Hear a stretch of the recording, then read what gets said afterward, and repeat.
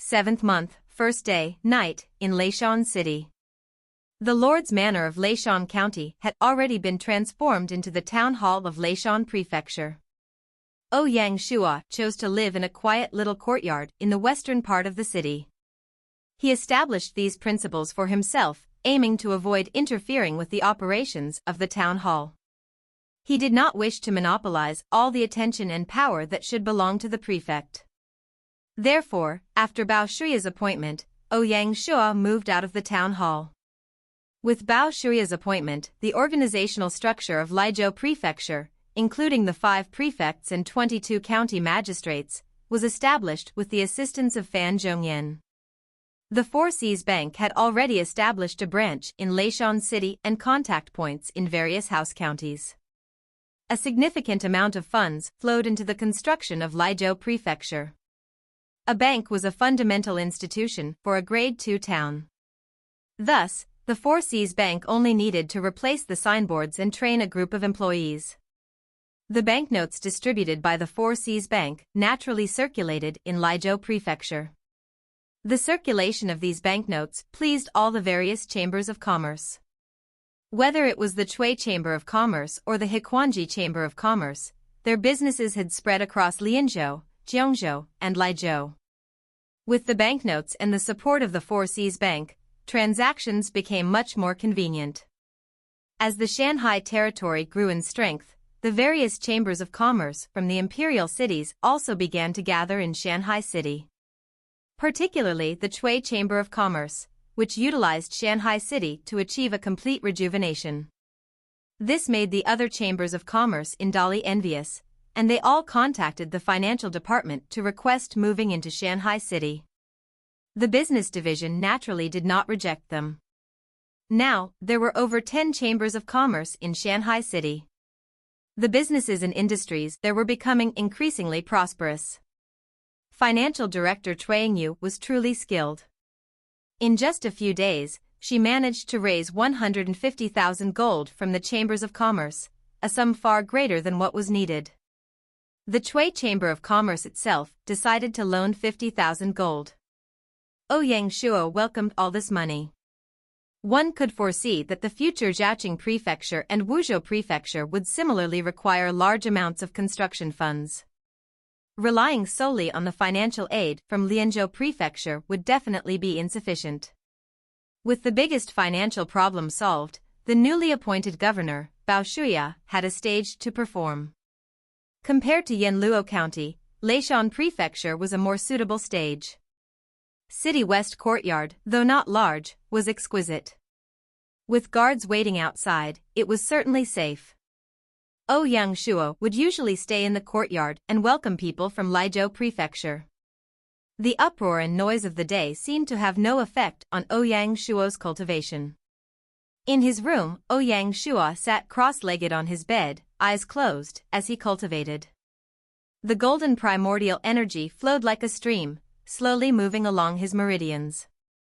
As the number of layers in the Yellow Emperor's internal cultivation technique increased, Ouyang Shua's meridians were strengthened and opened. To date, all 12 organ channels had been fully opened, and out of the Qijing 8 meridians, the Run meridian had also opened. If he managed to open the Du meridians, he would break through to the 8th layer. Every time he advanced a layer in his cultivation technique, the flow through the meridians would change and become more complex. One rotation cycle would also become progressively longer. At this point, Ouyang Shua had reached the most crucial moment. If one could see it, they would notice he was on the brink of breaking through, just one step away. Ouyang Shua moved the golden primordial energy, which rotated faster and faster, even creating brushing sounds against the walls of his meridians. In the end, the primordial energy prepared to infuse itself into the Du meridian. A piercing pain spread from within his meridians. The intense pain caused huge beads of sweat to form on Ouyang Shua's forehead. Steam rose from above his head. Ouyang Shua gritted his teeth. He could not give up, or his efforts would be for nothing. Break through for me. Hong, the golden primordial energy unleashed its strongest blow. Finally, it broke through the walls of the meridian. Like a wild horse released into the wilderness, it charged into the empty meridian and filled it. Ouyang Shua carefully controlled the primordial energy. After it circled once in the Du meridian, he slowly withdrew it and returned the energy to his dantian. Phew. System notification. Congratulations player Qiu Wei for successfully opening the Ren and Du meridians. Bone structure +5, comprehension +4, luck +1, charm +2, and all other given stats +5. Congratulations player, ***. System notification. Congratulations player Qiu Wei for successfully cultivating to the 8th layer of the Yellow Emperor internal cultivation technique, bone structure +2, comprehension +1, all other given stats +1. Primordial energy upper limit increased to 2000 points. Congratulations player. The Ren and Du meridians are two of the main energy channels in the human body. If these meridians are both opened, many other meridians would also open, enhancing body quality, bone and muscle strength, and circulation. If the Ren and Du meridians remain closed, the primordial energy would gather in the dantian. Without rigorous training, this energy would gradually dissipate. However, with the Ren and Du meridians open, primordial energy could circulate throughout the body, not dissipate, and provide a protective effect for the body. Opening the Ren and Du meridians was a profoundly symbolic achievement for Ouyang Shua. His body had once again undergone a fundamental transformation, experiencing a rebirth that allowed his strength to reach that of 3 oxen. The moment he transcended, his physical form within the game pod began to undergo a transformation. If viewed, a golden luminescence would be seen shimmering across his body, an aura that was both enigmatic and majestic. Under the management of the AI, a vast quantity of nutrient solution was infused into Ouyang Shua's body, while simultaneously, a significant volume of black waste was expelled, forming a layer over his form. The cleansing function of the game pod promptly removed this waste until not a single trace remained. Once the cleansing process was complete, Ouyang Shua's body appeared pristine, as if he possessed muscles of ice and bones of jade, with threads of primordial energy flowing gently beneath his skin. At this time, the vast migration fleet was slowly making its way through the dark expanse of the universe. In the middle of the fleet, there was a huge spaceship closely guarded by several ships. This was the flagship of the entire fleet, its brain and heart. The flagship housed Gaia's main machine, making it, in essence, Gaia's primary system. On the roughly 100 guard ships, around 80% of the Federation's military was stationed. These soldiers were not permitted to enter the game, their sole mission was to ensure the fleet's safety. Those who could enter the game had already left the force. In the flagship, only individuals with A or S permission levels were present. Additionally, there was a core team tasked with ensuring the fleet's smooth operation. They also maintained contact with the explorer team on Planet Hope to plan for the future. These workers were not allowed to play the game. Even if they logged in, it was on a casual basis, and they could not interfere with the game's operations. The moment Ouyang Shua's body mutated, Gaia received a notification. Ding! Spaceship number ZGMD-105, Game Cabin Serial Number ZG10050078 has triggered Game Clause Number 51, meeting the requirements for AD permission level. Please confirm. Confirm. The confirmation came from a young woman with a low, pleasant voice. Confirmation complete. Following Federation Rule 51002, grant Game Cabin Serial Number ZG10050078 higher grade nutritional fluid, upgrade the cabin's AI level, and elevate the citizen's permission level. Ding! Connecting high-grade nutritional fluid. Ding! Game Cabin Serial Number ZG10050078 AI level upgraded. Citizen Number ZG350825216810058271's permission level was increased to D. After the notification, Gaia returned to normal. This series of events remained unknown to Ouyang Shuo. He only knew that after the Yellow Emperor internal cultivation technique leveled up to the 8th layer, he could increase his primordial energy by 5 units every day. At his normal cultivation speed, he needed another 300 days to upgrade again. The road was long and arduous. On the 5th day of the 7th month, in Lizhou Prefecture. After 10 days of reorganization, the 4th division was fully in place, and the 3 newly built divisions were completed. The soldiers who were retrenched were sent to various houses. What remained was the slow and challenging process of training the forces. According to the Military Affairs Department's plan, the 1st Division of the Tiger Legion and the newly built 4th Division would sail from Haiyan City back to Yashan City. After calming and settling the Li race aboriginals in the south, Ouyang Shuo personally ordered Sun Bin to attack the middle and northern regions after the 3rd Division was built. He aimed to settle the entire Qiongzhou Island within 2 months. The Guards Division would follow Ouyang Shuo and return to Shanghai City. The 2nd and 4th Divisions of the Dragon Legion, along with the Independent Division, would remain in Lizhou Prefecture. The next step would be for these 3 divisions to continue north to attack Jiaoqing Prefecture. Of course, the City Protection Division of Tianshuang County would also assist in this battle. Ouyang Shuo left the command of the troops in the Battle of Jiaoqing to Baiqi. Compared to Lizhou Prefecture, the situation in Jiaoqing was much better.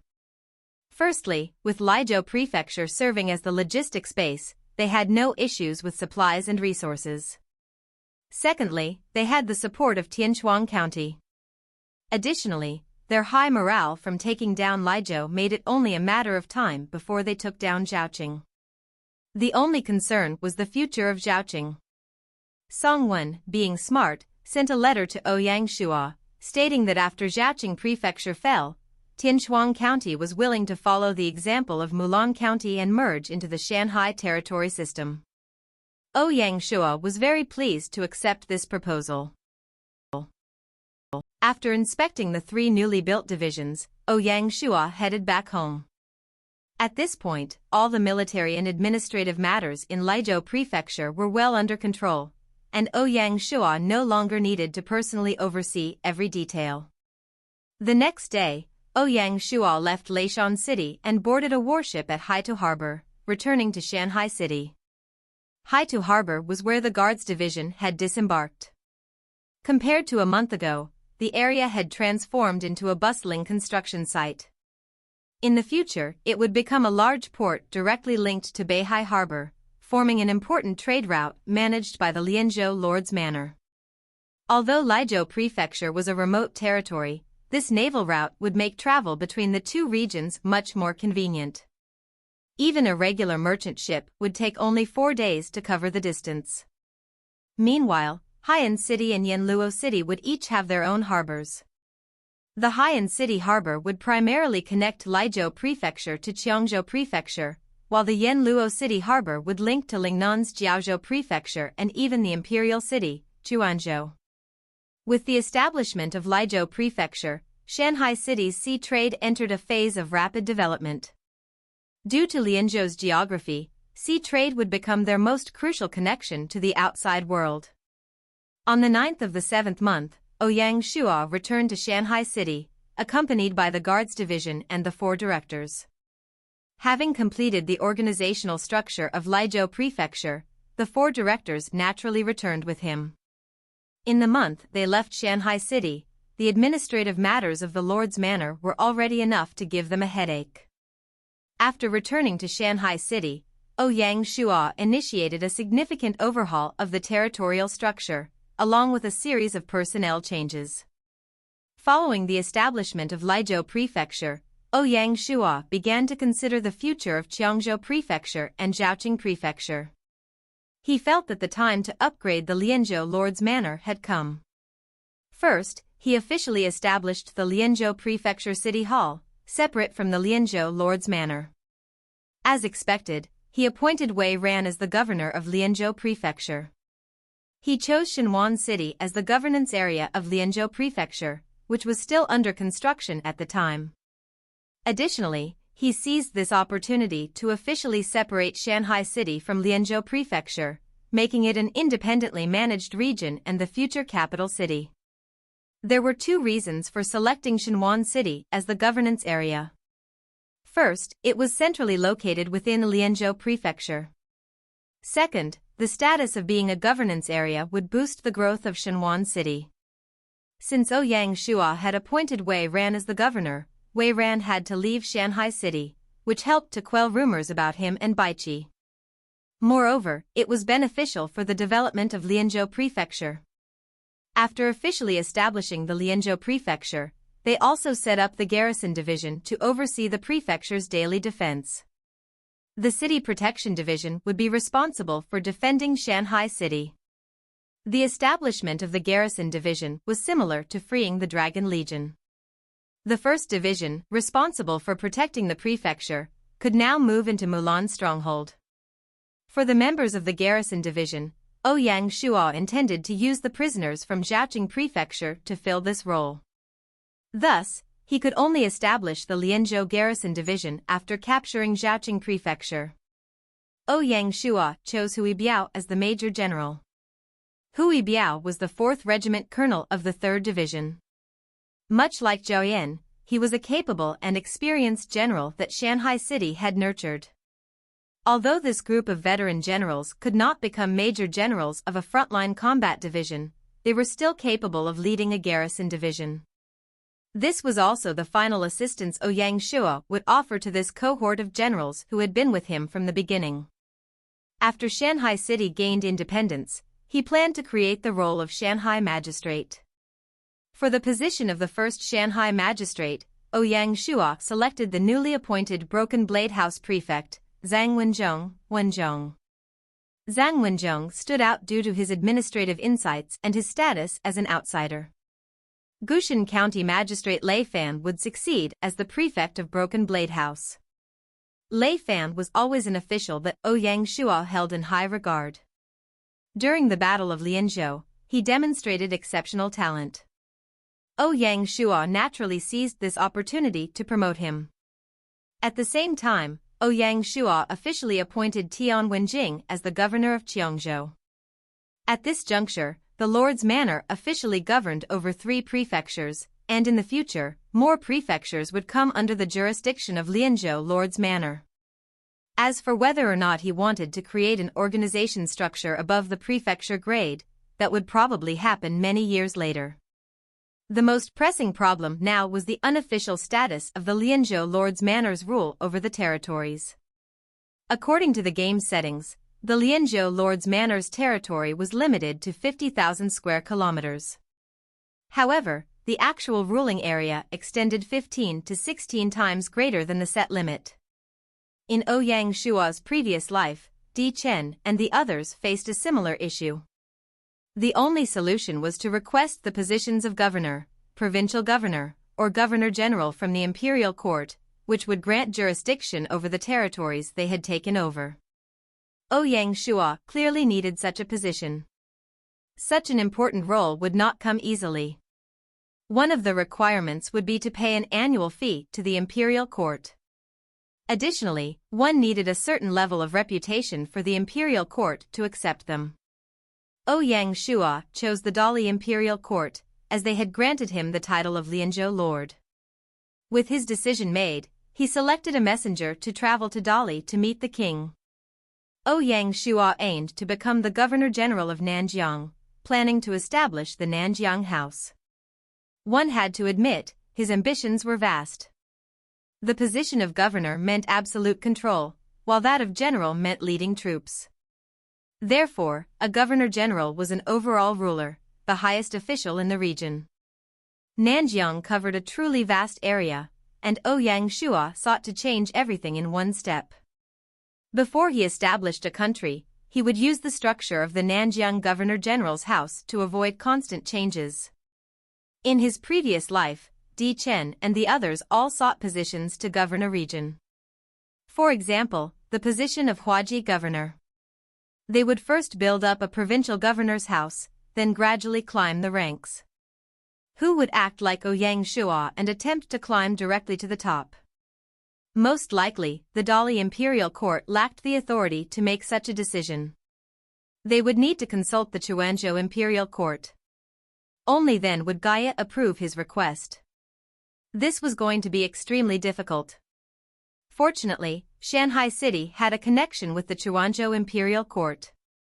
With Mazu's aid, their relationship had grown increasingly closer.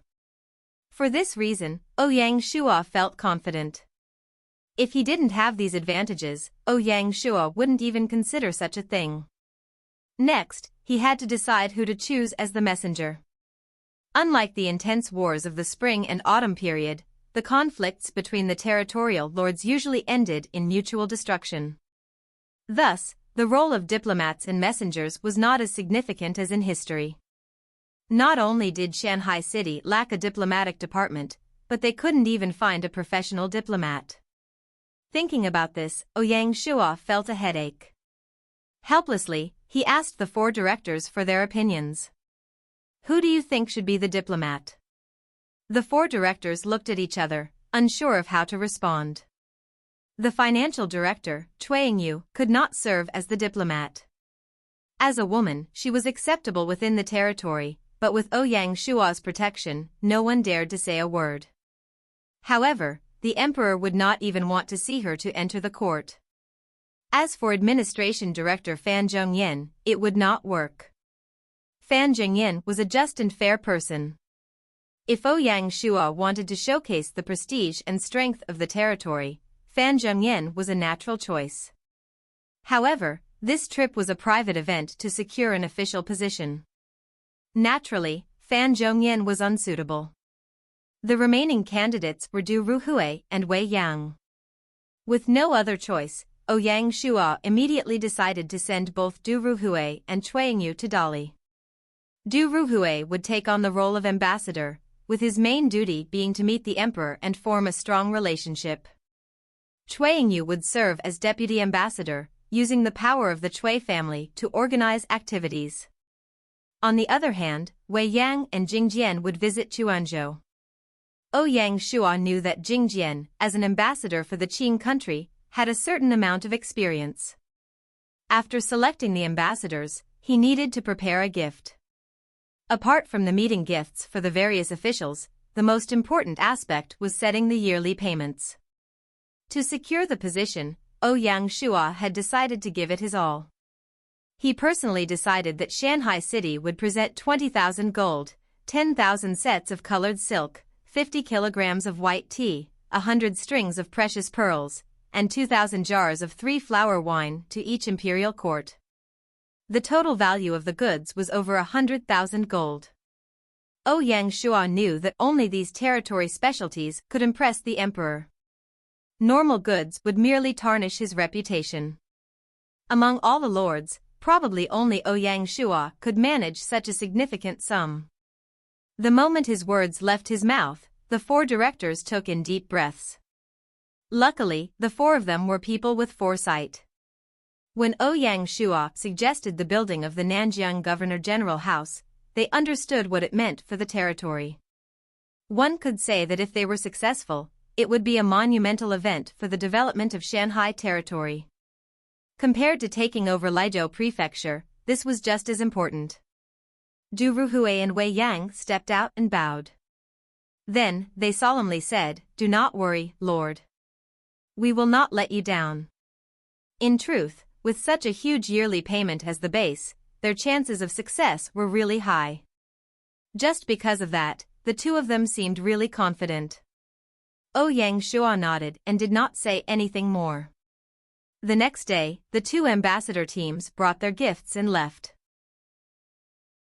Just as Ouyang Shua was planning how to obtain his position, the battle on the southeast front had entered a crucial moment. On the 2nd day of the 7th month, Zhang Lang and over 20 territories in Jianye region formed a 120,000-strong alliance army. They crossed the border of Wannan province to attack Fengyang City. Blood Red County's mysterious middle-aged general finally appeared and took command of the alliance army.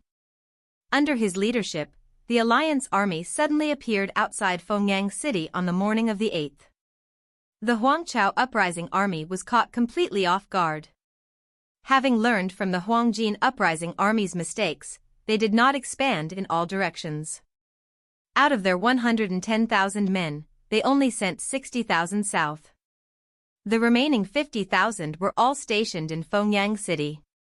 Compared to figures like Hong Shichuan and Zhang Jiao, Huang Chao and Qin Shang were slightly weaker in their ability to attract the masses. The difference in strength among the various uprising armies was truly evident. The defeated Huangjin uprising army had 150,000 troops. After the Taiping country took over Jinan Prefecture and Guilin Prefecture, their numbers reached a terrifying 180,000. The Changshan and Wuguang uprising army had only 120,000 men, while Huangchao had a mere 110,000. Despite this, it was still highly challenging and risky for the Jianye Alliance army to attack a city guarded by 50,000 men. No one believed they could easily capture Fengyang City.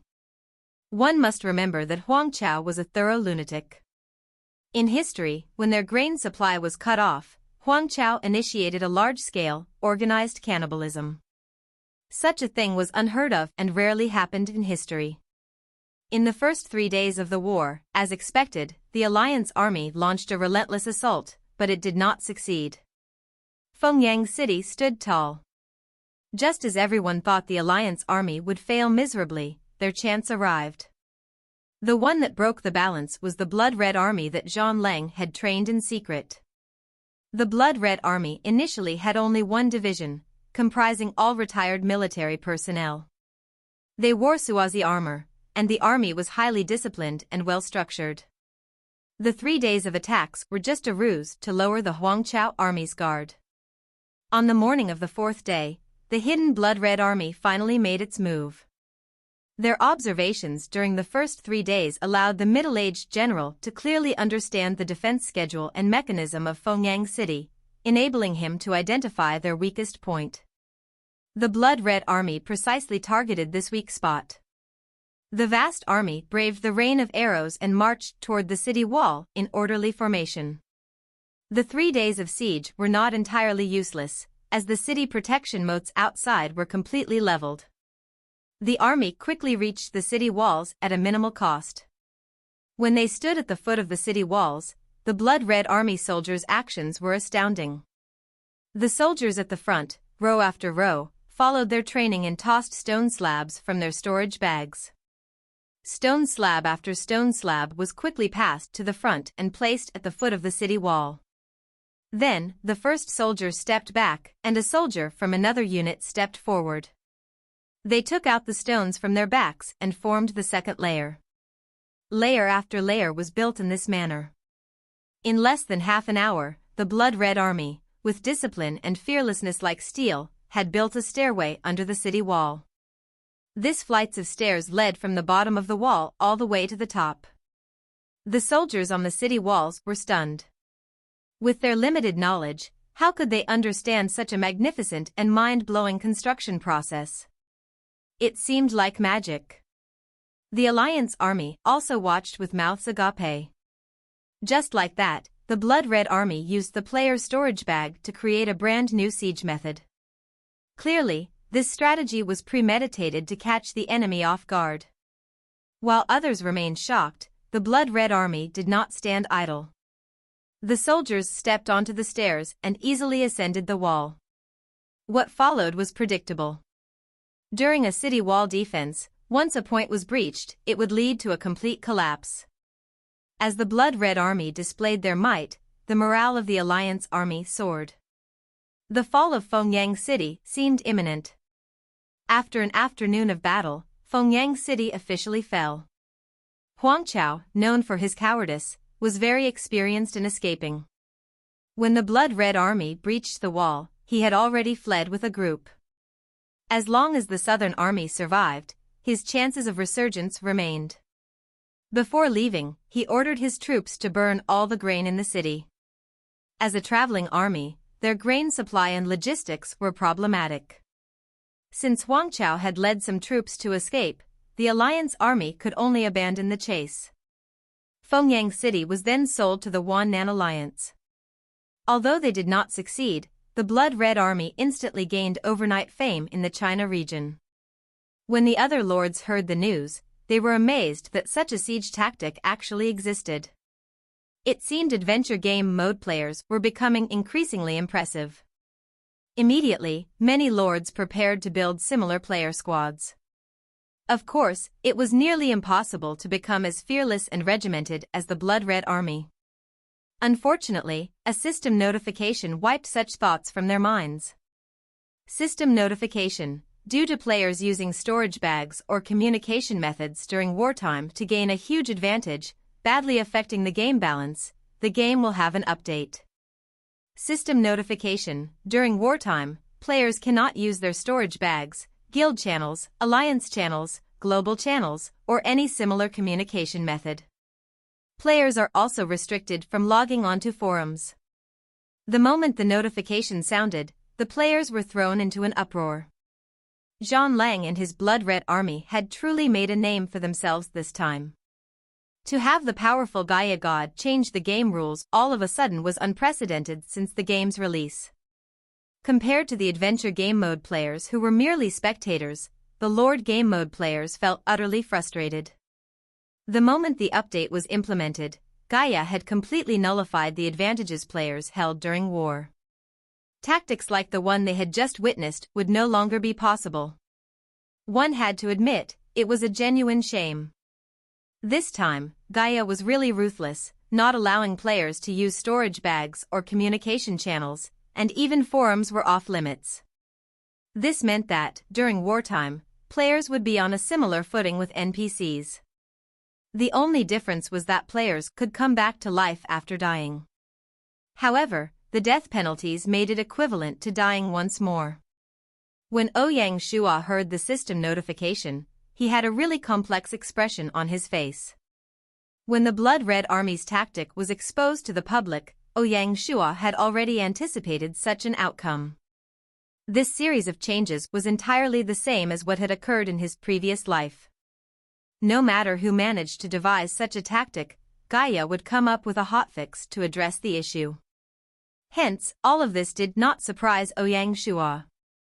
His revival had changed many things, yet some things still proceeded along their intended path, beyond his influence. Zhang Lang had likely foreseen this outcome when he designed his tactic, choosing to deploy this decisive move at the most critical battle. The benefits for Zhang Lang were substantial, gaining enough merit points from defeating the uprising army to surpass Chen Shinjun and ascend to a rank 3 marquis. The advancement of Blood Red County was now all but assured, and with it, the looming fourth battle. Gaia's hotfix was set to have far-reaching consequences on future territory wars. Any lord with foresight would realize that the fix was aimed at more than just preventing outlandish tactics, it would also alter specific battlefield dynamics. For instance, Ouyang Shua and Di Chen had previously used storage bags to transport siege weapons, a strategy now forbidden by the system. This update invalidated Ouyang Shua's My Battle strategy and placed restrictions on wartime communications, such as the regional communication through alliance channels used during the Lianzhou battle. Such coordination would no longer be possible in future conflicts, leaving only the messenger system as an option. At this point, the Feng Bird system established by Shanghai City became exceptionally valuable. In time, other players would likely discover similar communication networks, leveraging the game's wide array of more mysterious creatures for various communications, from common messenger pigeons to even rats. Following Gaia's logic, the occurrence of cheating in future wars would decrease. Gaia would likely restrict and stop the current mailing system at a certain time. Wars were becoming more and more realistic. Whether lords or generals, the number of elements they needed to consider was increasing. Most simply, the problem of logistics alone was enough to give them a headache. In ancient times, logistics decided the outcome of war, it was essentially a lifeline. A series of adjustments and changes would follow. Who could adapt to the new rules and changes? Who could rise up and shine? Xiangyang region, Pilsun County. After learning that Zhang Lang had reached the rank of 3rd Marquis, Chen Shinjuan's face grew dark and solemn. Zhang Lang had caught up with him. As a result, Chen Shinjun not only lost to Di Qin, but his position as second in the alliance was also in jeopardy. Moreover, Chen Shinjun was powerless and could not do anything about it. Pilsun County was located in Jingzhou, south of Jingqiu Province, and was 18,000 miles away from Luoyang region, the location of the Qianshang Wuguang uprising army.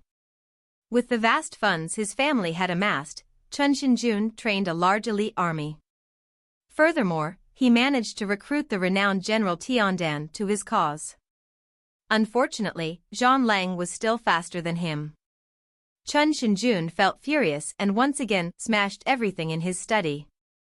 _7th month, 14th day, Dali, _ it had been 3 days since Du Ruhui and Chuang Yu arrived in Dali.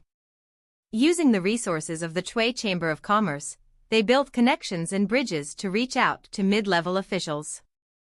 Through these contacts, they formed relationships with officials in the imperial court. Eventually, through these court officials, they managed to inform the emperor. They expended a vast amount of gold and resources. After 2 days, they finally met with the Emperor of Dali. Imperial Palace, Jinluan Hall, Lianzhou Lord's subordinate, Du Ruhui, greets His Majesty. The Emperor sat high on his dragon throne, dressed in a dragon robe. Strangely, the Emperor's face was a blur, obscured by a thin layer of mist. Why have you come to see me?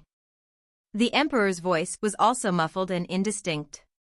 My master, the Lianzhou Lord, is truly grateful for your title and wishes to present a gift to the imperial court, Du Ruhui said as he handed the prepared gifts to the eunuch. The eunuch carefully accepted the gift and passed it to the emperor. As the emperor opened the gift, he remained expressionless. After a long pause, he said, the Lianzhou Lord is indeed filial. I should reward him. Tell me, what reward does the Lianzhou Lord seek? Thank you, Your Highness, for your reward. My lord will not disappoint you, Du Ruhui replied carefully. The Lianzhou Lord has been exploring and developing the Nanjiang region. He hopes to be granted a title or name as he works for the emperor to repay your kindness. The Lianzhou Lord has quite an appetite. The emperor was no simple man, he instantly understood the underlying meaning. My lord does not dare to be greedy. He only wishes to help your majesty open up new lands and serve as an official to guard the animals and resources. The emperor was puzzled. Du Ruhui remained silent, knowing that at times, silence is golden. After a long moment, the Dali emperor glanced at the gifts and said, I approve. Thank you, your majesty. Du Ruhui was overjoyed, knowing he had not let his lord down. At the same time, in Chuanzhou, In contrast to Du Ruhui and Chuang Yu, Wei Yang and Jing Jian had a much smoother time.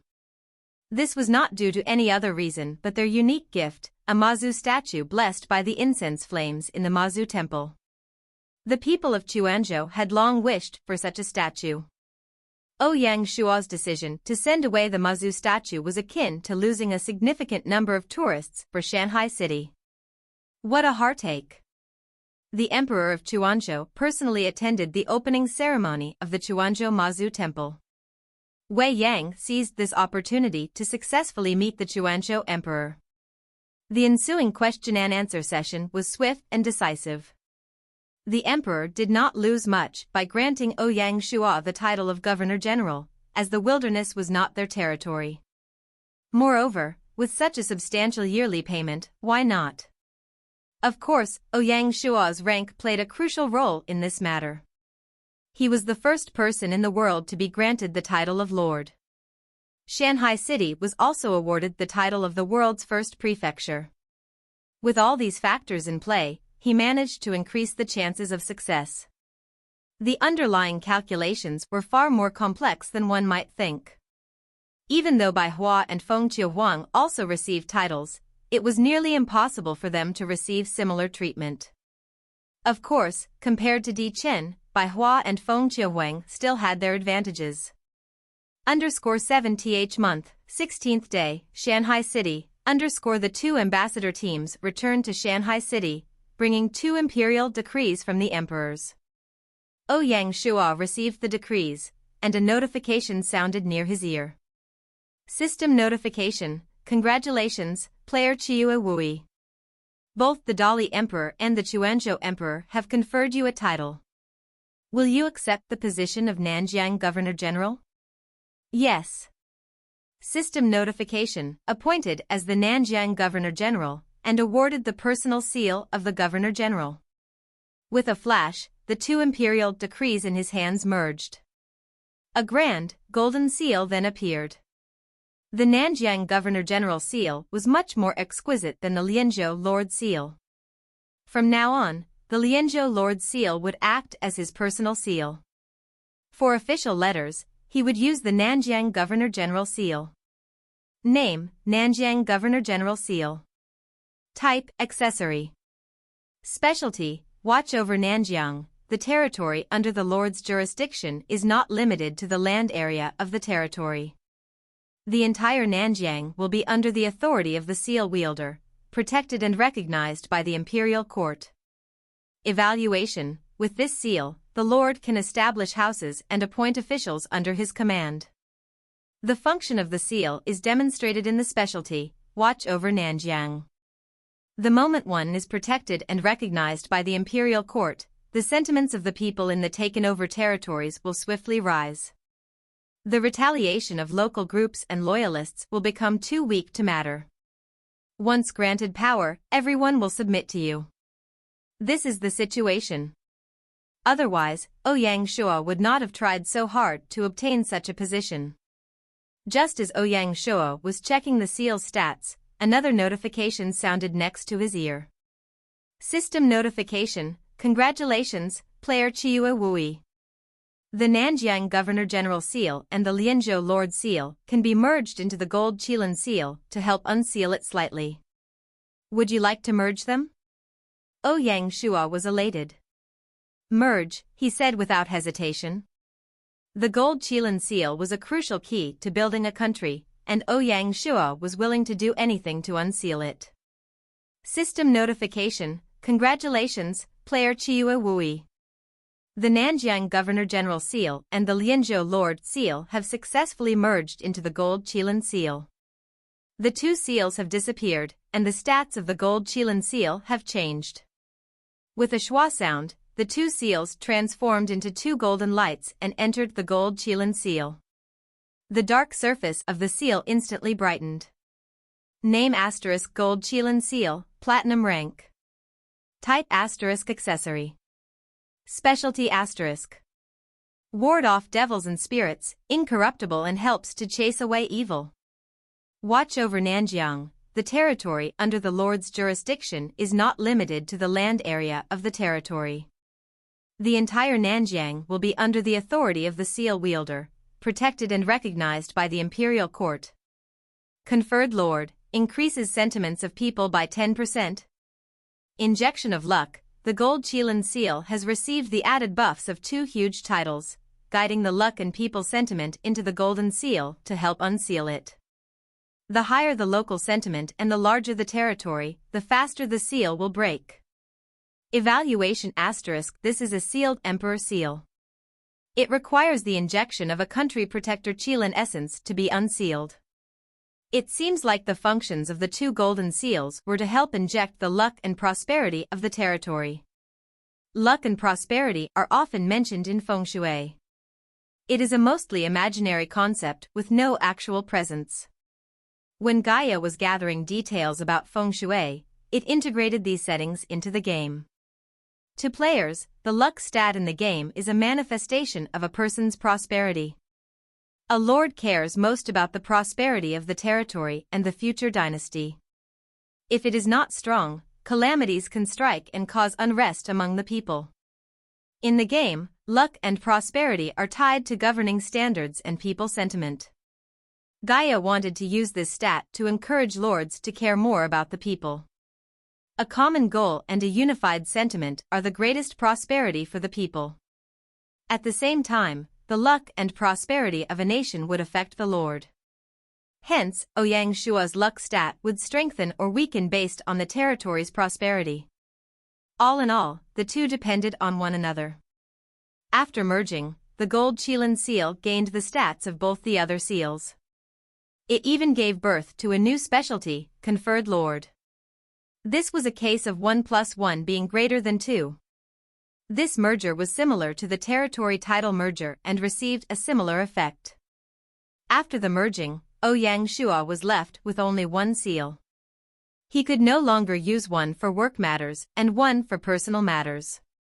Next, a system notification sounded out in the China region. System notification, congratulations, player Qiu Wui. Both the Dali and the Quanzhou Imperial Courts have conferred you a title. Appointed as the Nanjing Governor-General, you are granted the right to build the Nanjing Governor-General House. The moment the notification sounded, the players felt confused. The title of Nanjing Governor-General seemed important, but the players did not know its actual use. However, given that it could trigger a system notification, it must hold some hidden meaning. As expected of the Lianzhou Lord, he could do what other players could not anticipate. Compared to the adventure game mode players, the Lord game mode players paid more attention to this notification. Especially Di Chen and the others, who wanted to guess the deeper meaning behind all of this. As for Bai Hua and the others, Ouyang Shua directly informed them about the matter. Instantly, all of them wanted to try and receive the role of provincial governor from the imperial court. Jingdou, Handan City, Nanjiang Governor-General? Di Chen muttered to himself.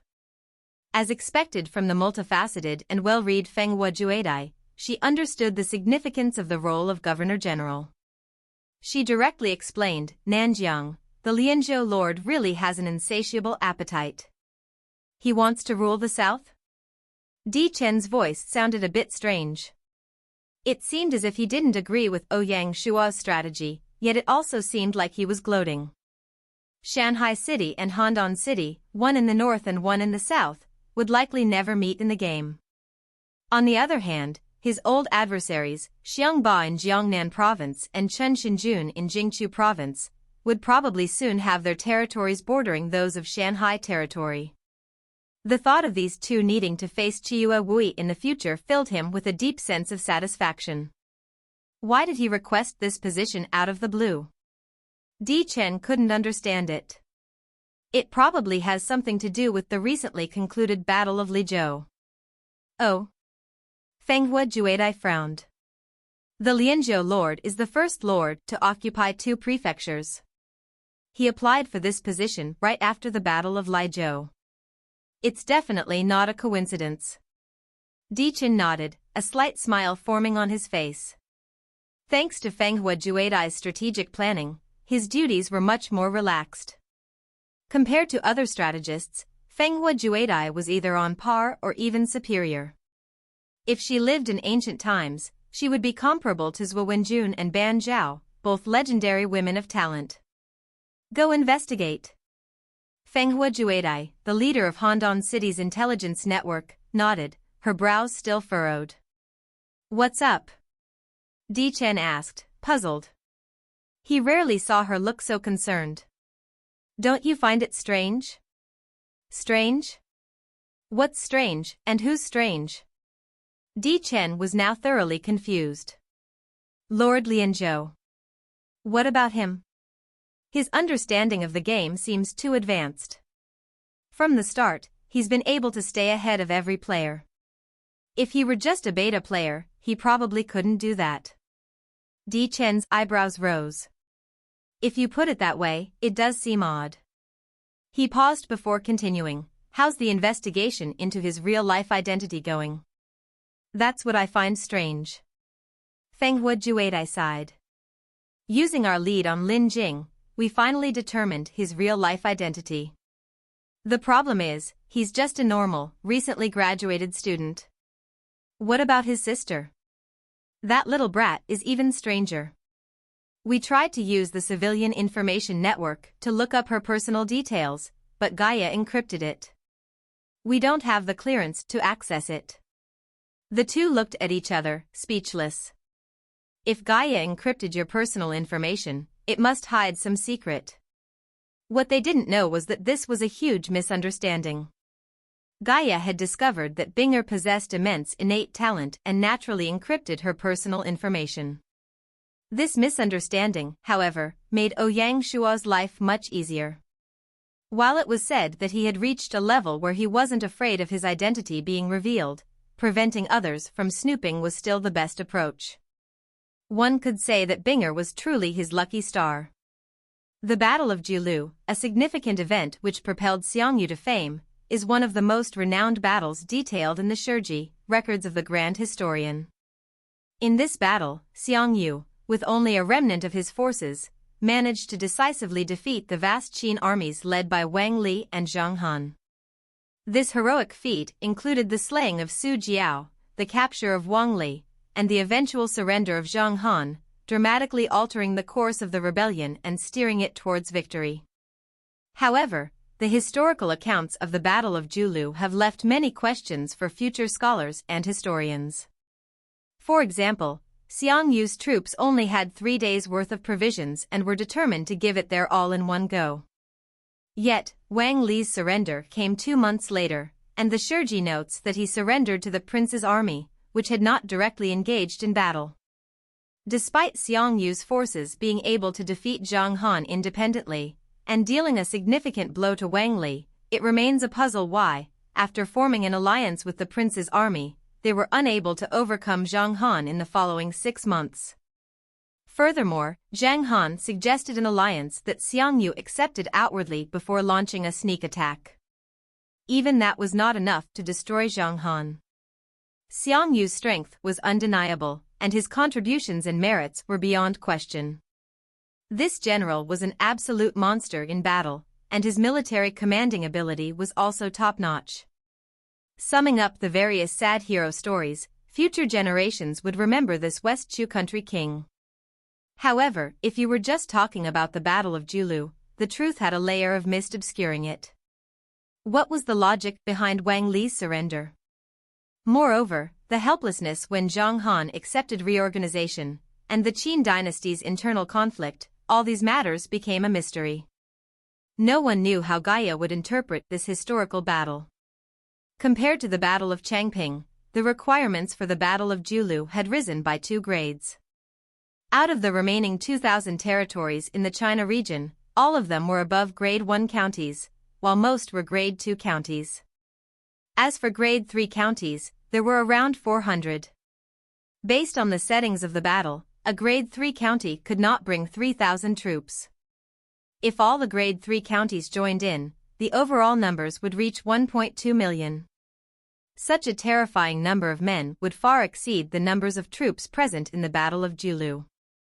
During this battle, the most important variable was the players. This would be the first time that the players brought more troops than the soldiers in the camps. Why was Ouyang Shua so sure about this? Because Grade 3 county was a huge bottleneck. If one could pass it, their future was limitless. If one could not, they were bound for elimination either by other players or the uprising army. After the Battle of Julu, the time of prefectures would arrive. Hence, any lord with ambition would not miss this battle. This would be their best chance to rank up to a 3rd marquis. If they missed the chance, it would be too late to feel regret. Facing such a vast army, the strength of just one alliance seemed truly pitiful. Whether it was the Shanghai Alliance or the Yanhuang Alliance, neither could take control of the battle. In the Shanghai Alliance, Ouyang Shua brought 20,000 troops, while Baihua and Feng Shihuang each brought 10,000. The rest brought 3,000 each. After adding all their troops together, they would have 52,000 men, only 4% of the total. As for Mulanyu, since her territory had merged with Shanghai City, she could independently lead troops. Yashan City was in a similar situation. Xuanlong Dianxue, Xiang Ba, and others were blocked by the 3rd marquis requirement. Hundreds of other players had caught up to them. Their only advantage was that they were just one step away from the 3rd marquis rank. Undoubtedly, after the Battle of Julu, they could all upgrade to a prefecture. A month ago, Ouyang Shua began to consider the role they would play in this battle. What role would the Shanghai alliance play? After a month, Ouyang Shua finally had an answer. The moment the system notifications sounded, the members of the alliance gathered in Shanghai City once again. The Lianzhou Lord Manor sign had been removed and replaced with the Nanjiang GovernorGeneral sign. In the main hall, the members split up and sat. As for the choice of camp, they would undoubtedly choose Qing country, not for any other reason but because of Baiqi. Since Baiqi was such a military god of Qin, whether it was Wang Li or Zhang Han, they would automatically relinquish their command. If Ouyang Shua did not take advantage of such an opportunity, he would be a fool. Though Ouyang Shua respected Xiang, he had no choice. Among the players, many also revered Xiang, and who knew what decisions they might make upon receiving the system notification? The moment the system notification went out, Ouyang Shua sent a letter to Baiqi, urging him to return swiftly. As for the Battle of Zhaoqing that had yet to take place, it could only be postponed. During the battle map, players' territories were safeguarded and could not be attacked. Hence, even if Ouyang Shua desired to assault Zhaoqing, he could not. Similarly, the rebel army would halt their attacks against players. Besides recalling Baiqi, Ouyang Shua also summoned another great general, Erlai. Summoning Erlai was naturally to counter Xiang. Erlai would lead the 1st Battalion of the 3rd Division of the Dragon Legion into battle. The additional forces comprised the Guards Division and the 3,000 Palace Guards. Along with the personal guards unit that Baiqi led, they had 500 heavy swordsmen, making a total of 19,500 troops. As for the remaining 500, Ouyang Shua forewent the positions. They had long since formed the Shanghai City Army. Ouyang Shua would not summon another troop for just 500 more soldiers. In a battle of millions, 500 soldiers were merely a drop in the ocean. Wui, what are your views on the Battle of Julu? The moment Bai Hua said these words, all the members turned and looked at Ouyang Shua. In their hearts, Ouyang Shua's battle understanding was many levels higher than theirs. The reason Shanghai Alliance could obtain such stellar results in the first 3 battles proved this. Unknowingly, everyone started to get used to listening to Ouyang Shua's arrangements. When Ouyang Shua heard her words, he frowned. This was not a good sign. If everyone started relying overly on him, they would slowly lose the energy of a team. Ouyang Shua was not a god, so for some battles, he would not have an idea. Using the strength of the team to the greatest extent was the best method. The Battle of Julu affects many interests and things. It is impossible to team up with a large portion of players like the last 3 battles. This not only concerns whether or not one can upgrade to prefecture. Hence, scuffles would occur even within camps. Ouyang Shua looked around and continued, as such, during this battle, we must mentally prepare ourselves for Shanghai Alliance to not be the only shining star. The moment his words landed, everyone started thinking. Among them, the ones that were the most nervous were naturally those that had not upgraded to prefecture. Xuanlong Dianxue and Gong Changshe were slightly better, as they were just 1 step away from rank 3 Marquis. After the Battle of Julu, it would not be much of a problem for them to rank up to rank 3 Marquis.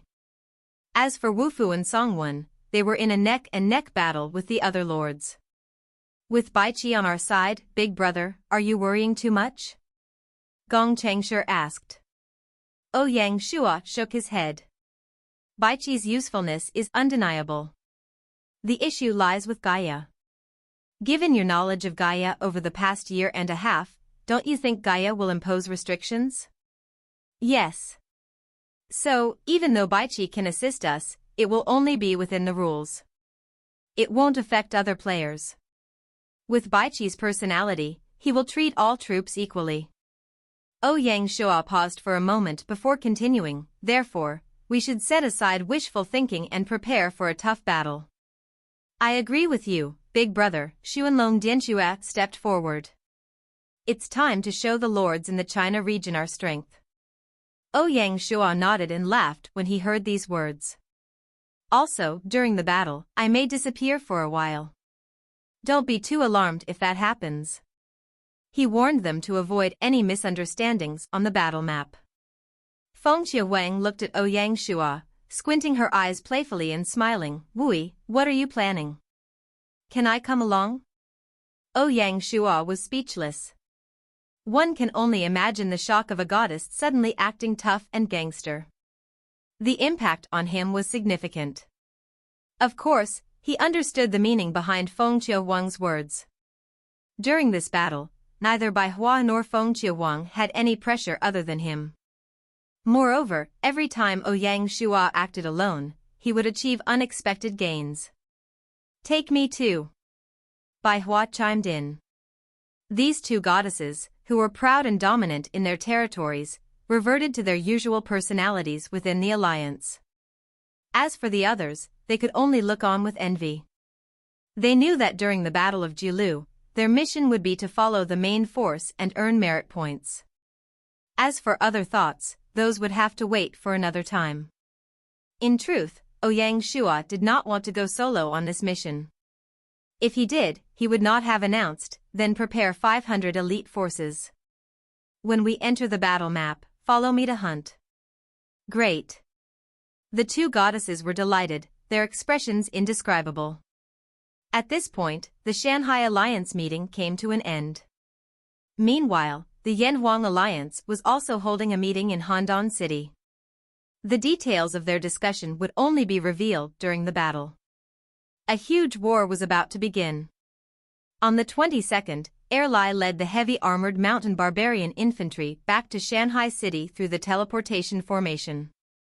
That afternoon, the cave military factory delivered 150,000 military grain pills. During the battle, Ouyang Shua could not use his storage bag to transport the pills, so he gave this batch to the soldiers to carry. Of course, the ones who received the pills were the 3,000 palace guards. Each member received 50 pills, placed in a grain bag, a small pouch. The military logistics department also prepared a leather water bag for each cavalry. When a water bag was fully filled, it held enough water to last a soldier for a day. They learned how to create these leather water bags from the grasslands after recruiting the tribes that had surrendered. The leather used was tailored from leftover materials from the armory division. The palace guards were the elites of the elites, and their consumption was also shocking. One palace guard, including his horse, needed to use 5 military grain pills a day. Therefore, 50 pills would only last for 10 days. Large-scale use of military grain pills was no longer possible. On the 23rd day at 5 p.m., Baiqi hurriedly returned to Shanghai City. He was accompanied by the 500 Iron Eagle swordsmen he had personally trained. Baiqi's expression was a little complicated. Since coming to the main map, Baiqi had learned everything about the history of the Qin state. They had swept over the lands and ultimately conquered all 6 rival states. However, they could not last for more than 3 generations, leading to Baiqi's dissatisfaction. As someone from the Qin state, his patriotism was something others could not fully understand. Even Wei Yang might not have felt it as deeply as Baiqi. Now, Baiqi would join the Battle of Julu. He would see his country and soldiers once again. As a military god of the Qin state, such a profound sentiment was incomprehensible to outsiders. That night, Ouyang Shua had an in-depth conversation with Baiqi in his reading room. On the 24th day of the 7th month of the Gaia 2nd year, at 9 a.m., a system notification sounded. System notification: in the year 209 BC, 12 years after Qin Shi Huang completed the unification of China, internal strife in the imperial court threw the country into turmoil. With the old noble families of the 6 former states as the core, the rebel forces and the Qin army engaged in a nationwide conflict. In 208 BC, the main forces of both sides converged near Julu city, engaging in a decisive battle that would determine their fates. This battle ended in a victory for the rebels. The fourth battle map, the Battle of Julu, officially opens. 20,000 of Shanghai City's most elite soldiers assembled in the square, ready to depart. After reviewing the requirements for joining the battle and the number of participants, they selected the camp. The Battle of Julu was divided into the Qin dynasty camp and the anti-Qin camp. Naturally, Ouyang Shua chose the Qin dynasty camp. System notification: congratulations, player Chiue Wui, for activating the battle map teleportation. Teleportation number: 19,500 men. During the second system update, battle map teleportations stopped collecting transportation fees from players. Otherwise, Ouyang Shua would fall into bankruptcy once more. System notification: teleportation begins. After a short while, with the sky turning and their vision blurring, Ouyang Shua and his men appeared on the Julu battlefield. System notification: welcome, player Chiue Wui, to the Qin dynasty camp, Jiyuan City. In 210 BC, after Qin Shihuang's death, Hu Hai, with the help of Zhao Gao and Li Si, managed to seize the emperor's throne through schemes and continued to rule with brutality and cruelty, causing widespread discontent across the nation. The Chen Xiang and Wu Guang uprising in 209 BC sparked anti-Qin sentiments. Before the Battle of Julu, the 6 states from the Warring States period, Zhao, Qi, Yan, Wei, Han, and Chu, had all succeeded in regaining their territories and weapons. The Qin imperial court, however, was unprepared for this. The number of anti-rebellion forces they could muster were only 2, the armies of Zhang Han and Wang Li. The Zhang Han army was composed of criminals from Yuanli Mountain and, at the outbreak of war, numbered 300,000. Since they were criminals and the time they had been formed was relatively short, their combat strength was weaker than that of the main Qin army, but they still had some skill. Wang Li's army, on the other hand, was the Qin army stationed in the north. As one of the main forces of the Qin army, they were highly disciplined, and their specialty was fearless, quick, and smart cavalry. The Qin Northern Army, numbering around 300,000, was tasked with guarding the border and could not be moved south. Even at the peak of Qin Shihuang's power, these troops had not been dispatched to the south, demonstrating the strength of the Qin army, which did not need to move such a large force. During the Battle of Julu, Wang Li led 150,000 elite troops south. Combined with the Northern Army, there were a total of 450,000 men. At that time, the area south of the Yellow River to the Huai River, which originally belonged to the state of Chu, saw the loudest calls for uprising. Therefore, the 2 Qin forces were sent there to suppress the rebellion. Zhang Han defeated Zhang Chu and Xiang Liang of the Chu uprising forces, killed the Qi king Tian Dan, and wiped out the Wei king Wei Jiao, effectively destroying all anti-Qin powers south of the Yellow River. Wang Li's army, however, is only recorded in history as having been defeated. Meanwhile, north of the Yellow River, an internal conflict arose. The Zhao king Wu Chen, originally a general of Chen Shang, had captured Handan and declared himself the Zhao king. His subordinate, Li Liang, was infuriated by an insult from Wu Chen's sister and killed both of them. The Prime Minister Zhang Er and Chen Yu escaped, conferring the title of noble from the old Zhao state on Zhao Xie as the new Zhao king. They defeated Li Liang, who pursued them, leading him to ally with Zhang Han. With Li Liang's intelligence, Zhang Han gained a better understanding of the uprisings north of the Yellow River. After Zhang Han defeated the main Chu army force and killed Xiang Liang, he crossed the river to attack the Zhao country. At this point, the Battle of Julu began. The situation in Chu land improved, and Zhang Han felt that the uprising army wouldn't pose a significant threat. Therefore, he swiftly moved north. His first step was to defend the Guangyang Path, preventing the rebel army from advancing south and taking over Luoyang. This strategic point was Jiyuan, which would become the main base of the Qin army. In the 9th month of the 2nd year of the Qin second generation, Wang Li's army surrounded Julu. A month later, Zhang Han's army broke through Handan. Given the deep resentment and rebellion intent in the area, to prevent further uprisings, Zhang Han destroyed the city walls and relocated the residents near the river. This move aimed to eliminate the hidden threat growing between their main base and Julu, while also securing grain supplies and transporting them to Jiuan. Zhang Han swept through Handan and the neighboring regions, sending a large amount of grain back to Jiuan city. With no grain left, the locals had to move elsewhere. Next, Zhang Han reinforced Wang Li's army. At this point, he had divided his troops, sending some to the south of Julu and others to Jiuan. They built a tunnel from the south of Julu to the Yellow River, establishing a complete grain supply route to reach Wang Li's army. After Julu was surrounded, Zhang Er's connections came into play. Anti-Qin forces continued to arrive, but none dared to advance against the formidable Qin army, and they only watched from a distance. At this time, there were a total of 80,000 Zhao army troops inside and outside the city.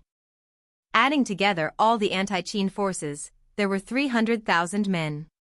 When Zhang Han and Wang Li attacked Handan and Julu, King Qui ordered Song Yi and Xiang Yu to help. Song Yi did not want to save Zhao, so he decided to be a bystander. After the Chu army set off, they stopped at Anyang for 46 days. Song Yi commanded the troops, bringing Xiang Yu to camp at Julu, Yuzhou, and Anyang, waiting for the right moment. The other generals, Qing Bu and General Pu, had already reached the battlefield and camped near the Yellow River, awaiting Song Yi's orders. Xiang Yu, who harbored deep hatred for the Qin, decided to kill Song Yi and take over command. He led 60,000 men to join Qing Bu and General Pu. Out of the 60,000 Chu soldiers, 30,000 were the Jiangdong Baiqian disciples, forming the core of the force. Thus, the entire anti-Qin alliance numbered 400,000 men. On such a vast battlefield, both sides had similar numbers.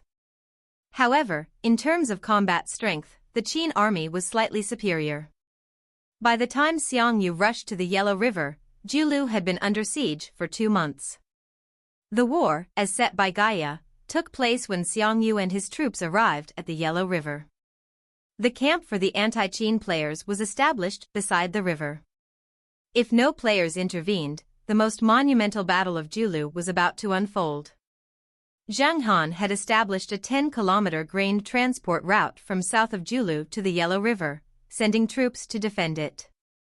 Xiang Yu's tactic was to send a portion of his forces to sneak attack a part of the passageway, causing a grain shortage and weakening the enemy's combat strength before sending his main force across the river.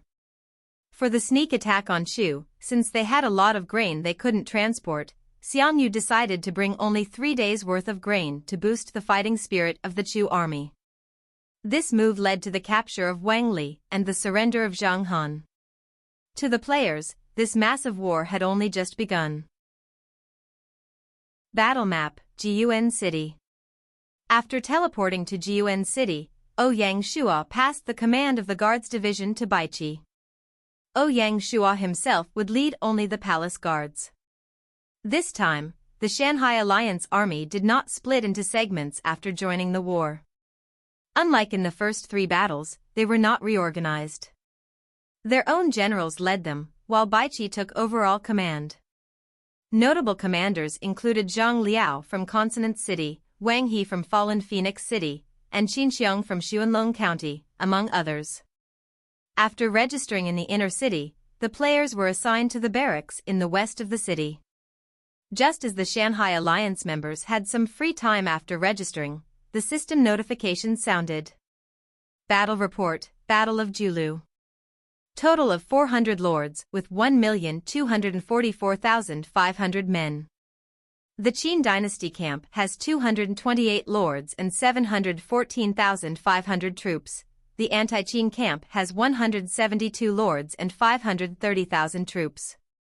It was no secret that Shanghai City chose the Qin dynasty camp.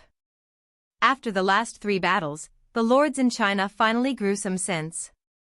During this battle, many decided to align with the Shanghai Alliance.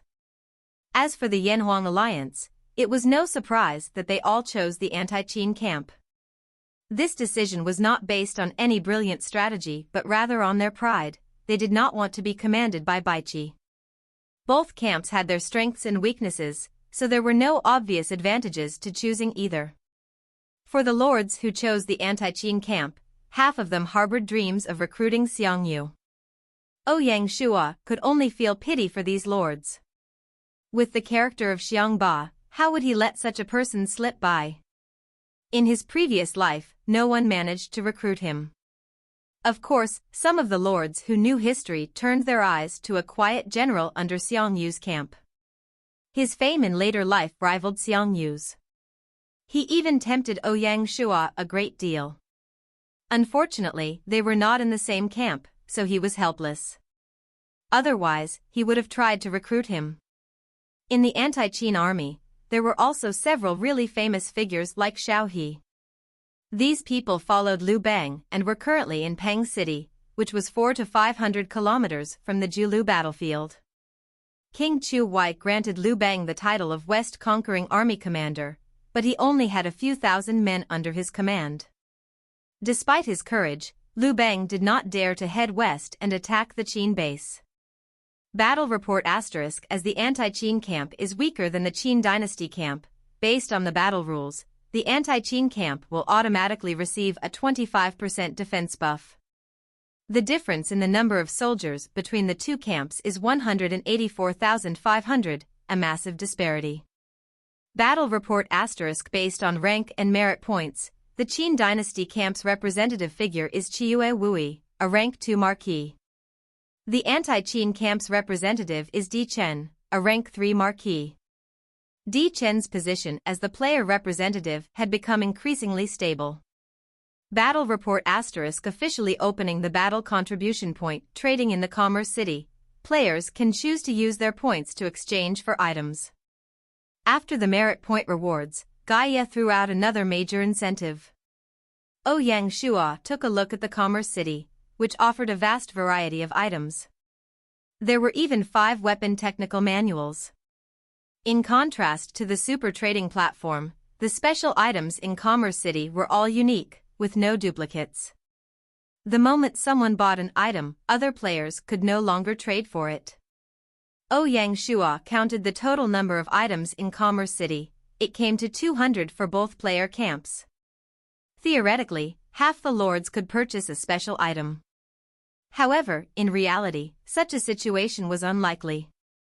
Taking Ouyang Shua as an example, if he accumulated enough points, he would buy several items. Ouyang Shua glanced at the special items. The prices were not cheap. The most expensive were the 5 equipment crafting technical manuals. The Guangyao Armor Technical Manual cost 40,000 battle contribution points. Without considering how many lords could reach such a high total, even if they could, it was uncertain whether they would be willing to spend it. After all, their main goal was to advance their ranks. In conclusion, the opening of Commerce City had both advantages and disadvantages for the lords. At the very least, it provided an additional option. After settling in, Ouyang Shua brought Baiqi to visit Zhang Han. In the Jiyuan City Lord's Manor, Zhang Han was a fearless general of the Qin dynasty. He fought across the lands, and no one dared oppose him. However, due to Zhao Gao's schemes, he surrendered to the Chu country. Historically, the most plausible reason for his surrender was Zhao Gao's fears that Zhang Han posed a threat to his position.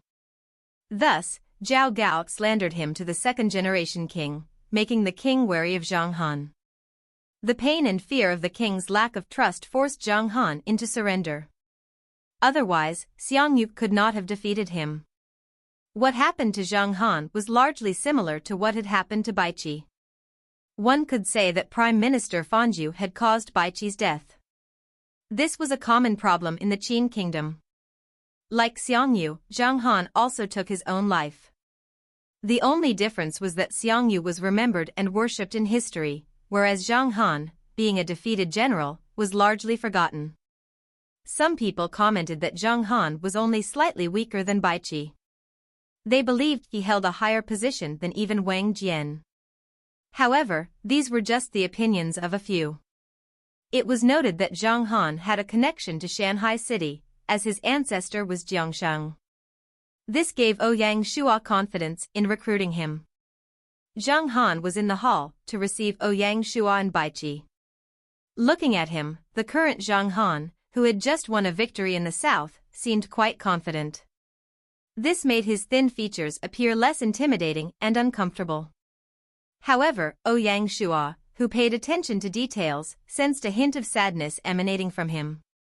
After taking Handan, Zhao Yao began to feel wary of Zhang Han. The sharp-witted Zhang Han probably guessed that the imperial court's attitude toward him had started to change. When he attacked the south, the king had truly trusted him, granting him all the power he needed. Even Wang Li, the grandson of the famous general Wang Jian and the son of Wang Ben, was under his command. The Wang family had produced 3 generations of renowned generals, which attested to Zhang Han's capabilities. Player representative Qiu Wui greets the general. Ouyang Shua bowed and greeted Zhang Han. Baiqi, sitting behind him, looked at Zhang Han with interest. Zhang Han nodded. Then, he raised his head and looked at Baiqi. His actions were simply too eye-catching. As he looked up, he froze. He looked the same. Exactly the same. The painting of Baiqi was something all the generals in Qin had seen before. This general is? Zhang Han, who was always calm and composed, was now a little rattled. Baiqi. Baiqi looked at Zhang Han, and a flash of praise entered his eyes. A godlike general like him could appraise someone with just a glance. It was clear that Baiqi noticed this man's abilities. Baiqi's voice was calm, but it struck Zhang Han like a bolt of lightning. Wuan Lord. It really is you. Zhang Han was astonished and bowed. Zhang Han greets the Wuan Lord. Based on the game's settings, the China region would span 5,000 years. As a result, such scenes would commonly occur. Therefore, Gaia made certain changes to the NPCs. When Zhang Han saw Baiqi, he wouldn't question his revival or why he wasn't dead. He would simply accept it, saving a lot of time. Baiqi nodded, accepting Zhang Han's greeting. After the formalities, the 3 of them sat down. Zhang Han naturally wouldn't dare to sit in the main seat. He wanted Baiqi to sit there. However, Ouyang Shua was Baiqi's lord and couldn't sit below him. This led to Ouyang Shua taking the main seat.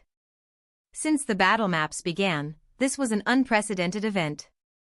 A player representative was actually sitting in the main seat of the camp. Luckily, Ouyang Shua was smart and remained silent throughout the entire process. As for the questions and answers, they were exchanged between Zhang Han and Baiqi.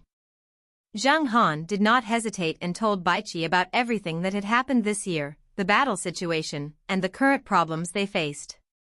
After finishing, he bowed, Wuan Lord, please command the troops. Zhang Han is willing to lead them. He was about to hand over his power. Ouyang Shua looked at Zhang Han, the meaning in his gaze was indescribable. To be able to give up power so easily, Zhang Han was truly not a simple person. Power was the life of a general. Zhang Han's willingness to give up his authority was akin to surrendering his life to Baiqi. If it were another general, Zhang Han would not have done so.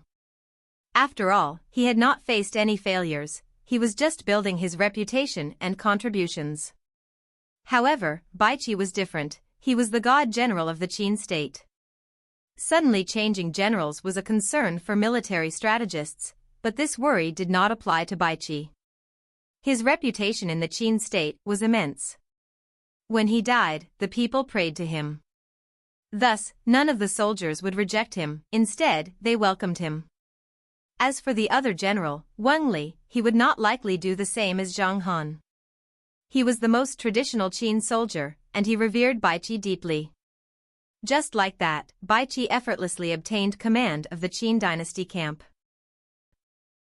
After Baiqi took over control, a system notification resounded in Ouyang Shua's ear. System notification. Congratulations player Qiu Wui, General Baiqi has obtained the commanding rights to the Qing dynasty camp, rewarded 50,000 battle contribution points. Battle contribution points multiplier increased by 20%. Overpowered. 50,000 points were enough to make other players bleed with envy.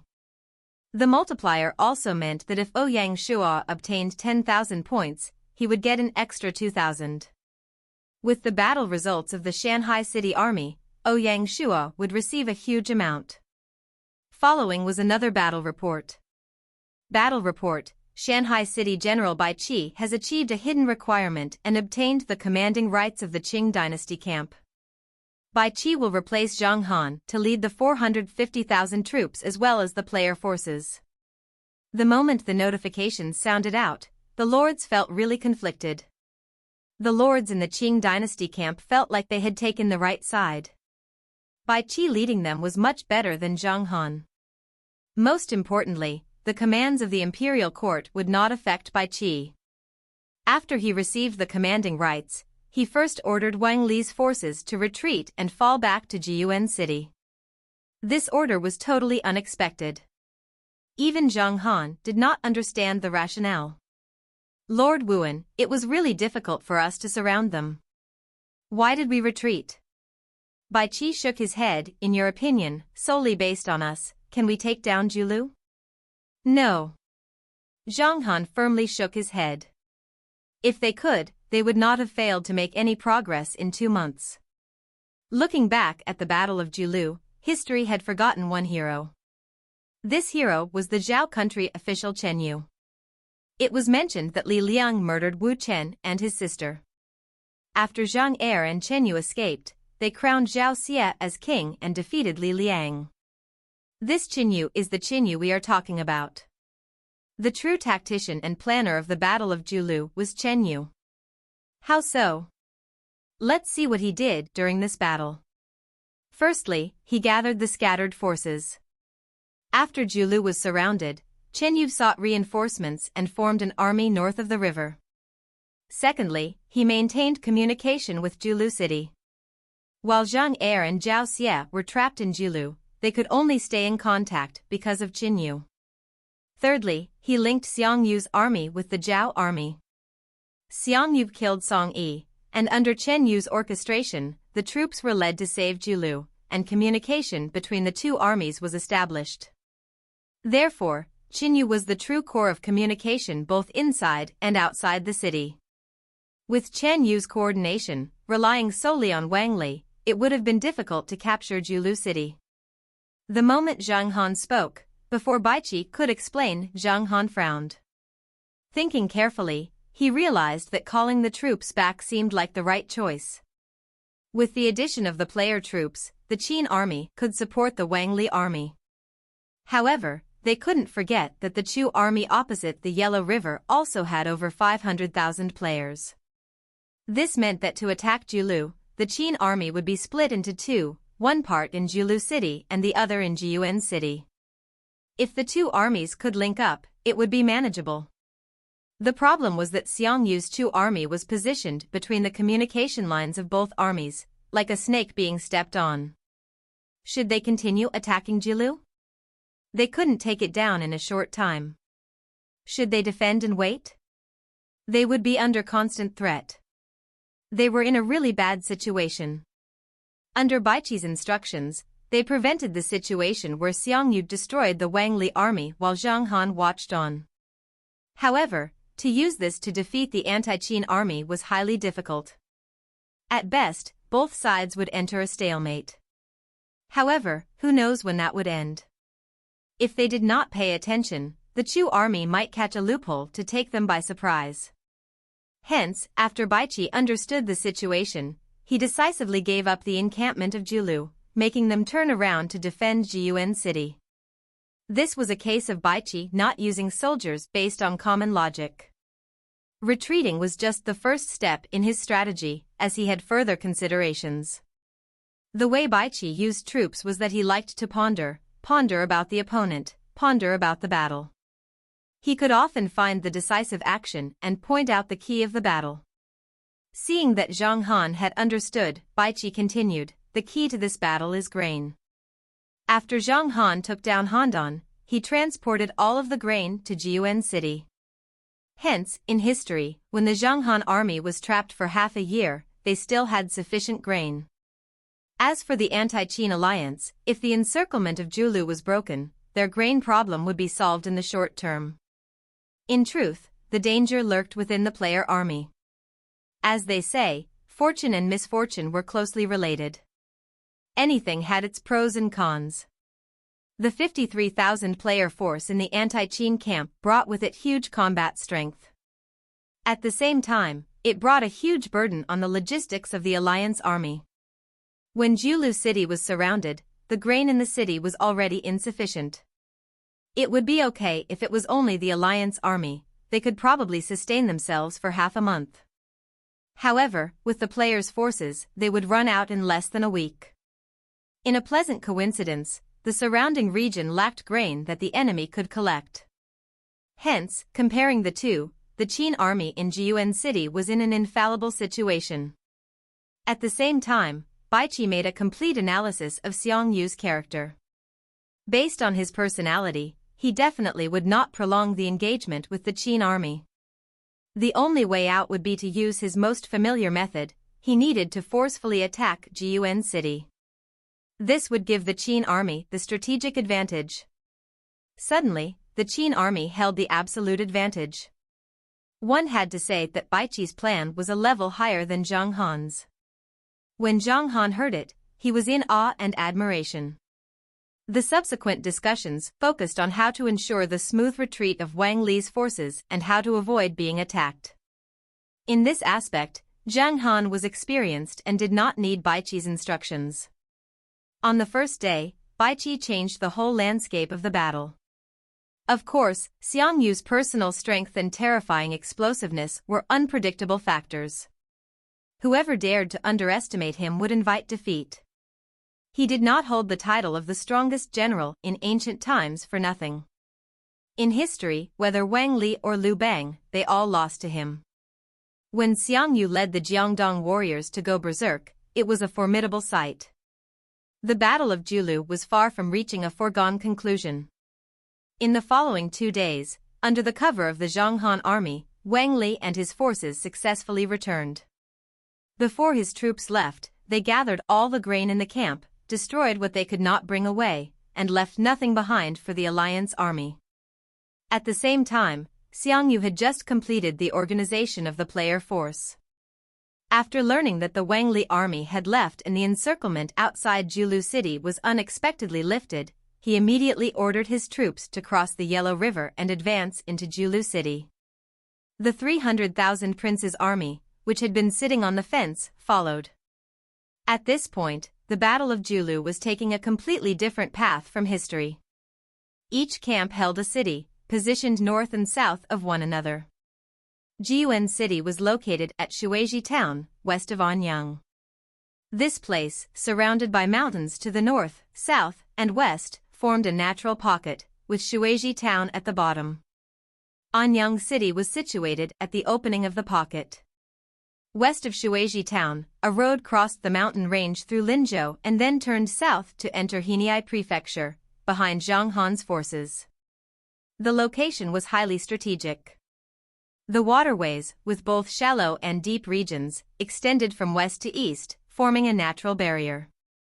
After Baiqi took control of the army, he organized the troops to accelerate construction on the front lines of Jiuan. He arranged 3 separate projects extending up to the walls of Jiuan City. Although they had retreated to defend Jiuan City, Baiqi intended to defend proactively. Building defensive structures was his strong suit. Meanwhile, Baiqi also reorganized the 450,000 Qin army and the 700,000 player force, assigning them to various defensive sectors. The 150,000-strong Wang Li army, primarily composed of light cavalry, were designated as the reserve force, tasked with supporting various points on the battlefield. Of the 300,000 troops in Zhang Han's army, 150,000 would camp in Jiuan City. The remaining 150,000 would form a defensive chain, using the 3 defensive projects as the core. The roughly 700,000 player forces were either stationed on the 3 defensive works or on the city wall. Each group had specific duties. For the player army, gaining battle contribution points required outperforming their enemies in the regions they were responsible for. Victory was in their own hands. If they lost, they could not blame others. Baiqi's plan significantly reduced the likelihood of internal conflicts among the player forces. The lords in the Qin dynasty camp had no objections to this arrangement, and their doubts were alleviated. Initially, they had feared that Baiqi, after gaining command, would show favoritism towards the Shanghai alliance. However, it became clear that they were overly wary. Baiqi managed to treat everyone fairly. The only peculiar matter was the disappearance of Ouyang Shuo's 3,000 palace guards in Jiyuan City. From then on, until the end of the battle, the lords in the Qin dynasty camp did not see him. Baihua and Fengqiuhuang were also with him. Although the lords had some doubts about this, they did not dwell on it. As long as the Shanghai City army defended Jiyuan City, nothing else mattered. In such a large-scale battle, the influence of a single lord was truly negligible. Battle map, Julu City. Although Xiang was strong, the princes would not follow his commands so easily. In history, Xiang gained his prestige in the anti-Qin army after ordering his troops to burn their boats and destroy their cooking woks, cutting off their own retreat. During this battle, he had not found the opportunity to do so. As a result, the current Julu city did not follow his instructions. The various princes, though they might seem unopposing or useless, each had their own plans. How could Xiang tame the 300,000-strong prince's army, including 80,000 Zhao troops, to become the sole leader of the anti-Qin camp? This was the biggest problem Xiang faced. Without the cooperation of these two groups, success would be impossible. For Xiang, the easiest method would be to kill someone to instill fear. However, there were no living targets like Song Yi for Xiang to demonstrate his might. Just as Xiang was deep in thought, Chen, representing the Yanhuang alliance, stepped forward. Like the Shanghai alliance, the Yanhuang alliance was filled with famous generals. Among them was Lianpe, an old general with deep ties to Handan City and the state of Xiao. During the Battle of Huangjin, Lianpe proved himself and earned Chen's trust. Now, he was Chen's most trusted general, similar to Baiqi's position in Shanghai City. Like Baiqi, Lianpe felt conflicted about the Battle of Julu. The Xiao of old had vanished, reduced to ashes in history. The revived Xiao was merely a small ripple in a larger wave and did not amount to much. Even so, Lianpe felt truly emotional. Zhang Han had totally destroyed Handan, the capital of Zhao country, reducing it to a total wasteland. Toward the Zhao country, Lianpe still felt a lingering guilt. The Battle of Changping was where everything had gone awry for the Zhao country. In the hearts of the citizens of Zhao country, Lianpe was a respected general. Hence, with the coordination of Lianpe and Zhao Zhuang, the 80,000-strong Zhao army smoothly joined Xiang camp. Moreover, Wuqi, under Xiang Ba, exerted a certain influence on both the Wei and Chu countries. Chen Shinjuan's general, Tiandan, also had an influence on the Qi country. With the cooperation and assistance of the Yanhuang alliance generals, the attitudes of all the princes altered. In the end, they agreed to let Xiang lead them. Following this event, the standing of the Yanhuang alliance in Xiang heart was elevated. What came next was devising the strategy for the war. The generals deliberated and concluded that the only viable option was to assault Jiyuan City. A direct confrontation loomed before them. The strategic importance of Jiyuan City's location was too significant, and they had no choice but to take the initiative to attack. Most crucially, Julu City lacked sufficient grain. If they did not launch their attack before their grain supplies ran out, the outcome would be dire. On the fifth day of the battle, the war between the two cities erupted. At this juncture, where was Ouyang Shuo? Before the battle even commenced, Ouyang Shuo had already turned his focus to Liu Bang, who was far away in Pang City. The present Liu Bang did not have any formidable warriors under his command. However, the cluster of renowned generals by his side were prime targets. Furthermore, Liu Bang possessed an item that Ouyang Shua desperately needed. After Baiqi took over command, Ouyang Shua followed the plan he had set out and stealthily left Jiyuan City. Alongside him were the 3,000 palace guards, as well as Baihua and Feng Shihuang, each bringing 500 elite troops that Ouyang Shua had instructed them to bring. The elite troops they brought were of a similar standard to the palace guards, only slightly weaker. This group was not particularly eye-catching or attention-seeking. Apart from trying to travel unnoticed, they were also trying to travel quickly. From Jiyuan City to Pang City, there were many anti-Qin camps. If they were to stroll in, they would be asking for trouble. Although most of their forces were gathered in Julu, there were still scattered troops along the way, not to mention the numerous bandits and raiders who had risen due to the chaos. While Ouyang Shua did not fear anything, he did not want to fight all the way to Pang City.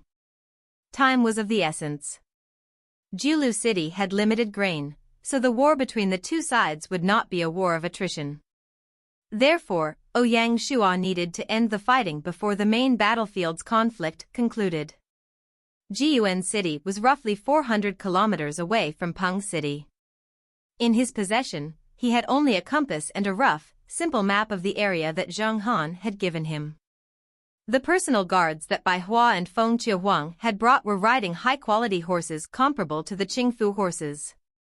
If everything went smoothly and they traveled day and night, they would reach Pang City in 3 to 4 days.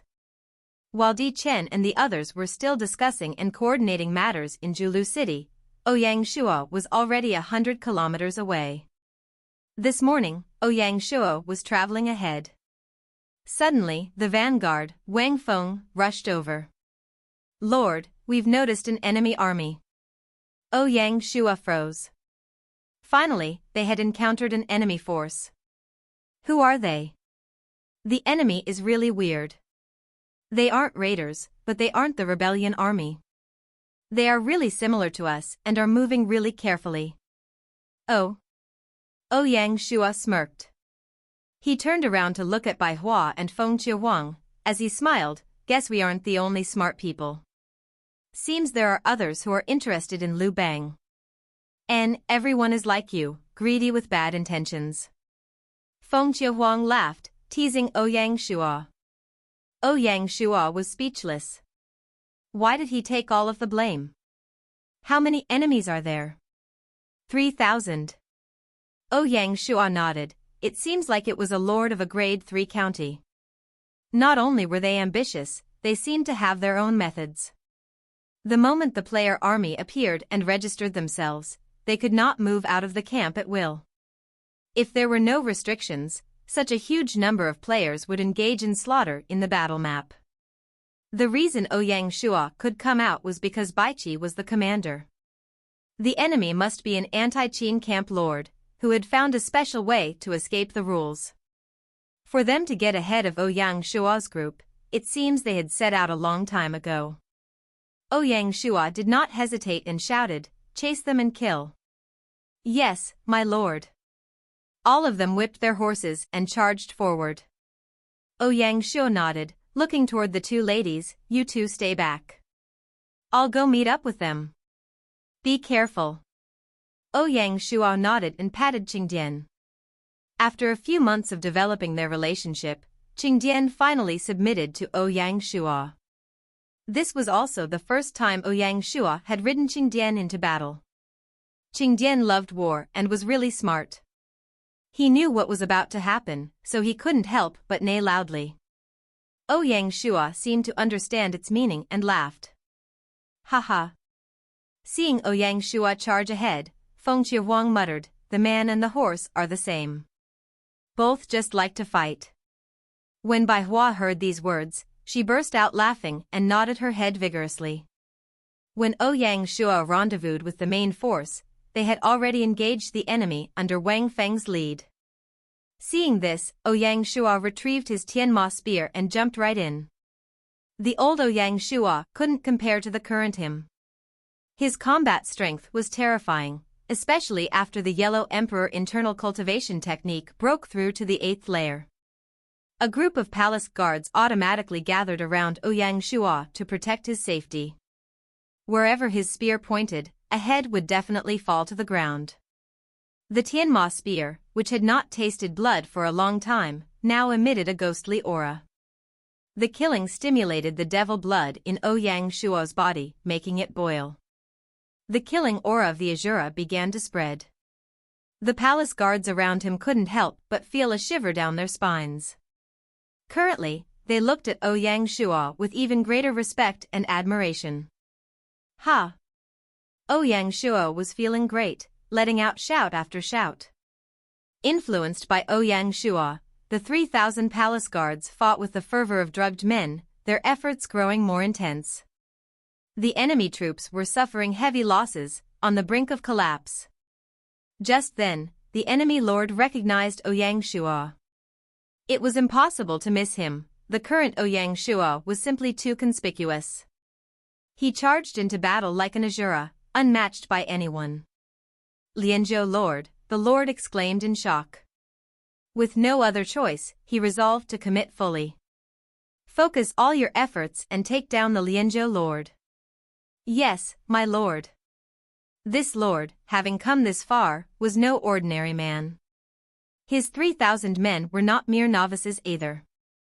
Otherwise, he would not have been so confident in bringing only 3,000 troops to confront Liu Bang. At that moment, a general stepped forward beside the lord. This general was his greatest trump card, none other than the Three Kingdoms period general of Chao Wei, Xihuang. Prepare to meet your end. Xihuang roared, swinging his axe and charging forward. Protect the lord. Wang Feng immediately shouted, dashing forward to meet the challenge. Ouyang Shua's eyes narrowed, he could feel his blood boiling with excitement. His martial arts had yet to advance because he had not encountered an opponent of equal skill. When he sparred with Luo Shixin and the others, no matter what he instructed, they would hold back and not use their full strength. Wasn't Xihuang the perfect whetstone? The Azura from his past life was not one to fear battle. Took in a deep breath, Wang Feng backed down. When Wang Feng heard those words, his mouth gaped open. As the general of the palace guards, his duty was to protect the safety of the lord. If the lord was hurt, not to mention how the lord would punish him, Du Ruhui, Baiqi, Fan Zhengyan, and more would skin him. The problem was that in the current situation, he did not dare to go against the orders. The position of the lord in his heart was simply too high. Wang Feng had an anguished face as he brought a squad of the most elite soldiers to form a circle to protect the lord. The palace guards looked toward the lord with awe and worship. Ouyang Shua smacked Qingdian, grasping the Tianma spear, as he charged towards Xihuang. Dang! When the Tianma spear and the large axe clashed, sparks flew. As they crossed weapons, Ouyang Shua felt a numbness in his hand. After the Yellow Emperor internal cultivation technique broke through to the 8th level, he had already reached the strength of 3 oxen. He had not expected to be lacking in this situation. One really could not underestimate the combat power of a king-rank general. The two of them turned their horses and charged at the same time. In such a standoff, if both sides had similar strengths, it would result in a prolonged battle of attrition. Unknowingly, they had battled for over 30 rounds. The current Xihuang was also truly solemn. He had not expected a player to actually possess such combat strength. Ouyang Shua grew increasingly excited, and even his mount was brimming with killing intent. The soldiers on both sides had stopped fighting and split into 2 groups, closely watching this battle. Amid the shouts, Xihuang swung his cold axe, overflowing with killing intent, as he hacked forward. If struck by this axe, one would surely be cut into pieces. Ouyang Shua was unfazed and tilted to the side to dodge. The axe brushed past his skin, leaving a chill on his body. Taking advantage of the moment Xihuang was regaining energy, Ouyang Shua thrust the Tianma spear forward. This unexpected move stunned Xihuang. At that moment, he had not even withdrawn the axe in his hand. It seemed he could not block the spear. However, Xihuang had vast experience. In that split second, he leaned back 90 degrees and narrowly dodged the spear. At the same time, the axe in his right hand blocked directly in front of his body, nullifying Ouyang Shua's spear. Not only did Xihuang use the momentum of the block to get back up, but he also broke Ouyang Shua's exquisitely executed move.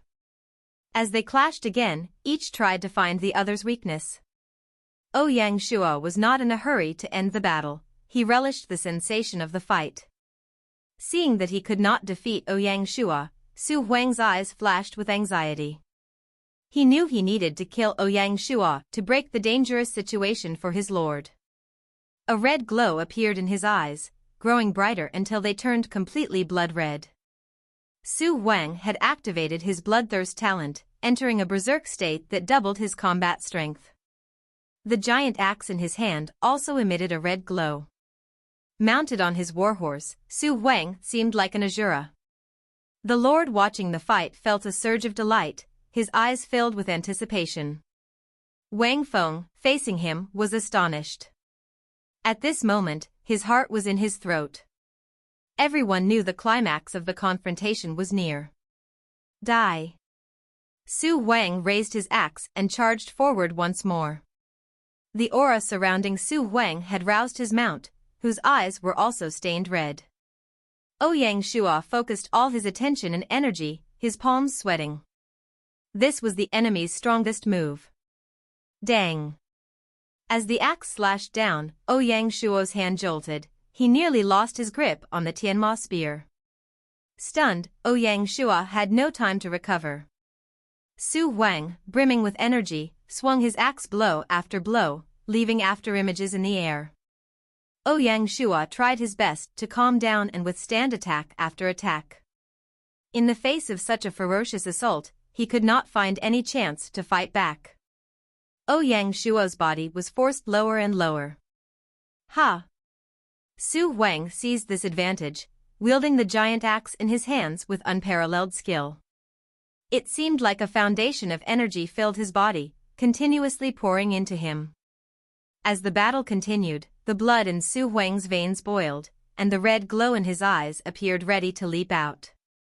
Ouyang Shua screamed in agony, feeling the immense power from the spear spread through him. The impact of the axe made his arms numb, and even his organs felt as if they were about to shift. More terrifying was the red glow that spread from the giant axe to the Tianma spear, and swiftly toward Ouyang Shua's body. This could not go on. Ouyang Shua immediately activated the Yellow Emperor internal cultivation technique. The golden primordial energy flowed around his body, helping him stabilize his organs and veins, and easing the numbness. The golden primordial energy also absorbed the red glow that had entered his arm. The Yellow Emperor internal cultivation technique was truly remarkable. Anxiety flashed across Wang's face. His bloodthirst skill was like burning all the potential in his body, it could not last long and would bring serious consequences. If things went wrong, it might even affect his lifespan. At this moment, the killing aura slowly influenced his mind, causing him to lose control. His only goal was to take down the enemy before him. Seeing his attack fail, Wang roared once more, his body transforming again. Only to see a red glow shining from his body. The current Wang was bathed in red, as if splashed with blood, truly shocking.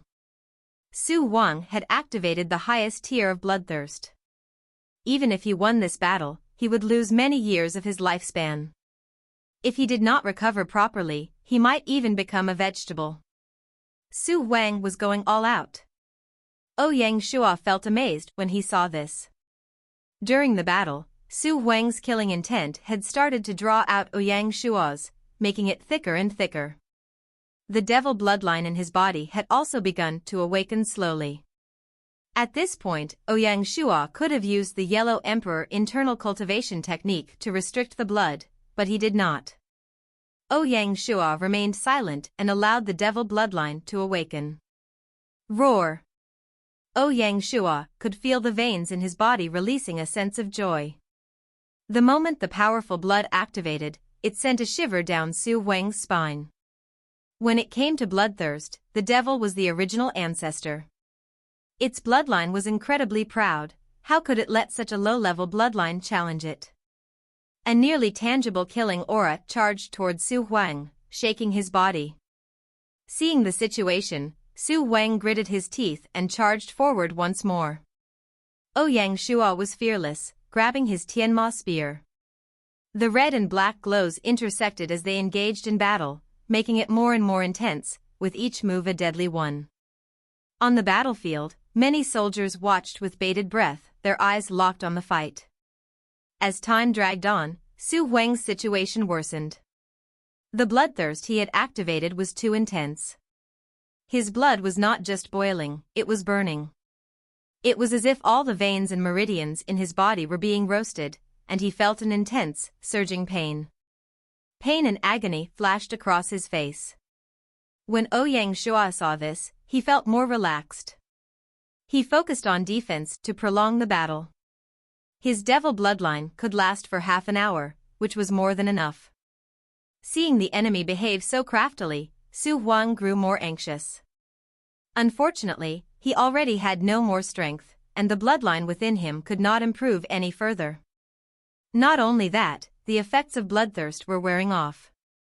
The significant difference made his body tremble, and he looked as if he would fall off his warhorse. Seeing that the time was right, Ouyang Shua took the initiative to attack. When the onlookers saw this scene, they roughly knew the outcome of the battle. Su Wang was about to lose. The lord on the opposite side locked his eyes on the scene, unwilling to accept it. Thinking about this, he secretly took out his bow and shot an arrow. Pew! An arrow shot toward Ouyang Shua from afar and pierced his back. See? Ouyang Shua drew in a sharp breath. Despicable! When Wang Feng saw this action, he was infuriated. Kill them! Wang Feng ordered the soldiers to slaughter the enemy, while he rushed over to protect the lord. Ouyang Shua was similarly enraged, and the killing intent in his eyes could not be concealed. He felt a poison seeping into his body, and weakness spread from within. Ouyang Shua had no choice but to rotate his cultivation technique to prevent the poison's invasion. He was angry. His killing intent spread. His eyes, like Su Wang's, instantly turned red. The Azura from his past life had returned. Ouyang Shua was resilient. He blocked the poison and charged toward Su Wang. The Tianma spear seemed to sense its owner's killing intent. It grew darker and more devilish. Even Qingdian neighed out. One man, one spear, and one horse, perfectly combined into one. This was Ouyang Shua's strongest attack, infused with his belief. The Tianma spear, like the horns of a sheep, stabbed right into Su Wang's heart before he could react. Originally, Ouyang Shua had intended to recruit Su Wang, but now, he just wanted to kill. Arg! Su Wang looked down, only to see the spear embedded in his chest. He spat out a mouthful of blood. At this moment, the Tianma spear was like a devil, crazily consuming Su Wang's blood essence, causing a crimson pattern to emerge on the spear. Su Wang visibly shrunk and paled. In less than 2 minutes, the Tianma spear consumed him entirely. Ouyang Shua could feel a pure essence transfer from the spear into his body, working together with the golden primordial energy to stop the poison. The poison, however, was not normal, and it still tried to eat into Ouyang Shua. Ouyang Shua pulled out his Tianma spear, causing Su Wang to fall off the warhorse and crash to the ground.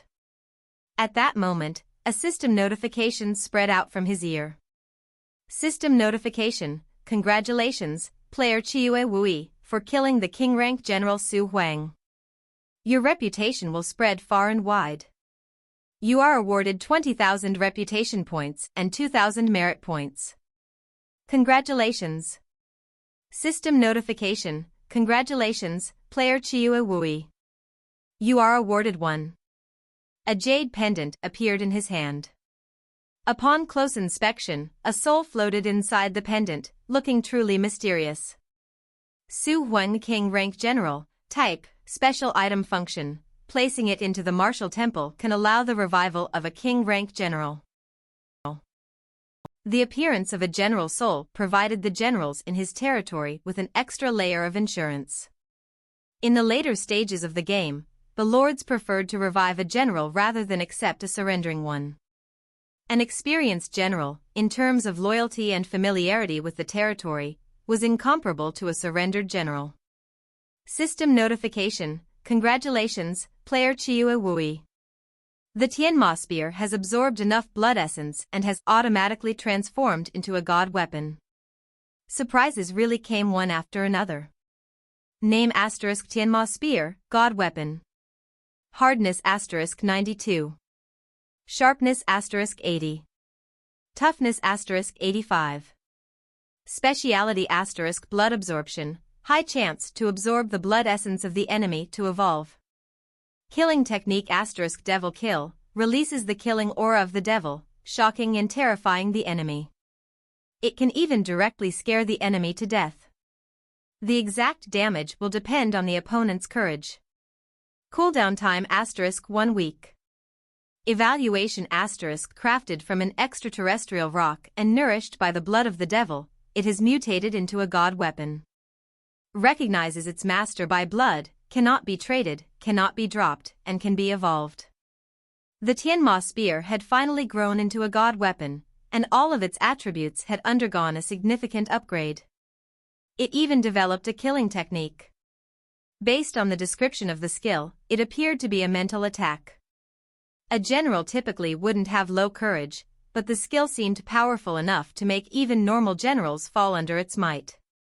What shocked Ouyang Shuo was that even after evolving into a god weapon, it could still evolve further. Above the god weapon tier was the legendary grade known as the saint weapon. During the first 5 years of his previous life, no saint weapon had appeared in the world. Who knows if Ouyang Shuo would break this record? Ouyang Shuo's current weapon, armor, and mount could be called very extravagant. Reflecting on his past life, his brother turned on him over a platinum rank equipment, setting aside years of friendship. This thought left Ouyang Shuo feeling deeply emotional. Who knows if they would ever meet in this life? In his past life, Ouyang Shuo and his 3 siblings formed a mercenary group known as the Liangshan Mercenary Group. Among the 4, Ouyang Shuo was the 3rd oldest. The others were his eldest brother Songpu, second brother Yi Zhangqing, and youngest sister Zhang Ziyue. Of the 4, Zhang Ziyue was the most pampered. She had developed a crush on Ouyang Shuo, but it ended because he couldn't read the signs. The Liangshan mercenary group was based in Xuanzhou and had gained a bit of fame in his past life. Ouyang Shuo didn't ask the Xuanzhou intelligence station to investigate the Liangshan mercenary group, he left it to fate. If he met them, Ouyang Shuo wouldn't mind giving his brother a lesson. If not, he would consider it his brother's luck. While it could be said that without that betrayal, Ouyang Shuo wouldn't have experienced this revival, he deeply remembered the pain of being betrayed by someone he trusted the most. After the battle, Ouyang Shuo's Baiqi finally advanced to the 5th stage, mastery through comprehension. This allowed him to genuinely start combining Baiqi with the Yang family spear techniques. The enemy's sneak attack on the Lord naturally infuriated Wang Feng, who led the palace guards to wipe out the enemy. Even so, he did not stop and chased all the way until he killed the enemy lord. When Wang Feng returned, Ouyang Shuo was treating his wounds in the temporary tent. The side effects of the devil bloodline, in addition to the poison's corrosion, made Ouyang Shuo's face very pale. Wang Feng did not dare to disturb him and waited anxiously outside the tent. At that moment, Baihua and Feng Qiuwang rushed over. All the troops had already heard the news that Ouyang Shuo was injured. Feng Qiuwang asked with concern, "Wui, what happened? Is it serious?" Don't think that she often teases and mocks Ouyang Shuo. In truth, she cared about him a lot. Even Baihua gave Feng Qiuwang a strange look. Wang Feng did not dare to delay and recounted the situation. This dumbass only knows how to act courageous. Feng Shihuang took out a small porcelain bottle and said, "There's an antidote in here. Give it to Wui." When Wang Feng heard this, he was delighted and reached out for the bottle. However, Feng Shihuang thought for a moment and decided to keep the bottle, confusing Wang Feng. "Never mind, I'll feed him personally." With that, Feng Shihuang walked into the tent. Baiqi followed. Wang Feng was instantly stunned but obviously would not stop these two girls.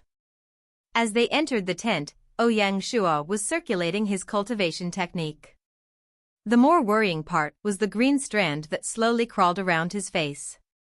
It was clear that Ouyang Shuo's cultivation was not going as planned. When the two girls reached the tent, Ouyang Shuo already knew they had arrived. He sighed and slowly opened his eyes. He did not expect the poison on the arrowhead to be so potent. The golden primordial energy could not suppress it. One strand of the poison could even consume the primordial energy and grow stronger. Such a unique poison gave Ouyang Shuo a huge headache. Moreover, due to the side effects of the Devil Awakening, he needed to use a significant portion of his primordial energy to calm the Devil bloodline. Who would have known that this poison was so powerful? It would use this opportunity to stir up trouble in his body. At first glance, it seemed like Ouyang Shuo could not hold on any longer. If his internal cultivation technique were not strong and his body not so resilient, he would have surely died. "Wui, how are you?" When the two girls saw the green line on his face, they were terrified.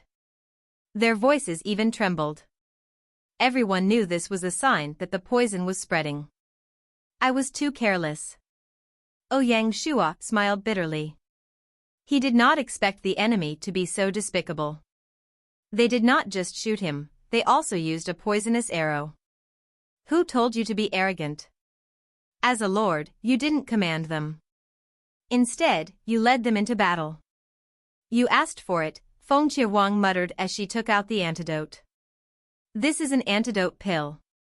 Please take it. Antidote asterisk. Can cure hundreds of poisons. Has a special effect on unique poisons." Ouyang Shuo nodded, took the pill, and swallowed it. Feng Shihuang passed a water canteen to Ouyang, allowing him to drink some water. The clean, refreshing water slid down his throat, making Ouyang Shuo feel much better. "How are you feeling?" Feng Shihuang was genuinely concerned. She had given up the pill easily, but obtaining it had been difficult. Ouyang Shuo rotated his cultivation technique.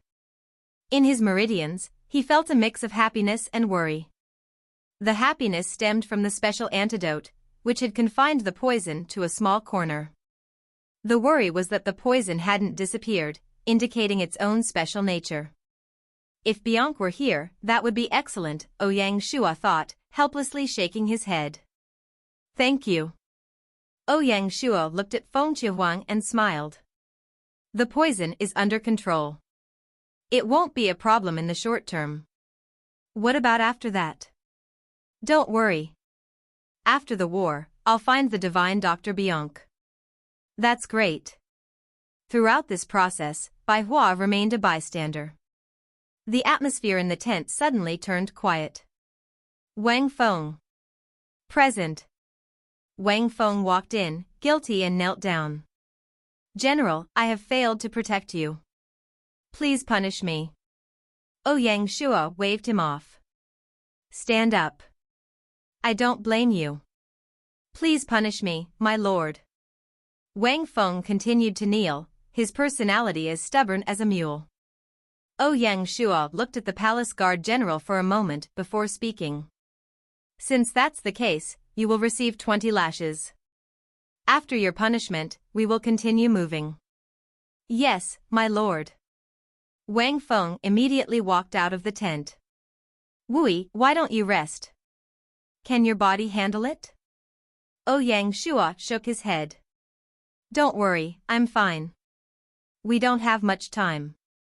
If we delay, things might change." I suspect other lords are rushing there as well. Wang looked directly at Ouyang Shua, no longer arguing. After half an hour, the troops continued on. Wang Feng rode his horse, his back dripping with blood. The military rod was not like a simple whip, one blow could split the flesh. 20 blows were more than sufficient. The palace guards who administered the punishment did not dare to take it lightly. From his expression, it was clear that he felt he deserved it. Even after 20 blows, this iron-hearted man did not make a sound. Without these blows, this palace guard general would have felt guilty for the rest of his life. After the army set off, they encountered a series of problems. On the way, as Ouyang Shua had expected, they met 4 to 5 waves of enemies. Apart from armies led by lords, there were raiders and anti-Qin forces. The 3,000 palace guards and the 1,000 elite troops of Baihua and Fengqiuwang had to fight their way to Peng City. The successive battles earned them a substantial amount of contribution points. At the main battlefield, a war was breaking out. Although Ouyang Shua did not know the exact details, the increasing battle contribution points and experience allowed him to deduce some things. The Strong Guards Division and the Heavy Armored Mountain Barbarian Infantry Regiment were slaughtering enemies effortlessly, terrifying the other player forces. Because of this, Ouyang Shua was wary of spending too much time on the road. The more intense the battle, the closer it was to the end. After 2 days of rest, the poison in his body was completely under control, and the green lines on his face had disappeared. The side effects of the Devil Bloodline Awakening had vanished. Now, Ouyang Shua could use the primordial energy to control the poison. As time passed, he could even join in the fighting. As Ouyang Shua's condition improved, the morale of the troops rose. On the 9th day of the battle, the army finally reached 15 kilometers outside Su County. At the same time, a mysterious army also arrived, hinting at an unexpected battle to come. On the surface, Ouyang Shua's target was Peng City, but in truth, it was the nearby Su County. When Song Yi led the troops to save Xiao, West Conquering Army Commander Liu Bang was encamped in Dang Prefecture. Liu Bang dispatched troops from Dang Prefecture, heading north to clear out the scattered forces of Qin Shang and Xiang Liang. Then, he turned south to attack the Qi army, defeating Wang Li's forces. The Wang Li forces in this area numbered just 150,000 irregulars. Afterward, he marched west, where he met Peng Yu and Chang Yi. The 3 of them joined forces to attack Chang Yi but failed. Liu Bang then returned to Su County, where he met the Gongwu Lord and took over his troops, increasing his numbers to over 4,000. Thus, Ouyang Shua had to face a county with approximately 6,000 troops. Though their numbers were not overwhelming, Liu Bang had a host of renowned generals by his side. Xiao He, Chao Can, Zhoubua, Fan Kuai, Luan, Xiaohoing, these names were enough to inspire awe. Additionally, Liu Bang's luck was unparalleled. Historically, his path to becoming a ruler was fraught with trials and tribulations, and he was often pushed to the brink. Yet, he miraculously survived each time. Given this, Ouyang Shua did not dare to act rashly. When his troops reached the outskirts of Su County, he ordered them to set up camp and sent out scouts to gather information on the enemy. In the afternoon, while he received no intelligence about the county, he did receive some very surprising news. The scout reported that to the east of the county, a player army was hiding in the forests, 7 kilometers from them. This group had arrived a little earlier than they did at Shanghai City, and appeared to have sinister intentions towards Su County. Ouyang Shua was impressed. It seemed there were many capable lords, he really could not underestimate them. Ouyang Shua ordered solemnly, investigate their background immediately. Yes, my lord. Before understanding anything about this neighbor, Ouyang Shua did not dare to make any moves. Additionally, Ouyang Shua summoned Wang Feng and ordered the troops to conceal themselves. Within 5 kilometers of the camp, they needed to camouflage and cover their tracks. They could not let the enemy scouts discover their presence. At nightfall, the scouts submitted a more detailed intelligence report. It turned out that the enemy was actually an old acquaintance. The enemy was none other than Xiao and his two allies, a total of 8,000 men. One had to admit that Xiao was truly ambitious. He broke away from the Yanhuang alliance at this crucial time to operate alone. He must have received some clever advice. Even so, Ouyang Shua could become the mantis stalking its prey. When night fell, the entire army seemed to vanish without a trace. Since they used military grain pills, there was no need to light a fire to cook. Only the scouts were out, closely monitoring the movements of Xiao troops.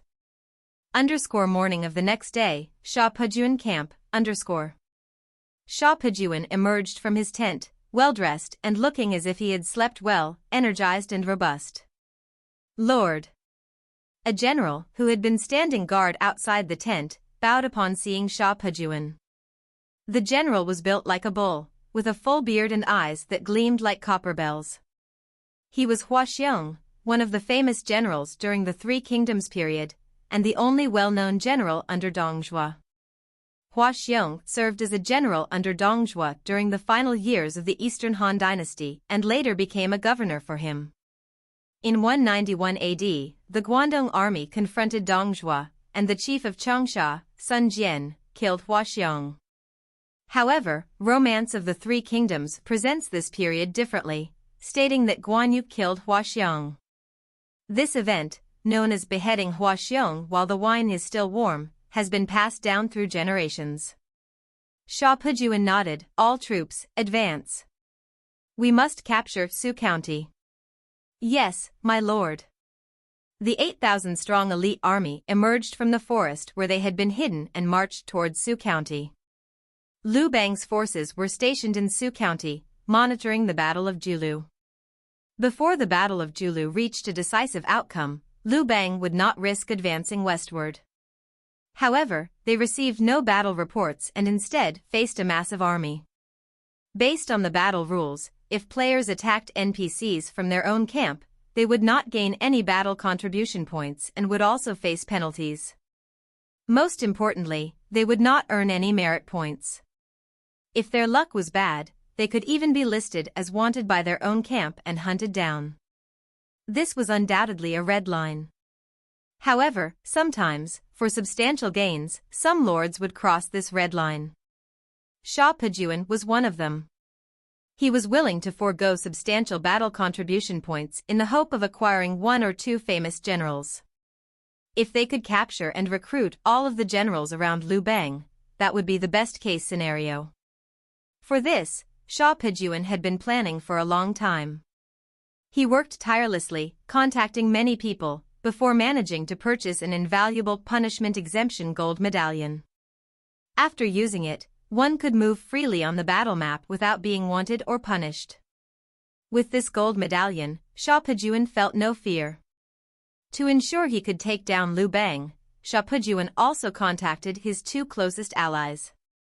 To prevent others from devising their own schemes, Xiao needed to bypass the Yanhuang alliance. Truthfully, Xiao position in the Yanhuang alliance was quite awkward. Chen had clearly distanced himself, while Chen Shinjuan's stance remained unclear, leaving Xiao feeling out of place. This treatment naturally filled Xiao with resentment. Especially after Chen abandoned him during the Battle of Lianzhou, his hatred for Chen surpassed his hatred for Ouyang Shua. Xiao was not a magnanimous person. If he were, he would not have harbored such deep resentment toward Ouyang Shua. Attacking Su County was Xiao final gamble and his crucial move. If he succeeded, Xiao could make a comeback. If he failed, not only would he lose the medallion, but he would also lose a significant chance to earn merit points. If he truly failed, Shura County would be completely squeezed out of the top territories in China. Thus, Xiao needed this battle to succeed. Besides using the medallion, Xiao also fully equipped his 8,000 elite troops. Military grain pills, elite armor and weapons, more elite warhorses, 8,000 elites represented Xiao ambition. Thus, his forces reached Su County even faster than Ouyang Shua. In 2 days, Xiao Pejuan was able to gather some intelligence about the inner city. However, he could not wait any longer.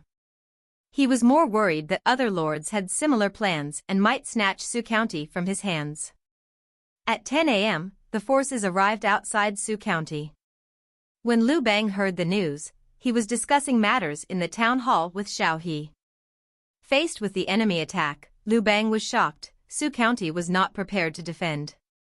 In Liu Bang's mind, the troops around Su County were all uprising armies. As long as he did not provoke them, he never expected they would attack him. Is that Chang Yi's army?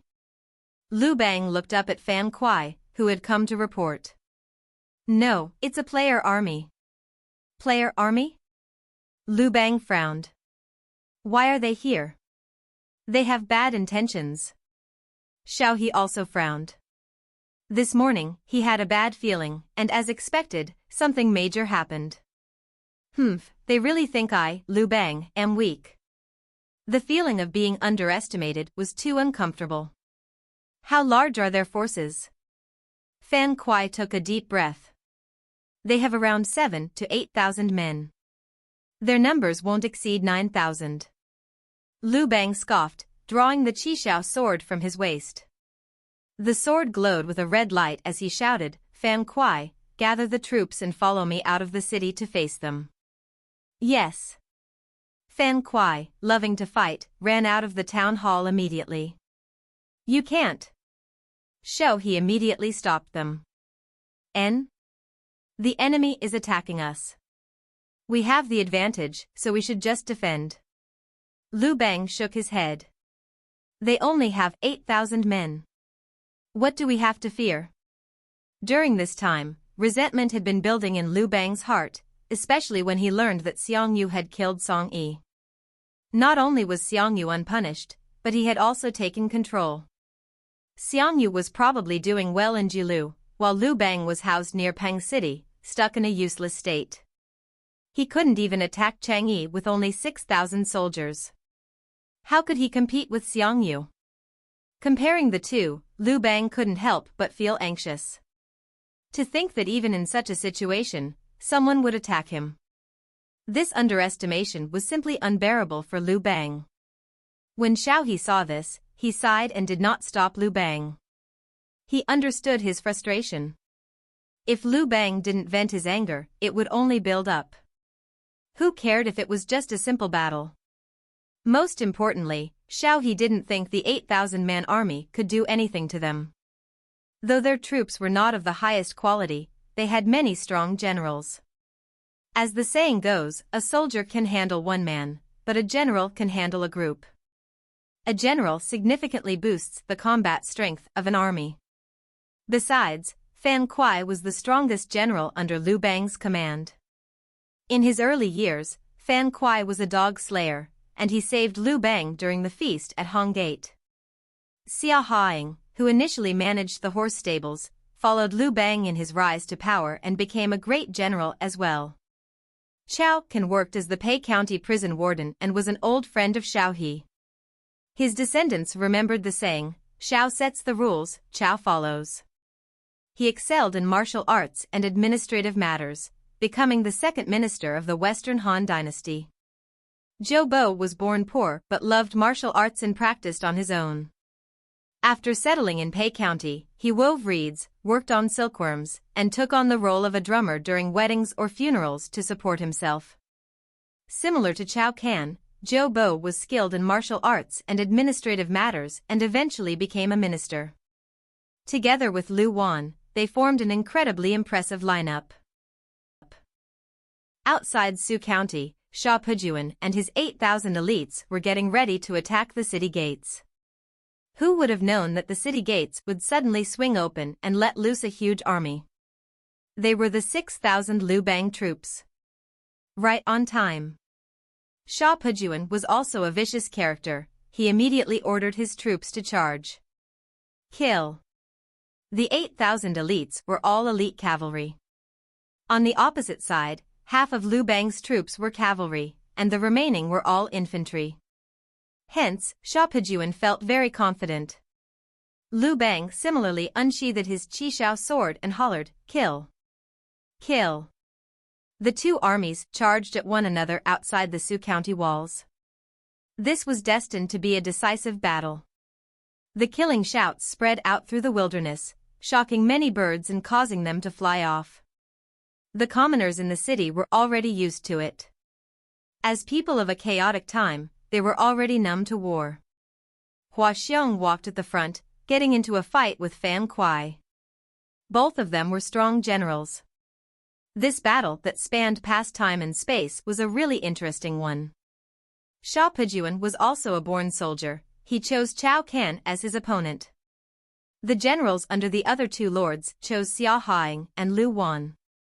The remaining Zhobua guarded beside Liu Bang and helped him engage in slaughter in all four directions. As for Xiao he naturally stayed put in the town hall.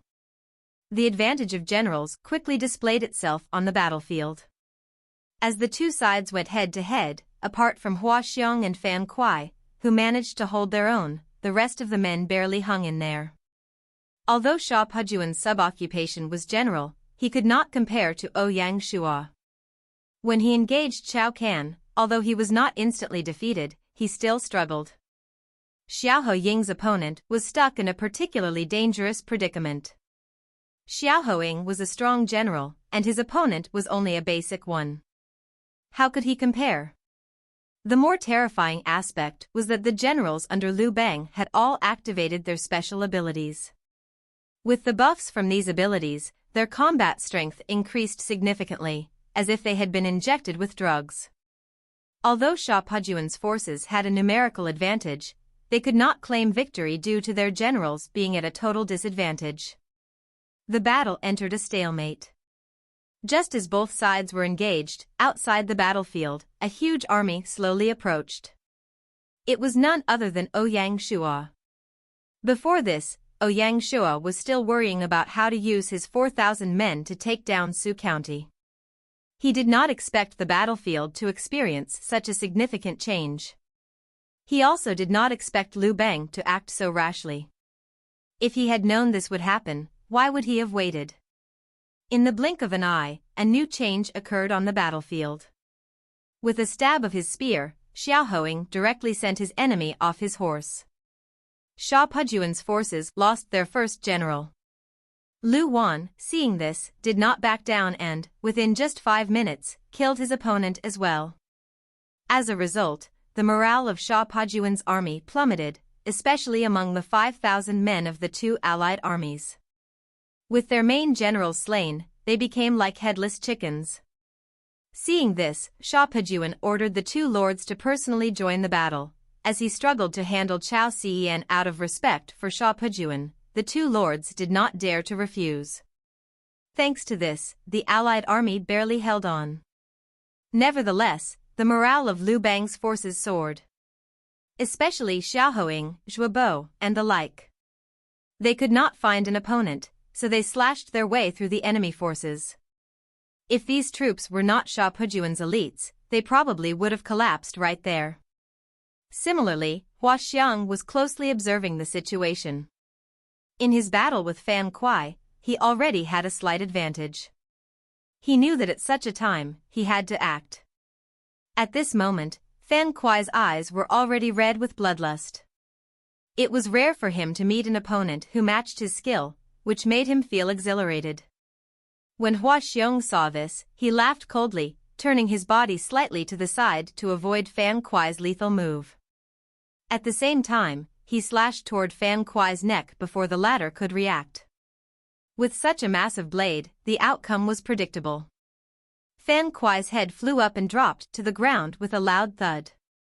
Fan Kuai had died in battle. Fan Kuai! Liu Bang, who was far away, exclaimed when he saw Fan Kuai fall. The entire battlefield was stunned. The morale of both sides immediately dropped by a grade. One must know that Liu Bang had lost one of his core generals. Great. Xiao was impressed. As expected from his general, he did not let him down. Kill. Sha Pujuan avoided Chao Can and began to command the army to charge at the enemy.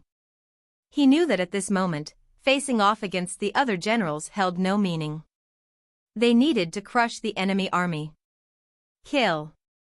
Sha Pujuan's forces rode the momentum of their great victory, their morale soaring. The rumbling of the horse hooves stunned the hearts of Liu Bang's army. "General, let's retreat," suggested Chao Can when he saw the situation. "No." Liu Bang shook his head. He was not crazy. "I want to take revenge for Fan Kuai." Fan Kuai, his loyal and reliable brother, had been through so many battles with him. Who would have expected him to die here? The current Liu Bang was far from the cold and ruthless man in history. Revenge. Zhou Bo, Xiaohong, Lu Wan, and the rest were on the verge of tears. They had lost a brother who had been through thick and thin with them, just like that. How could they feel good? Chao Can sighed, and he could only charge along with the troops. This battle finally entered its climax. The killing intent permeated the battlefield, sending chills down their spines. Despite their efforts, Liu Bang's forces were forced back. Sha Pujuan's elite army was unexpectedly formidable. If nothing went wrong, they would win this battle right here and now. Thinking of this, a pleased smile appeared on Sha Pujuan's face. "Di Chen, Chen Shenjun, wait and see." Sha Pujuan did not know that Ouyang Shua closely monitored the entire situation. "Lord." Wang Feng came to Ouyang Shua's side, asking if it was time to strike. Ouyang Shua, focused on the battlefield, replied, "Let's wait a bit longer." The battle had not yet resulted in heavy casualties. Ouyang Shua still lacked the confidence to handle both sides. He regretted Fan Kuai's death, but he did not let his emotions get the best of him. His goal was Xiao and the Qishao sword. The other generals would not make a significant difference to Shanghai City. Ouyang Shua thought about it before he said, "Order a unit to move near the city gate." He was worried that Liu Bang's troops would retreat back into the city. "Yes, my lord." The slaughter far from them was still in progress, and it was getting more and more intense. Liu Bang's troops were falling into an increasingly worse situation. "Let's retreat, General." Chao Can came to Liu Bang's side once again. When Liu Bang heard Chao Can's words this time, he did not resolutely refuse. In the end, compared to the loyalty to his brothers, his ultimate goal of ruling over everything was more important. Liu Bang sighed before he said, "Retreat." "Not good, they want to escape, stop them." Why would Sha Pujuan allow Liu Bang to leave? He did not want to face a siege battle. Liu Bang's troops were mainly infantry. When fighting, both sides had intertwined with one another, so retreating was not easy. The harder they tried, the greater the casualties. All of a sudden, Liu Bang's army suffered a heavy loss. At the same time, Sha Pujuan ordered a cavalry force to make a detour to block the city gate. This time, Liu Bang had no way out. "Your mother." Liu Bang was furious. He personally led his forces to crush the enemy in front of the gates. Zhou Bo and Xiaohong, one on the left, one on the right, covering his sides, as they instantly killed a path out. Just as he was about to heave a sigh of relief, a general blocked the gates. It was Xiang. As the saying goes, when enemies meet, they naturally harbor killing intent. Zhou Bo and Xiaohong did not say anything, they just charged forward. Xiang was amazing. In a 1 versus 2 scenario, he was temporarily not losing out. Currently, Zhou Bo and Xiaohong are not as strong as they were at their peak in history. On the other hand, Xiang was summoned at his peak. Comparing the two, there is naturally a gap.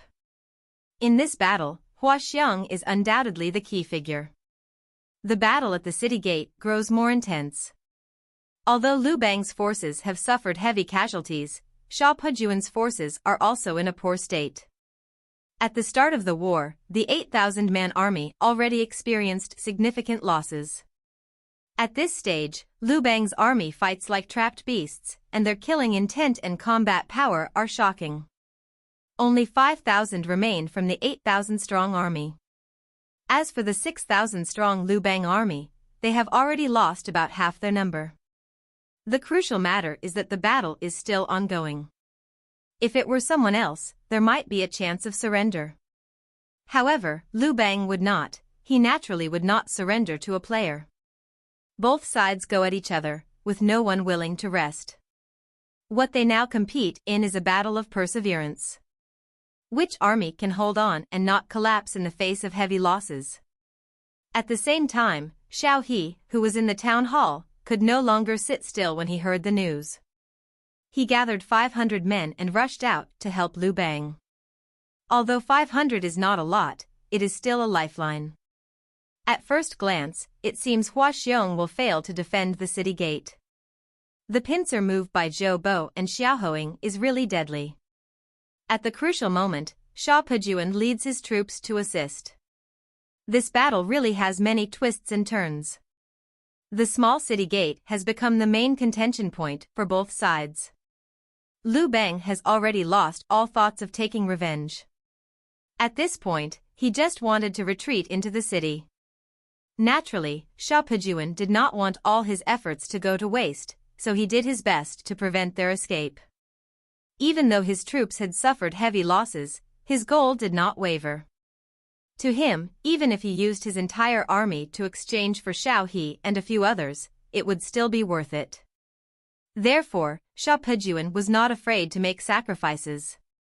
If the situation continued to develop as it was, Xiao victory was imminent. Now, Xiao feared that his soldiers might accidentally injure the generals of Liu Bang's army, especially Xiao He, who was a huge treasure. Fan Kuai's death had already pained Xiao. Unfortunately, Xiao ambitions were destined to go to waste. In the midst of the fighting, another general in Liu Bang's camp died, Lu Buwei, another of his good brothers. When Liu Bang learned of Lu Buwei's death, his eyes turned red with fury. Fan Kuai and Lu Buwei were his two closest brothers, and he had not expected that both would die on this day. Provoked in this way, Liu Bang could no longer keep his cool. At the same time, the Qishao sword in his hand emitted a bloodthirsty glow. Liu Bang, descendant of the Fire Emperor. In the game, Gaia augmented the significance of his lineage as the descendant of the Fire Emperor. This allowed Liu Bang to possess a genuine dragon aura. When Liu Bang shouted, an illusory red dragon emerged from his body, bearing its claws and teeth. Though it was only an illusion, it radiated a daunting presence. This was the spirit of a true dragon. The instant the dragon's spirit appeared, all the warhorses on the battlefield quaked and fell to their knees. When Xiao saw this, he could not help but feel astonished. He had never expected the seemingly ordinary Liu Bang to actually wield such an ability. True dragon. The soldiers in Liu Bang's army, upon seeing the dragon spirit surrounding their leader, were filled with passion and fervor. He really is the descendant of the Fire Emperor. The ancient people held an unshakable reverence for dragons. They associated the manifestation of a true dragon's aura with being a divine descendant. Even Xiao's soldiers were stunned, and their expressions were filled with admiration. Tremendous courage would be needed to face a true dragon. All of a sudden, the morale on the battlefield shifted yet again. Liu Bang brandished his treasure sword, and heads began to roll. At that moment, he even harbored thoughts of not returning to Su County and instead slaying all the foes before him. He had transformed into a mighty warrior. The descendant of the Fire Emperor, slayer of the White Snake, had once again appeared on the earth. Nonsense, it's all just an act. Xiao could not wait any longer, so he deliberately belittled the presence of the dragon spirit. Rush forward and kill Liu Bang. Whoever succeeds will receive 1,000 gold pieces. Under the allure of a mountain of gold, some men would indeed grow bold. To normal soldiers, 1,000 gold was wealth they could not amass in their entire lives. Among the elite soldiers, Which one of them was not a bloodthirsty and driven individual? They were not ordinary civilians, who would truly be terrified and unwilling to fight upon seeing a true dragon. The cavalry slapped their horses and charged at Liu Bang's army once more. Unfortunately, while the soldiers were not afraid, their horses were. Their steeds were not as fearless as before. The charge of Xiaopajuan's forces seemed less daunting and formidable. As the two armies engaged in combat, they were actually evenly matched. With the might of Liu Bang alone, he had rescued his army from the brink of obliteration. On the battlefield, he was like a deity, slaying all in his path. Such ferocity and indomitable courage made even Xiang fearful. The deafening roars continued for over an hour. From the start till now, both sides had already been stained red with bloodlust. The aura of the true dragon even stirred the ever-composed Xiao Can, his blood simmered. On the battlefield, there was only one person who had remained composed from the start. It was Xiao He. As Xiao He observed the battlefield, his brows were furrowed. Though Liu Bang's forces were not being overrun, if this persisted, heavy casualties would soon follow. Even if they could achieve victory, what then? After this battle, would their army still be in a position to govern regardless of any considerations? Just Chang's uprising forces would be sufficient to wreak them. Fool, however, the last sentence seems to contain some non-standard terms. I will adjust it to improve clarity without changing the original message. Regardless of any considerations, just Chang's uprising regardless of any considerations, just Chang's forces would be sufficient to break them. Xiao He sighed.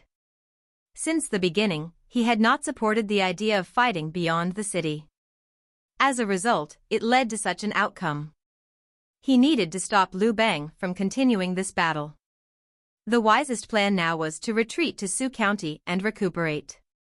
If not, everything would be lost. General. Xiao He urged his horse and arrived by Liu Bang's side. When Liu Bang turned to look at Xiao He, his blood-red eyes were devoid of any emotion, cold and chilling. Xiao He felt a shiver down his spine and took a deep breath. General, please retreat and preserve our army's strength. Upon hearing these words, a flash of fury appeared in Liu Bang's eyes. Xiao He felt another shiver.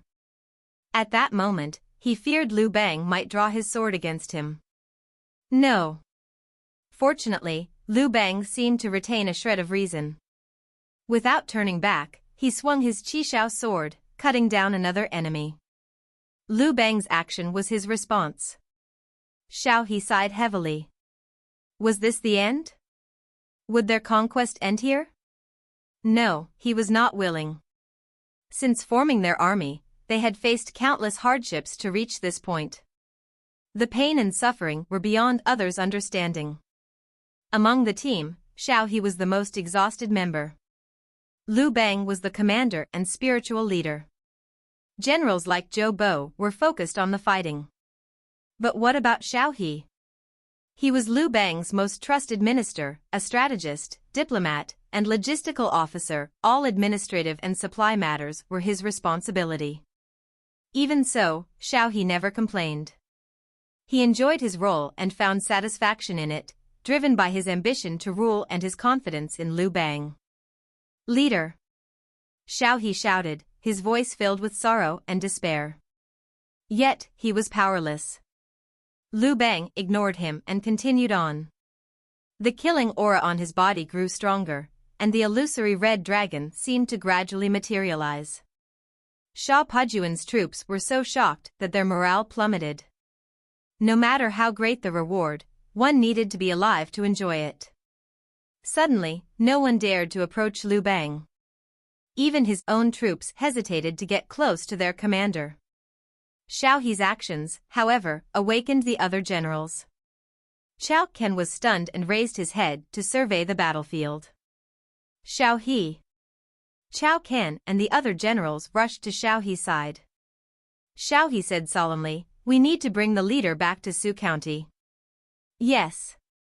The three generals, seeing the situation, realized they had reached a critical moment. However, as Liu Bang's killing intent intensified, he lost himself, consumed by the desire to kill. Whenever Zhou Bo tried to approach, Liu Bang would lash out an attack. Leader. Zhou Bo's cry was a mournful plea, hoping to snap Liu Bang out of it. Alas, it was to no avail. At this moment, Liu Bang was not yet renowned, and the emperor's aura within him was too weak to control the dragon spirit. After activating the true dragon possession, the dragon spirit had taken over. The future emperor was destined to fall here. Liu Bang had lost his senses, and the red dragon within him had turned malevolent, evident from its eyes. When his army saw this, they were aghast. Was this still the red dragon? The descendant of the fire emperor? This was an evil dragon. Liu Bang has lost it. Soldiers, follow me to kill the evil. Xiao Pejuan seized the opportunity. Kill the evil. When fear towards something reaches its peak, one no longer feels so afraid of it. Xiao Pejuan and his troops had reached such a state. Protect the leader. Although Xiao He was dejected, he did not completely give up. The massive battle had reached its climactic finale. The focal point was the red-eyed, cold, and expressionless Liu Bang. This battle had been raging from morning till now, and it was time for it to end. Suddenly, the sound of galloping horses spread from outside the battlefield. So sudden. Both sides were stunned, thinking the enemy's reinforcements had arrived. Undeniably, the side with reinforcements would likely claim victory. Xiao He raised his head to see a new force, his heart was already in despair. Whether these people were reinforcements or not, it would not bode well for them. How was Xiao He so sure they were players?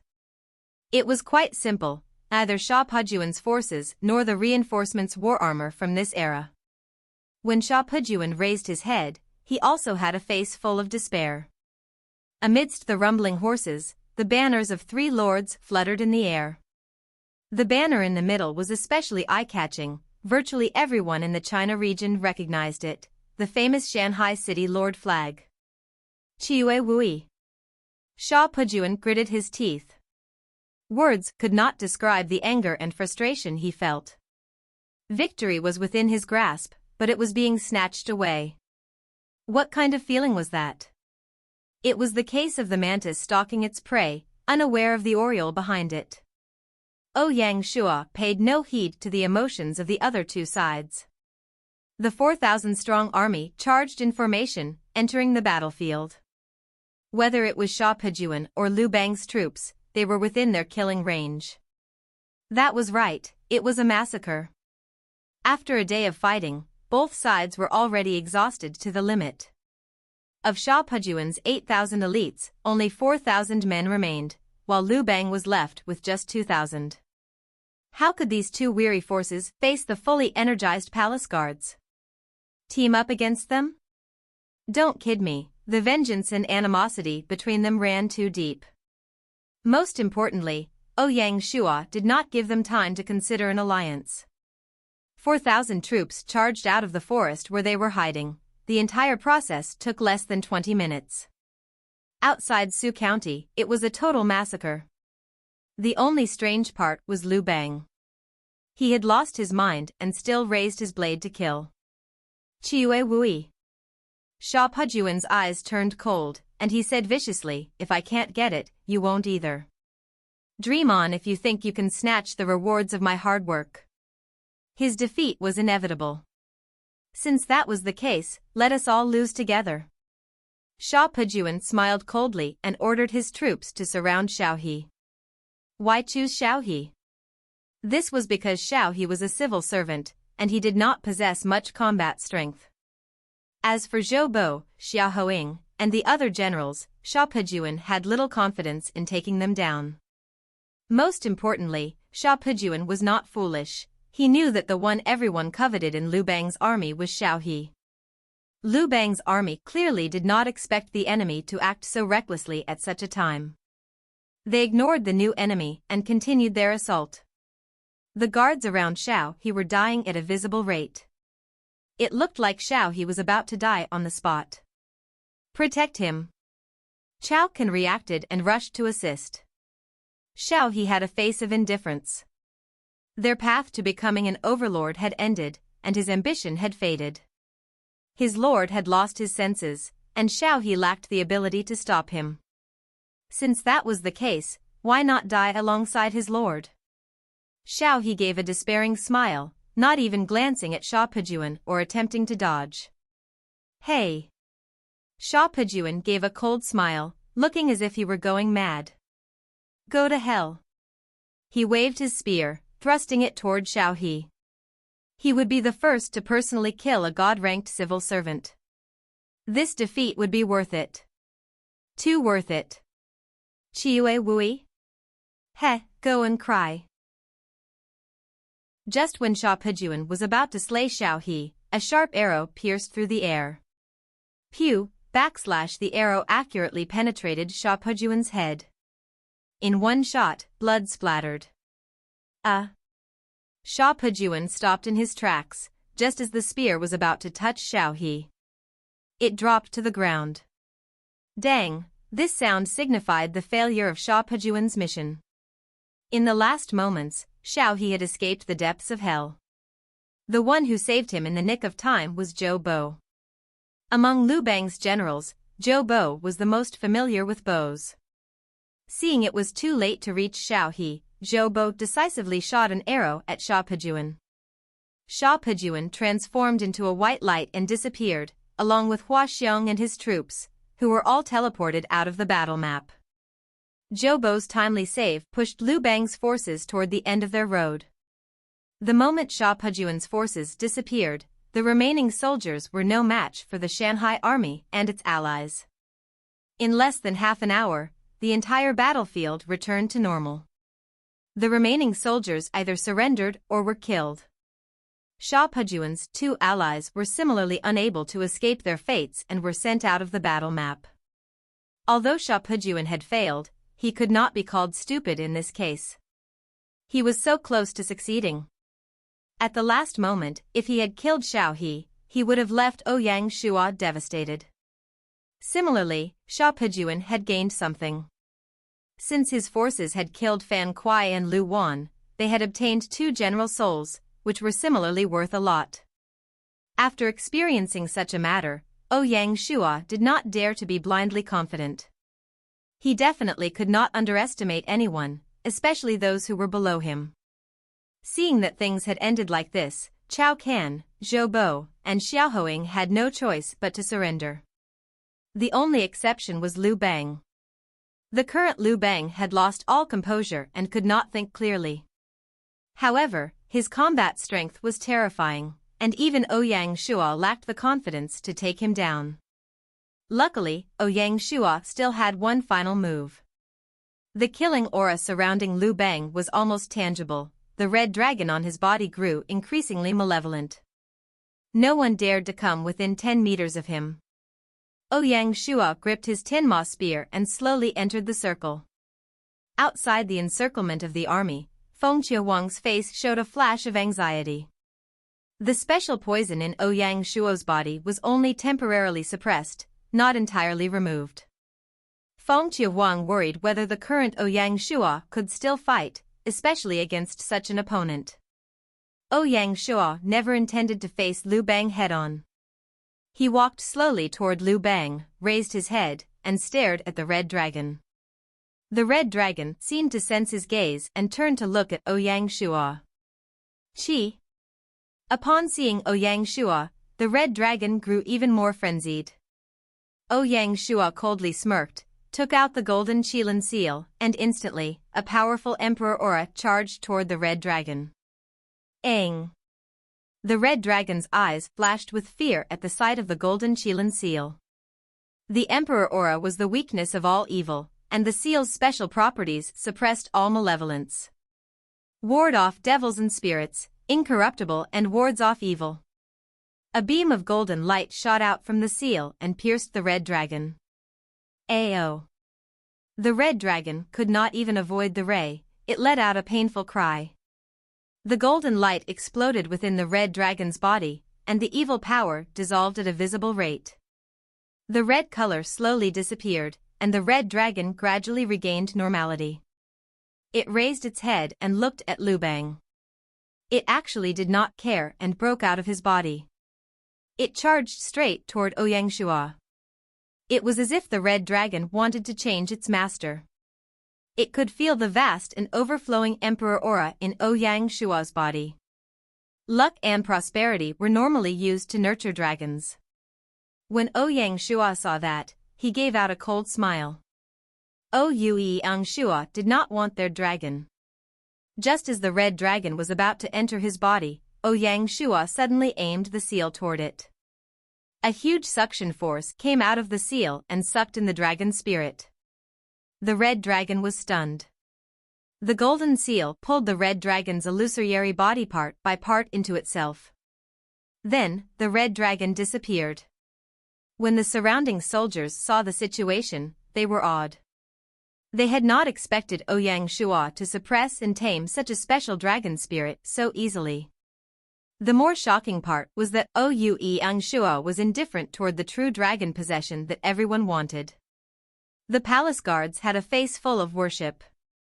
Ouyang Shua did not bother about the uproar and looked at the golden seal, only to see a small red dragon swimming around inside. Seeing that, Ouyang Shua nodded his head in glee. To unseal the golden qilin seal, he needed the essence of a qilin. Hence, the dragon spirit would only have minimal effects on the seal. Ouyang Shua had other plans for this spirit. For now, he just temporarily stored it in the seal. Ouyang Shua raised his head and looked at Liu Bang. The moment the red dragon left his body, Liu Bang instantly looked tens of years older. His energy dropped by a large grade. Xiao raised his head to take a look and found that Liu Bang's face seemed more obscure. Totally different from his previous appearance. Seeing that, Xiao let out a long sigh. After the red dragon left his body, Liu Bang gradually regained his consciousness, and the blood-red color in his eyes disappeared. Although his mind was still a little blurry, he knew what had happened around him. After he regained his senses, he was even more stunned. Liu Bang. Liu Bang turned his head and looked at Ouyang Shua. You lost.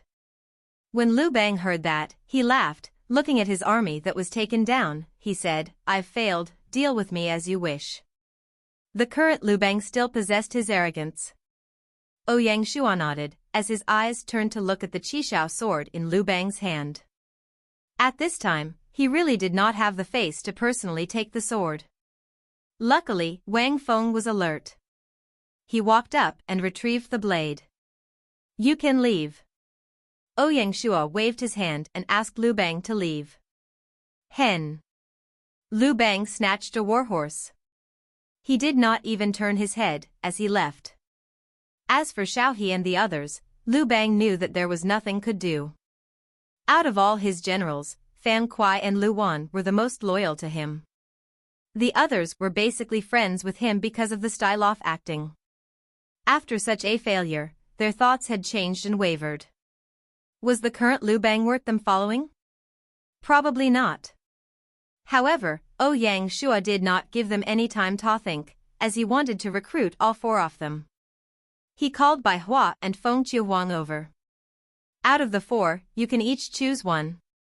Since the beginning, their two elite troops had contributed a lot. Without the 1,000 of them, it would really be risky to solely rely on the 3,000 palace guards. Hence, Baiqi and Wang naturally had the right to split the rewards. Anyone? Anyone. Wang teased, then I want Xiao. Air. Ouyang Shua's face froze. Ha, got you. Wang shook her head, amused. Baiqi also rolled her eyes at Ouyang Shua. The two of them were really smart. They knew that Ouyang Shua came all this way because of Xiao. Naturally, they would not take it too far.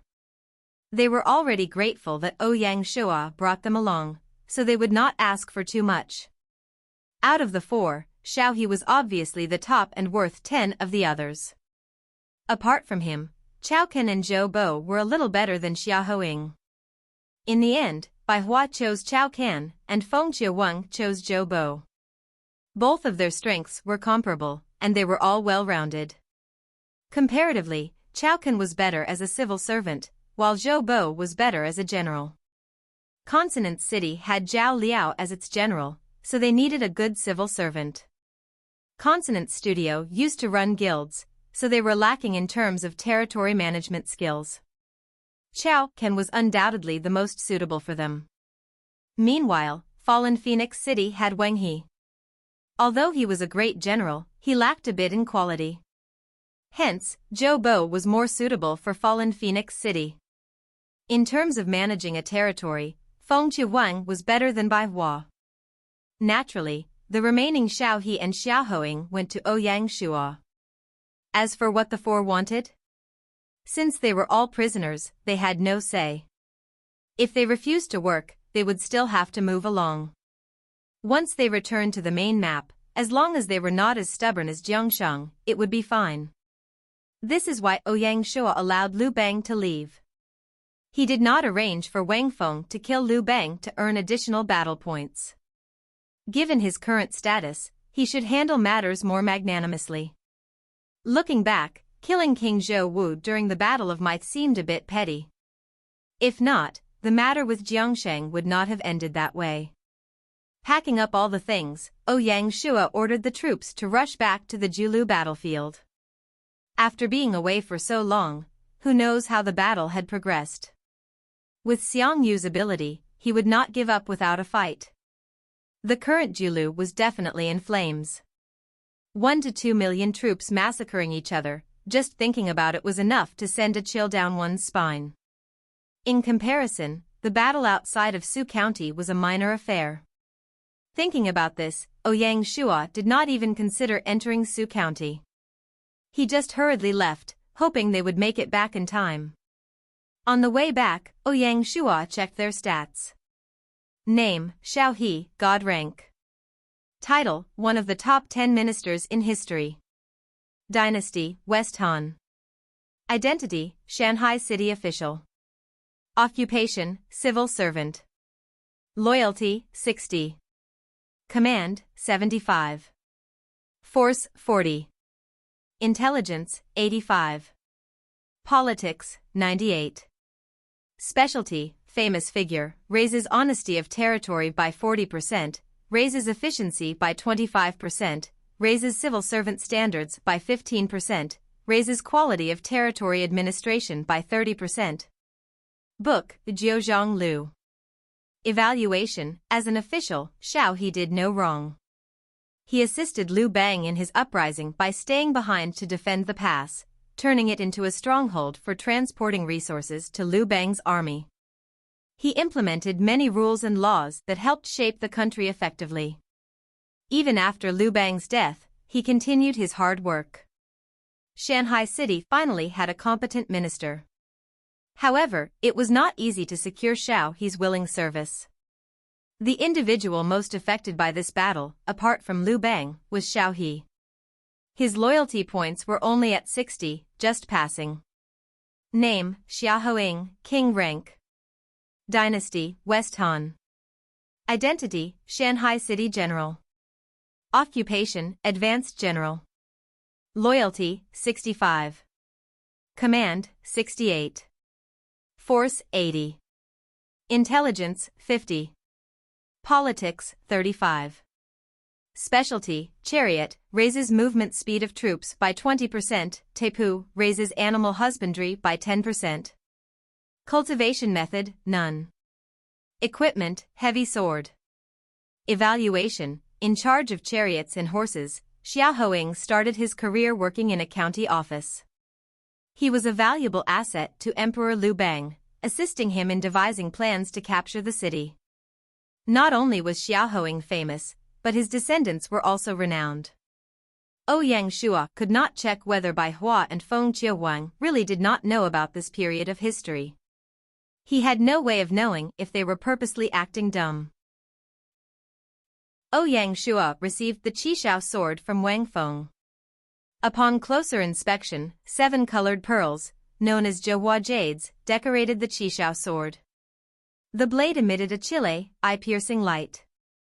The blade almost seemed like snow, and engraved on the sword were two words, Qi Xiao. It was truly a treasure sword. Name asterisk Qi Xiao sword, God rank. Hardness asterisk 95. Sharpness asterisk 85. Toughness asterisk 88. Specialty asterisk blade breaker. When the hardness of the opposing weapon is lower than the Qi Xiao swords, there is a chance to directly break it. Unique asterisk cannot be dropped, cannot be traded. Specialty asterisk way of the emperor raises the lord's prestige by 30%, and the attraction of historical figures by 20%. Evaluation asterisk Qi Xiao sword, a sword that embodies the way of the emperor, forged from iron, and recorded in books as Qi Xiao. It measures 3 feet in length. It was the weapon of the ancestor Liu Bang, a crimson sword created during the uprising. The sword's design is inspired by Qin swords, with engraved patterns. Unlike Lin Jing and Song Jia's treasure swords, which have killing techniques, the Qi Xiao sword has a second specialty. The way of the emperor is clearly advantageous for lords. In Ouyang Shua's ear, a system notification sounded. System notification, congratulations, player Qiu Wui, the Qi Xiao sword is compatible with the specialty, Way of the Emperor, from the Yellow Emperor internal cultivation technique, naturally giving birth to a third specialty, Might of the Emperor. During Ouyang Shua's cultivation of the Yellow Emperor internal cultivation technique, the specialty Way of the Emperor emerged when he broke through to the 6th layer. Way of the Emperor, created by the 3 emperors and the 5 kings, it enhances interaction between heaven and man, giving rise to the might of the emperor. With this, the Qi Xiao sword possesses an unprecedented 3 specialties. Might of the emperor, it boosts morale by 30%, increases the lord's prestige by 20%, and enhances the talent attraction rate by 10%. That was too powerful. This divine weapon actually has 3 specialties. Although Ouyang Shua did not know any sword techniques, just possessing the sword enhanced his entire being. Additionally, the red dragon spirit sealed within the golden Qilin seal was something Ouyang Shua prepared for the Qi Xiao sword. If he infused the dragon spirit into the sword, who knows what changes might occur. Taking the Tianma spear as an example, a weapon spirit gradually emerges. And after upgrading to a divine weapon, the weapon spirit slowly awakens, though it remains quite weak. The dragon spirit is different. If used directly to replace a weapon spirit, the divine weapon would experience a significant enhancement. This also means that it is not an impossible dream for the Qi Xiao sword to become a saint weapon. The only issue is that infusing the dragon spirit into the sword requires a divine craftsman. Ouyang Shua thought of one highly suitable candidate, Ojizi. Who knows where this current master is? The journey back was relatively peaceful. After 4 days of non-stop travel, their army finally returned to the outskirts of the Julu battlefield. By then, it was already the 14th day of the battle. Outside Jiuan City, chaos reigned. The enemy had completely broken through and destroyed the 3 defensive lines Baiqi had set up. Outside the city, bodies littered the ground, and blood flowed like a river, staining the entire land red. Corpses filled moat after moat. Streams of black smoke rose from the battlefield, the smoke from burning bodies. The scene was like hell on earth. Even Ouyang Shua, who was used to the sights of war, could not help but feel affected. He could not imagine what had transpired here in just 10 days. He checked the battle contribution points leaderboard and was aghast. His name was naturally high on the list, as his guards division possessed undeniable killing ability. What shocked him were the battle contribution points of the others. The 100th person on the leaderboard had already reached a terrifying 23,000 points. Are these people crazy? Ouyang Shua made a rough calculation. With everything tallied, nearly 400,000 soldiers had died on the battlefield. 400,000 deaths, what kind of concept was that? This meant that 40,000 died each day. This was too crazy. For merit points, the lords went all in. Wui, how do we return to Jiuan City? That's right, how do we return? Outside the city had become the anti-Qin forces' territory.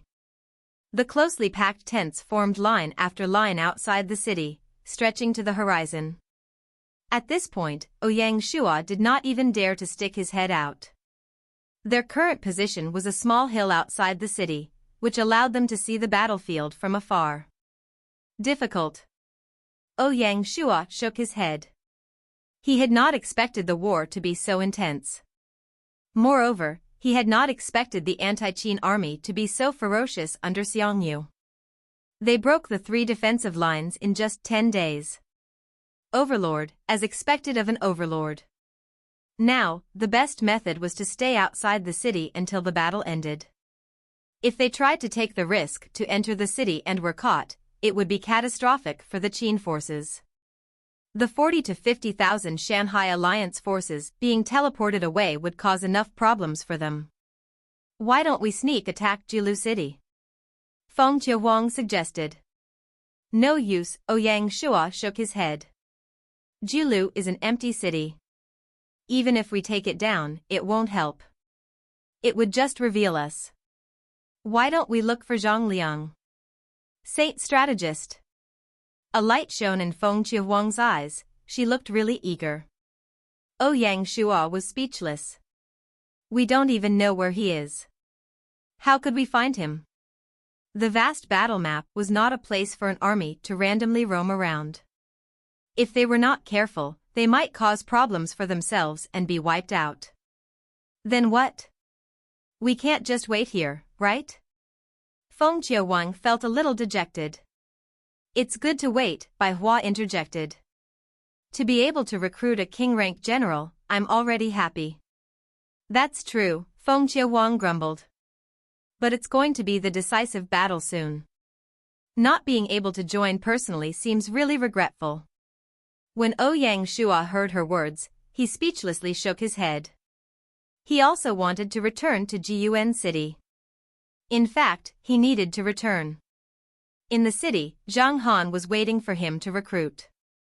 If he did not return, there was no guarantee that Zhang Han would follow Baiqi back.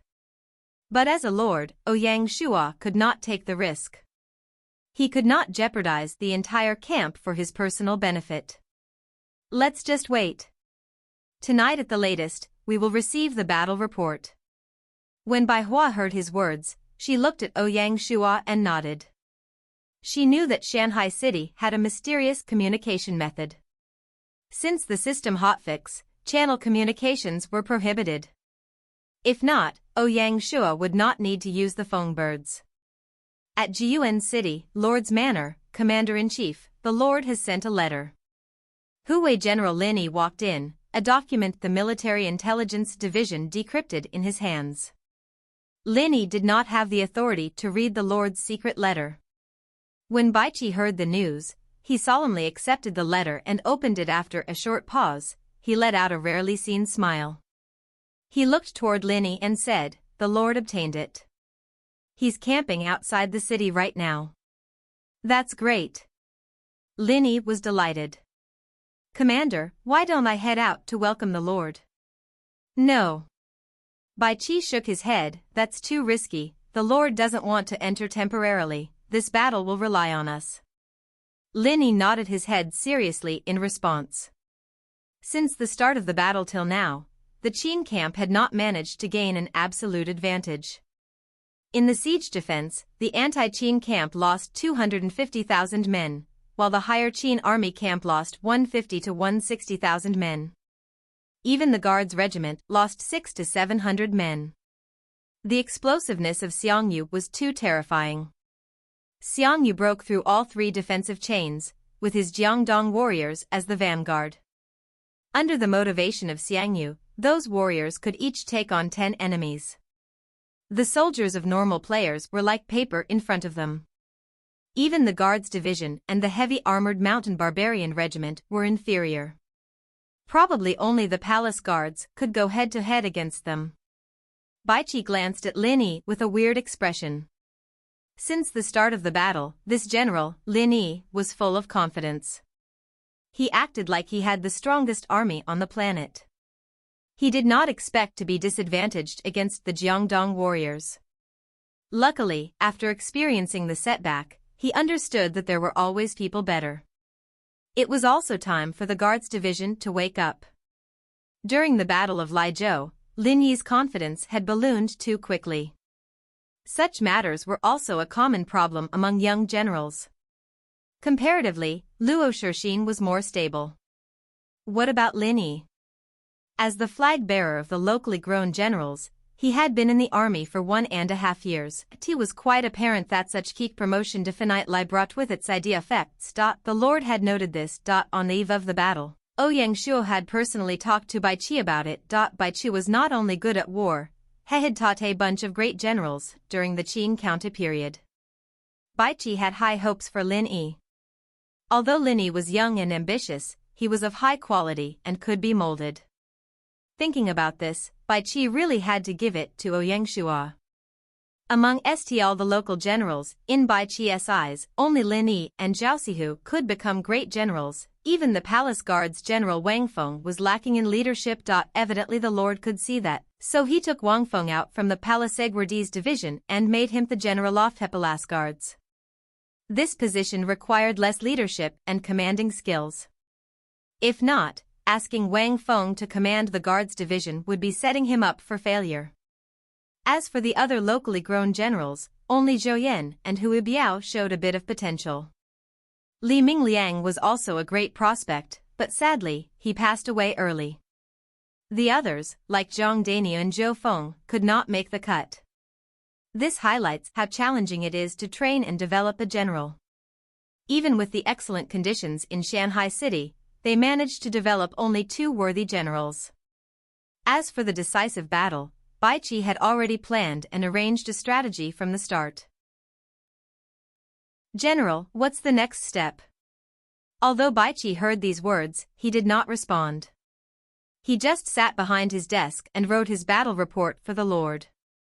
In it, he also included his plans for the next phase of the battle. Men. Present. An Iron Eagle swordsman walked into the room. "Send this letter to the Lord." "Yes, General." The Iron Eagle swordsman took the letter and swiftly backed away. After replying to the letter, Baiqi turned to look at Lin Yi. "We will defend the city and not go out. No matter how he provokes us, remember, do not go out." "Understood." Lin Yi nodded in response. All the generals of Shanghai City respected and listened to Commander-in-Chief Baiqi. When discussing a face-off, one must mention the Overlord, Xiang Yu. After breaking through the 3 defensive lines, Xiang Yu led his troops to the east gate of Jiuan City. Xiang Yu was not only a formidable warrior but also a great strategist. He knew that although over 10 days of battle had passed, the Qin dynasty army had not suffered significant losses. Their main force remained within the city. Faced with a fortress defended by 1 million soldiers, Xiang Yu did not have the confidence to take it down. No matter how arrogant he was, he would not act so foolishly. Fortunately, Xiang Yu had his own methods. He charged forward on his horse, spreading the word under the east gate. He wanted to fight 1 against 4. No matter which 4 generals the Qin dynasty sent out, he would fight them all. This provocation instantly sent the Qin dynasty camp into an uproar. Li was furious and wanted to head out. Fortunately, Baiqi managed to stop him in time. Xiang Yu's courage was unmatched.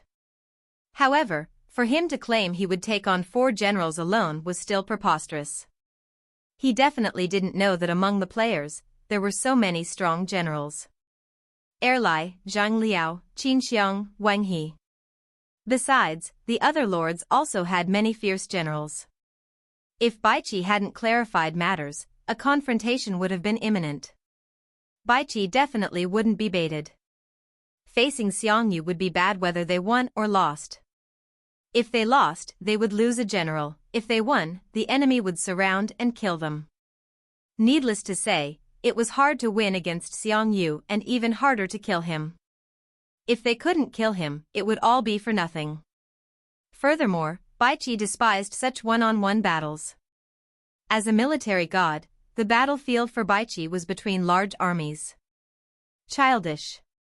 Long before Xiang attacked the defense lines, Baiqi had arranged for Wang Li's forces to travel along the Taihang route and enter Heniai Prefecture. From there, they would head north to Anyang City. Jiuan City occupied a very special position at the bottom of the pocket. Anyang City was the opening of that pocket. Every line of defense the anti-Qin army broke through, they ventured deeper into the pocket. When they broke through all three, they had fully entered the valley. Just as Ouyang Shua had guessed, the current Julu was an empty city. The moment Wang Li's army reached Anyang City, they could coordinate with Jiuan City to collapse onto the anti-Qin army. Baiqi's arrangements were truly simple. His three defensive lines were defensive constructs, but they also served as bait. The reason he was so confident the anti-Qin army would fall for it was that he understood Xiang Yu's personality and the core problem he faced, grain. In terms of battle prowess, Baiqi naturally could not beat Xiang Yu. But in terms of strategy, Xiang Yu could not catch up, even if he tried. It was not that no one sensed the trap Baiqi set. Unfortunately, Xiang Yu would not listen. The one who noticed something was the grain general, Han Xian. Han Xian was really smart.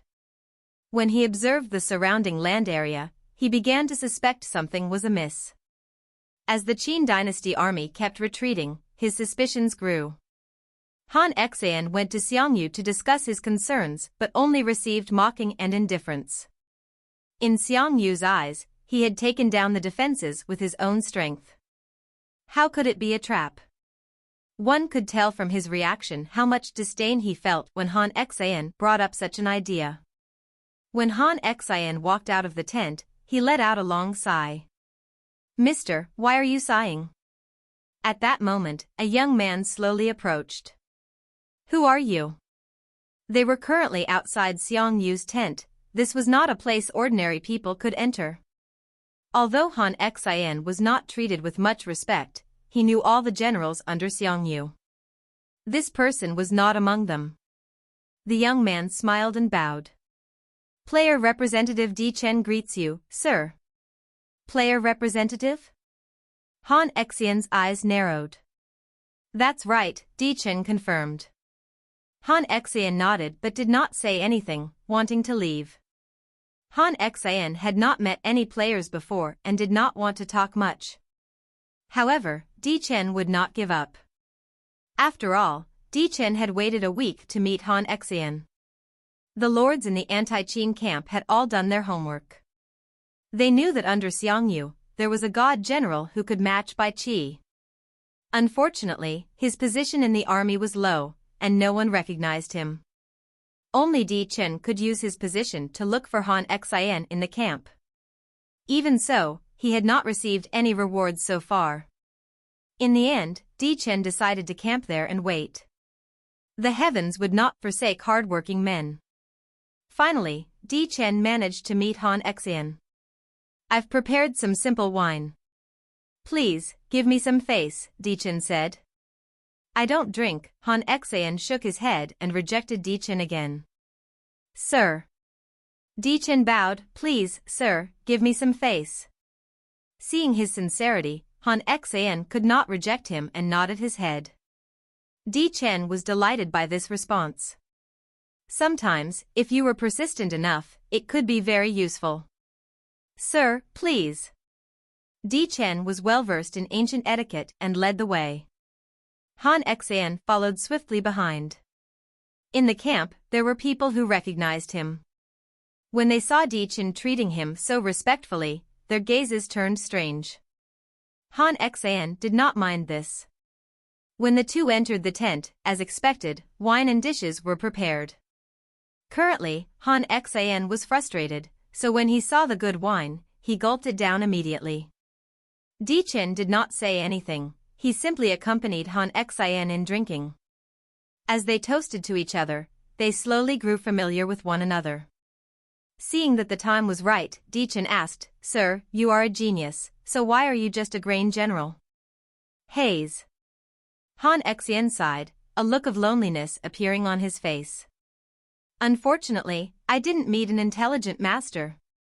If you don't mind, you can join me. You? Han Xian scanned Di Chen with his eyes, expressing his doubt.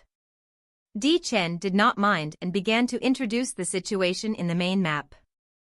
If you wish, I am willing to grant you the role of Commander-in-Chief. These words tempted Han Xian. Although I currently command only tens of thousands of troops, over time, I will have hundreds of thousands, even millions. They will all be under your command, General. Di Chen promised Han Xian once more, even changing the way he referred to Han Xian to General. Han Xian judged Di Chen again, still unable to make a decision. Di Chen smiled wryly. Convincing a god-ranked general was no simple task. Regarding tomorrow's battle, what thoughts does the general have? Di Chen knew such matters could not be rushed, so he changed the topic. We will definitely lose. Han Xian was very confident in his prediction. Oh. Di Chen was astonished. He did not expect his casual question to receive such a reply. In his eyes, his army would win. How could they lose? But who was the man in front of him? He was Han Xian. Di Chen had to believe him. General, please teach me. Di Chen bowed again. Di Chen's response pleased Han Xian, who nodded his head. Then, he shared his views. When Di Chen heard Han Xian's analysis, he felt a cold sweat run down his spine. Thinking about Baiqi's strategy during the Battle of Lijiu, Di Chen could not doubt Han Xian's conjectures. This won't do. I need to convince General Xiang. As Di Chen spoke, he was about to stand up and head to Xiang Yu's tent. Han Xian sat there, unmoving. It's no use. Oh. General Xiang is too arrogant. How would he listen to you? After he drank the wine, Han Xian's words started to grow more fearless and lacking in respect. When Di Chen heard these words and thought about Xiang Yu's character, he bitterly smiled. That was right. Although the Yan-Huang alliance helped Xiang Yu gain leadership and control, in this matter, Di Chen had no confidence in changing his mind. Do we really have to watch our troops lose like this? Di Chen was anxious. Half of it was true, and the other half was done for Han Xian to see. To this response, Han Xian judged Di Chen for the third time. Suddenly, a flash of light appeared in his eye, as he said slowly, there's still a way. General, please teach me. Di Chen was unsure how many times he had bowed to Han Xian. Whatever, it was all just for show. Di Chen was determined to use his sincerity to persuade Han Xian. Han Xian did not bother about whether Di Chen's words were real or fake. He just said, if we use a huge army to attack Anyang City, we will break their plan. These words caused Di Chen's expression to turn unstable and ruffled. He naturally understood the meaning risk he needed to take the risk of Xiang Yu's punishment and disobey orders to attack Anyang City. If matters did not go well, Di Chen would fail to gain anything from this battle of Julu. Di Chen took a glance at Han Xian and was shocked. This was a test for him. If he did not even have such determination, how could he deserve Han Xian's loyalty? To hell with it. As long as he could persuade Han Xian, everything was worth it. Di Chen made the decision. Okay, I'll follow the general's arrangements. When Han Xian heard this, he nodded. As they were secretly moving their troops, they naturally could not use too many. However, since they needed to defend Anyang, the numbers could not be too small either. In the end, they decided to move 30,000 troops to attack. Apart from Di Chen's forces, he persuaded 6 other allies. As for the other Yan-Huang alliance members, Di Chen did not hold much hope, as they would not take the risk with him. Di Chen would take all the benefits, while they would have to share the risk? Even Zhang Lang would not agree. Luckily, Di Chen's influence among the lords was significant. Among the anti-Qing camp lords, he had a large following. By that night, Chen had arranged everything. The next morning, he would lead his troops and depart for Anyang City. On the same night, Ouyang Shua received Baiqi's letter. After learning of Baiqi's plan, he decided to move to Anyang City to join Wang Li's troops. The current Anyang was a nearly empty city. Apart from a few hundred civilians, there was nothing else. Upon entering, the palace guards smoothly took over the defense. Ouyang Shua did not know that an unexpected battle awaited him. Moreover, Wang Li's troops were just a day away from Anyang City. Night in Anyang City. After settling in, Ouyang Shua and his men entered the Lord's manor. Most of the officials in Anyang City had fled earlier, leaving the current Lord's manor empty and disorganized, with various items and furniture scattered everywhere. Seeing this, Wang Feng arranged a small squad to clean and organize the manor. Fortunately, Ouyang Shua was not overly concerned with such matters, so after a quick cleanup, he began to handle his duties. As for the rooms, Baihua and Feng Shihuang took charge. Their storage bags contained a full set of sleepwear and other essentials, so there was no need to worry. In this regard, Gaia was somewhat considerate. Although storage bags were generally not allowed during wartime, there were some exceptions. Otherwise, the players would certainly have complained. Faced with such an elite army, none of the aristocratic families, merchants, or civilians in Anyang City dared to act. They all waited like sheep for slaughter. However, Ouyang Shua still went out to meet the representatives of the merchants and aristocratic families. Considering Baiqi's strategy, Ouyang Shua needed to gain control of Anyang City. The first step was to reassure the civilians. There were many anti-Qin sympathizers in the area, and Anyang, being in Zhao territory, had a significant number of people dissatisfied with the Qin dynasty. Since Zhang Han had requisitioned all the grain in the city, only about 1/10 of the population remained. Those who stayed were primarily aristocratic families and merchants. Zhang Han had given these people a chance, knowing that to sustain the war effort, he could not push the aristocratic families and merchants to the brink. If he did, it might backfire. Ouyang Shua took a firm stance. He directly used his identity as the Qin dynasty camp player representative to state his views. Whoever dared to help the uprising army spread information would have their entire family wiped out. His terrifying threat left the various families and merchants in fear. As this was a battle map, Ouyang Shua did not need to do things like bribe them for their loyalty. He just directly announced that from tonight, Anyang City would enter a full lockdown under military control. The various guards of the aristocratic families needed to gather up. They were placed under the control of the palace guards. Ouyang Shua definitely would not allow an armed force to run wild under his charge. The various chambers of commerce needed to gather up all their resources for the army to use. However, Zhang Han had swept the area around Julu, and the uprising army had subsequently followed suit. As a result, there was not much grain left. Ouyang Shua only had a small amount of military grain pills left. Naturally, he needed grain to replace it. Not only did Ouyang Shua lack grain, so did the anti-Qin army. To ensure the grain supply, Xiang had arranged Fan Zeng to personally head to Pang City to obtain grain. The transport team was different from the palacegoers, who could reach Julu in 4 to 5 days. A safe guess would be that they would need another 4 days before the first batch of supplies could arrive. At night, Ouyang Shua could finally get some much-needed rest.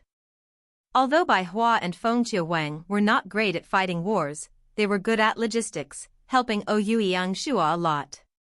If not, things would not have been so smooth for him.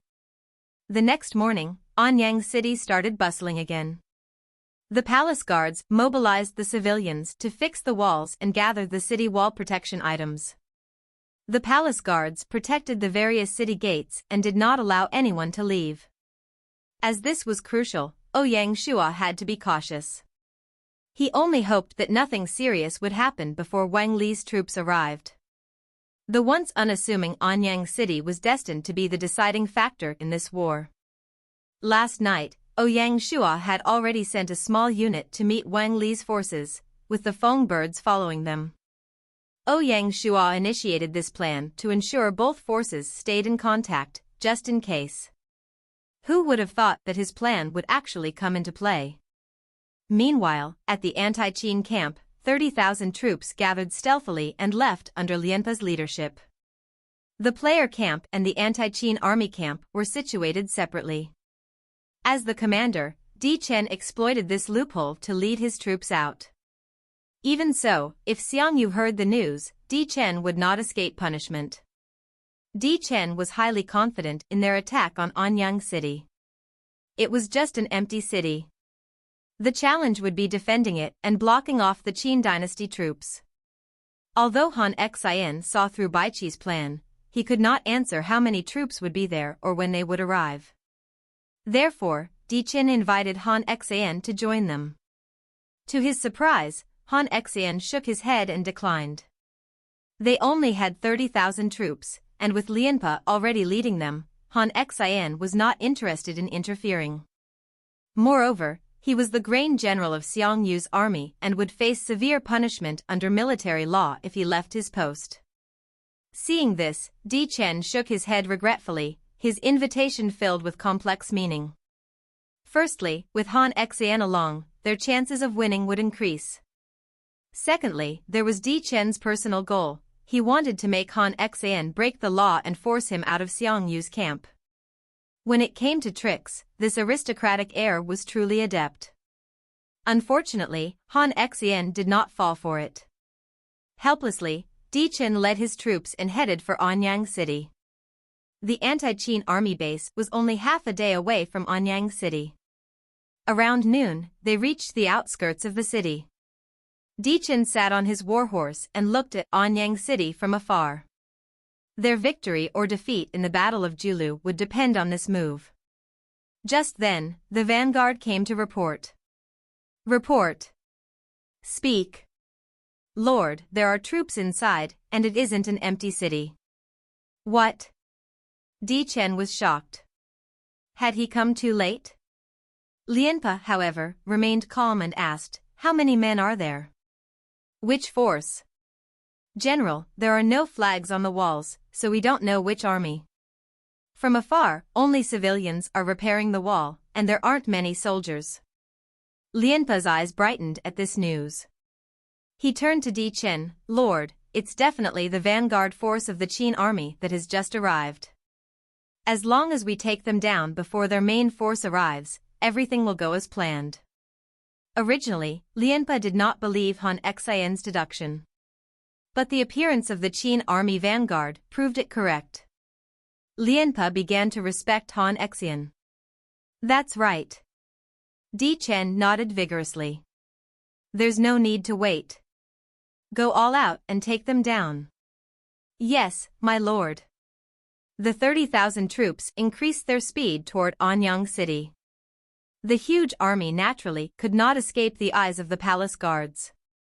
When Ouyang Shua received the news, he was astonished. "How many enemies are there?" "No less than 30,000, with infantry as the core." "It looks like a player army." "Not good." After experiencing several tough battles, of the 3,000 palace guards and the 1,000 elites from Baiqi and Feng Shihuang, only 3,500 were left. Even after adding the guards they had recruited, they only had 5,000 men. With 5,000, how were they going to handle 30,000? No matter how Ouyang Shua thought about it, he could not guess why the enemy would suddenly set their sights on Anyang city. After all, just a week ago, Anyang city was empty, and they had not moved in.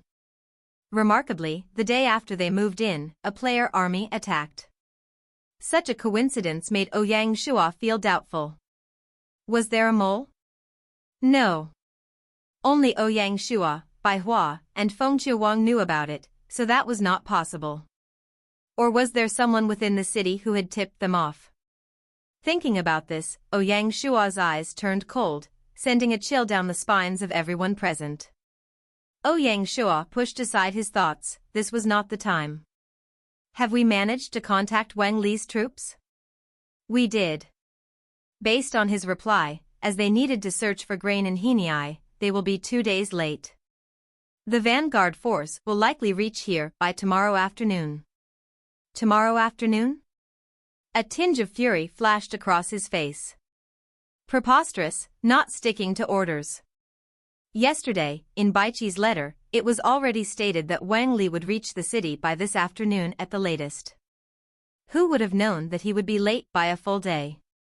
1 day was enough to change the entire landscape of the battlefield. Baiqi's plan was incredibly precise, and he had calculated that if Xiang Yu's army failed to take Jiyuan City, they would notice Anyang City at the back. Therefore, he instructed Wang Li's forces to set out so early. Who would have known that Wang Li would be so bold? Thinking about it, if Ouyang Shuo had not rushed over from Su County and moved into Anyang City, Baiqi's plan would have been wasted. Such an outcome was simply unthinkable. For making such a huge mistake, he deserved execution. In Ouyang Shuo's eyes, killing intent flashed. He tried to calm himself and said, "Send the order to Wang Li's army. His vanguard force must arrive by tomorrow morning. If not, I will behead them." "Yes, my lord." The personal guard trembled and quickly backed away. He rarely saw the lord so angry. Although Ouyang Shuo was just the player representative, he could command Wang Li. This seemed illogical, but it was actually normal. The day Wang Li rushed to Jiyuan City, Baiqi had summoned him. At that time, Ouyang Shuo was there, sitting on the lord's seat. Clearly, in the current Qin dynasty camp, Ouyang Shuo was the second in command. As for the Qin king in Xianyang, who would care about him? After arranging everything, Ouyang Shuo called Baihua and Feng Shihuang over, briefly briefing them on the situation. Then, he said, "The logistics will depend on you too. Don't worry, leave it to us." The two of them were heroines, and they were already used to this kind of situation. Ouyang Shuo nodded as he hurried out of the lord's manor. At the door, the guards had already brought Qingdian over. Ouyang Shuo mounted his steed and said, "To the city's west gate." The enemy attack would come from the direction of the city's west gate. Anyang City, West Gate. As autumn deepened, the wild grass turned a withered yellow, and the chilly autumn breeze blew. Ouyang Shuo stood atop the city wall, scrutinizing the enemy troops from afar. His red cape rustled in the strong wind. Qinger had personally tailored this cape for him, making it waterproof and suitable as a mattress. Lifting his head, he saw a massive flag dancing in the wind. The word Lian was written in large letters, catching his eye. Lianpa? Ouyang Shuo's expression darkened. He did not expect to encounter an old acquaintance. He and the Yanhuang alliance were irreconcilable enemies. They could meet anywhere. This time, he was cornered. "Lord." Wang Feng approached and bowed. Ouyang Shuo nodded but didn't turn his head. "Tell the men we must hold out for 1 day.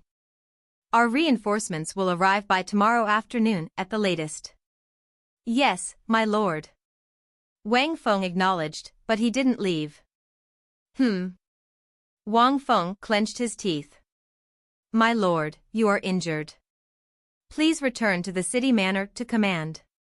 Leave the city wall to me. I won't let you down."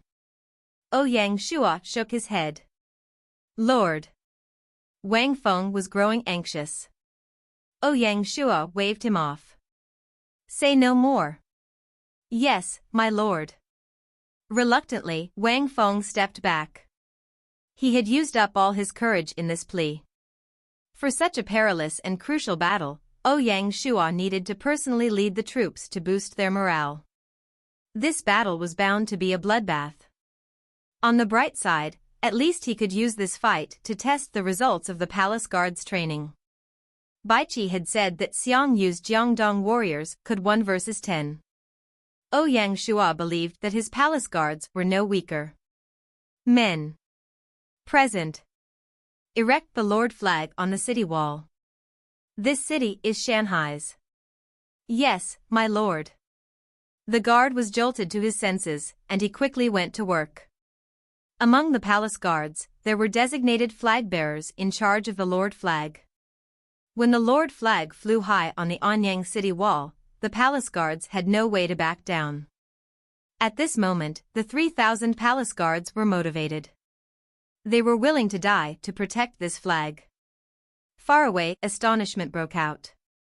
Look, Lord, Anyang city wall is flying a huge flag. When Chen heard these words, he raised his head. In an instant, he froze, before breaking out in delight, Shanghai flag. Hey, it actually is Shanghai flag. Enemies always meet, ah. Chiuewui, this time, let's see where you run to. Men, attack Anyang city with everything you have. Whoever climbs the wall first, I'll reward him with 500 gold. Yes. Under the monetary motivation, the morale of the troops soared. The huge army moved toward Anyang city. They quickly reached the city protection river. Anyang city was located on the north shore of Hangshui River. The same river flowed through its other three sides, forming the natural city protection river. To break into the city, they had to first break this city protection river first. Long before the army had arrived, the drawbridge had already been pulled up. After Gaia published the Hotfix, the players could not use their storage bags during battles. I've preserved the original text style and content while making it more readable. However, some of the capitalization and spacing has been corrected for clarity. Naturally, Chen could not bring huge amounts of siege weapons. Furthermore, in Chen's eyes, Anyang city was just an empty city. Thus, even though the 30,000 troops were mainly infantry, they still lacked sufficient siege weapons. However, this was not too big a problem for Lianpa. 30,000 troops, even with the crudest ladders, would still be enough to take down Anyang city. The Battle of Anyang started at an intense climax without any buildup. Tens of thousands of sword-shield soldiers raised their shields and dragged sandbags, which they threw into the city's protective moat.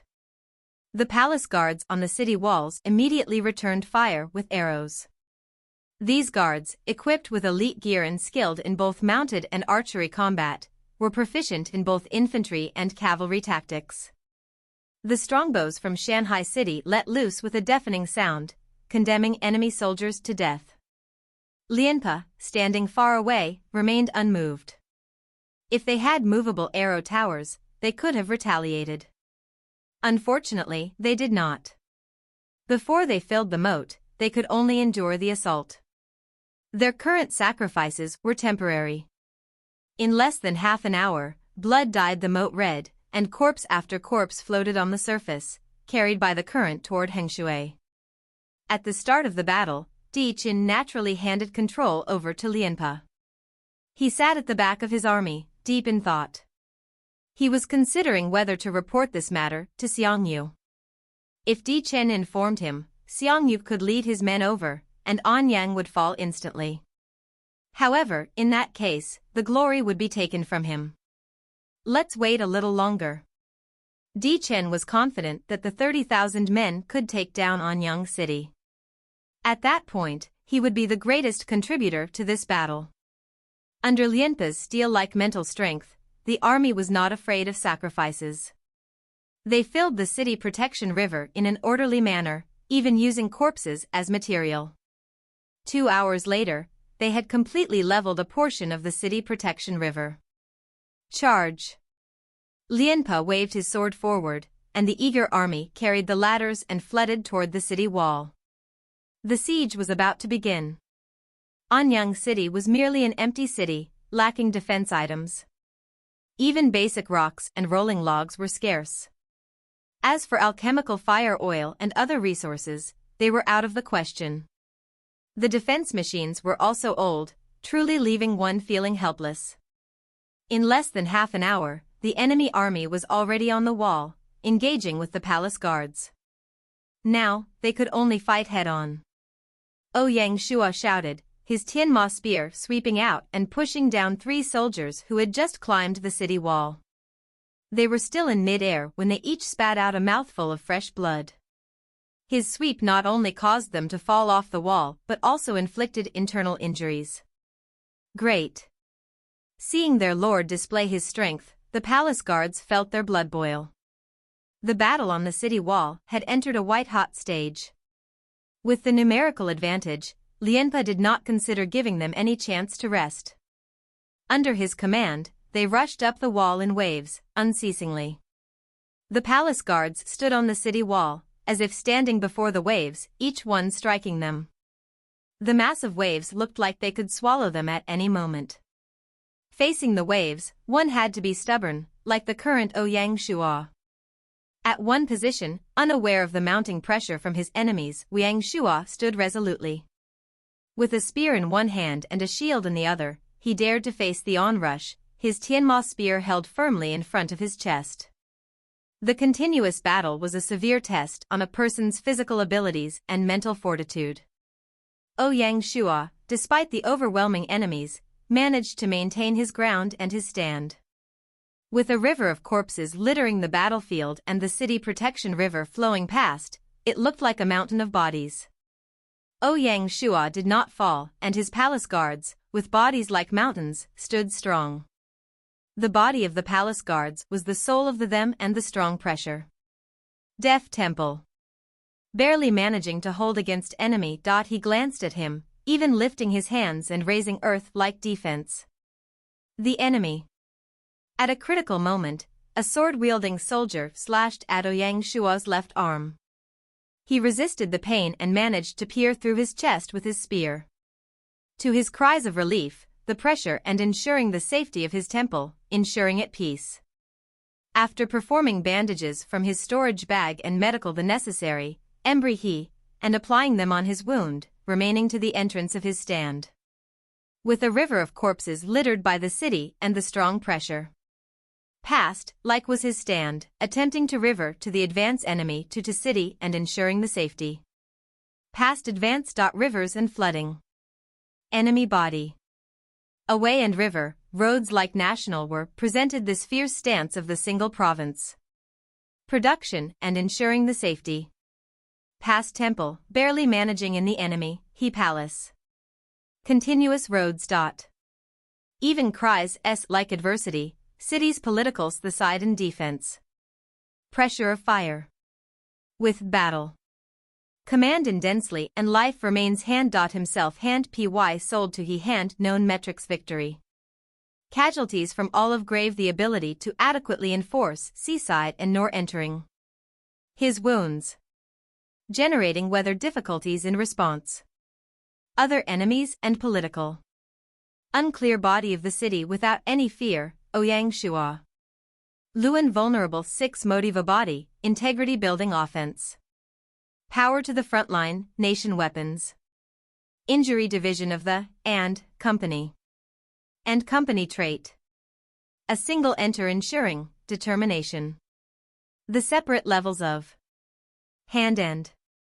Political initiative. When Ouyang Shua reappeared, the palace guards could put down their worries and continue fighting. Their killing aura grew stronger. Those scums had actually injured their lord. Each palace guard exuded a killing aura. The gathering of thousands of these auras was enough to scare the enemy. Kill. Ouyang Shua swept left and right, killing the enemies that climbed up the wall. Wang Feng. Present. Blood covered Wang Feng's body as he hurried over. He had always stayed by Ouyang Shua's side. Lead a squadron to clear out the trash on the city wall. Yes, my lord. The enemies who had managed to charge up were already impacting their defense. If they did not clear them out, it might cause their entire defense to collapse. Wang Feng understood this, so he brought a squadron to clear the way. Though he could not lead an army to war, in the aspect of killing enemies, Wang Feng was simply an Azura. The eyes of this palace guard general were crimson, and blood covered his body. He looked like a demon from hell. The palace guards around him were no different. The strength of the palace guards was revealed to the world for the first time. With his efforts, the situation calmed down once more. Ouyang Shua nodded with satisfaction as he continued to kill the enemies. Outside the city, Lianpa's expression turned exceedingly cold. He could feel that he had nearly crushed the enemy. He did not expect the enemy to regain their footing at the last moment. What a formidable army! Even so, Lianpa did not waver. Instead, a smile broke out on his face.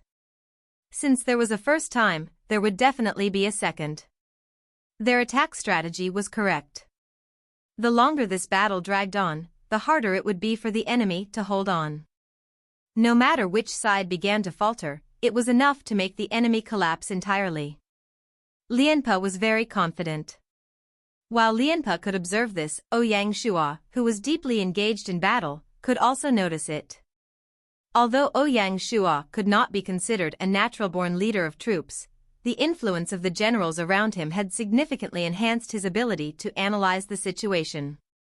Otherwise, he would not feel confident enough to personally lead the palace guards and the guards division.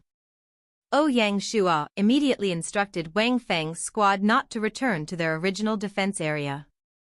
He wanted them to continue their current task, assisting any area in danger as it arose. In essence, they were a firefighting squadron. The flames of battle continued to burn, growing ever stronger. In the ensuing fight, Ouyang Shua was injured several more times.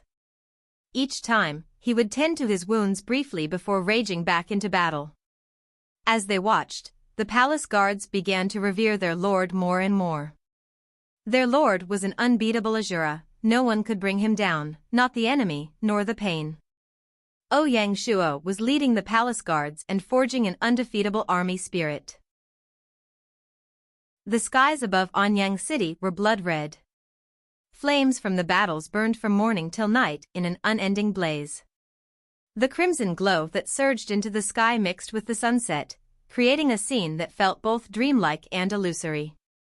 Amidst the flames of war, unassuming Anyang City stood tall and refused to fall. Lianpa rode his war horse, his brows furrowed. The stubbornness of the enemy troops far exceeded his expectations. In the afternoon, they nearly breached the city walls 3 to 4 times, but each time they were repelled. A true iron army.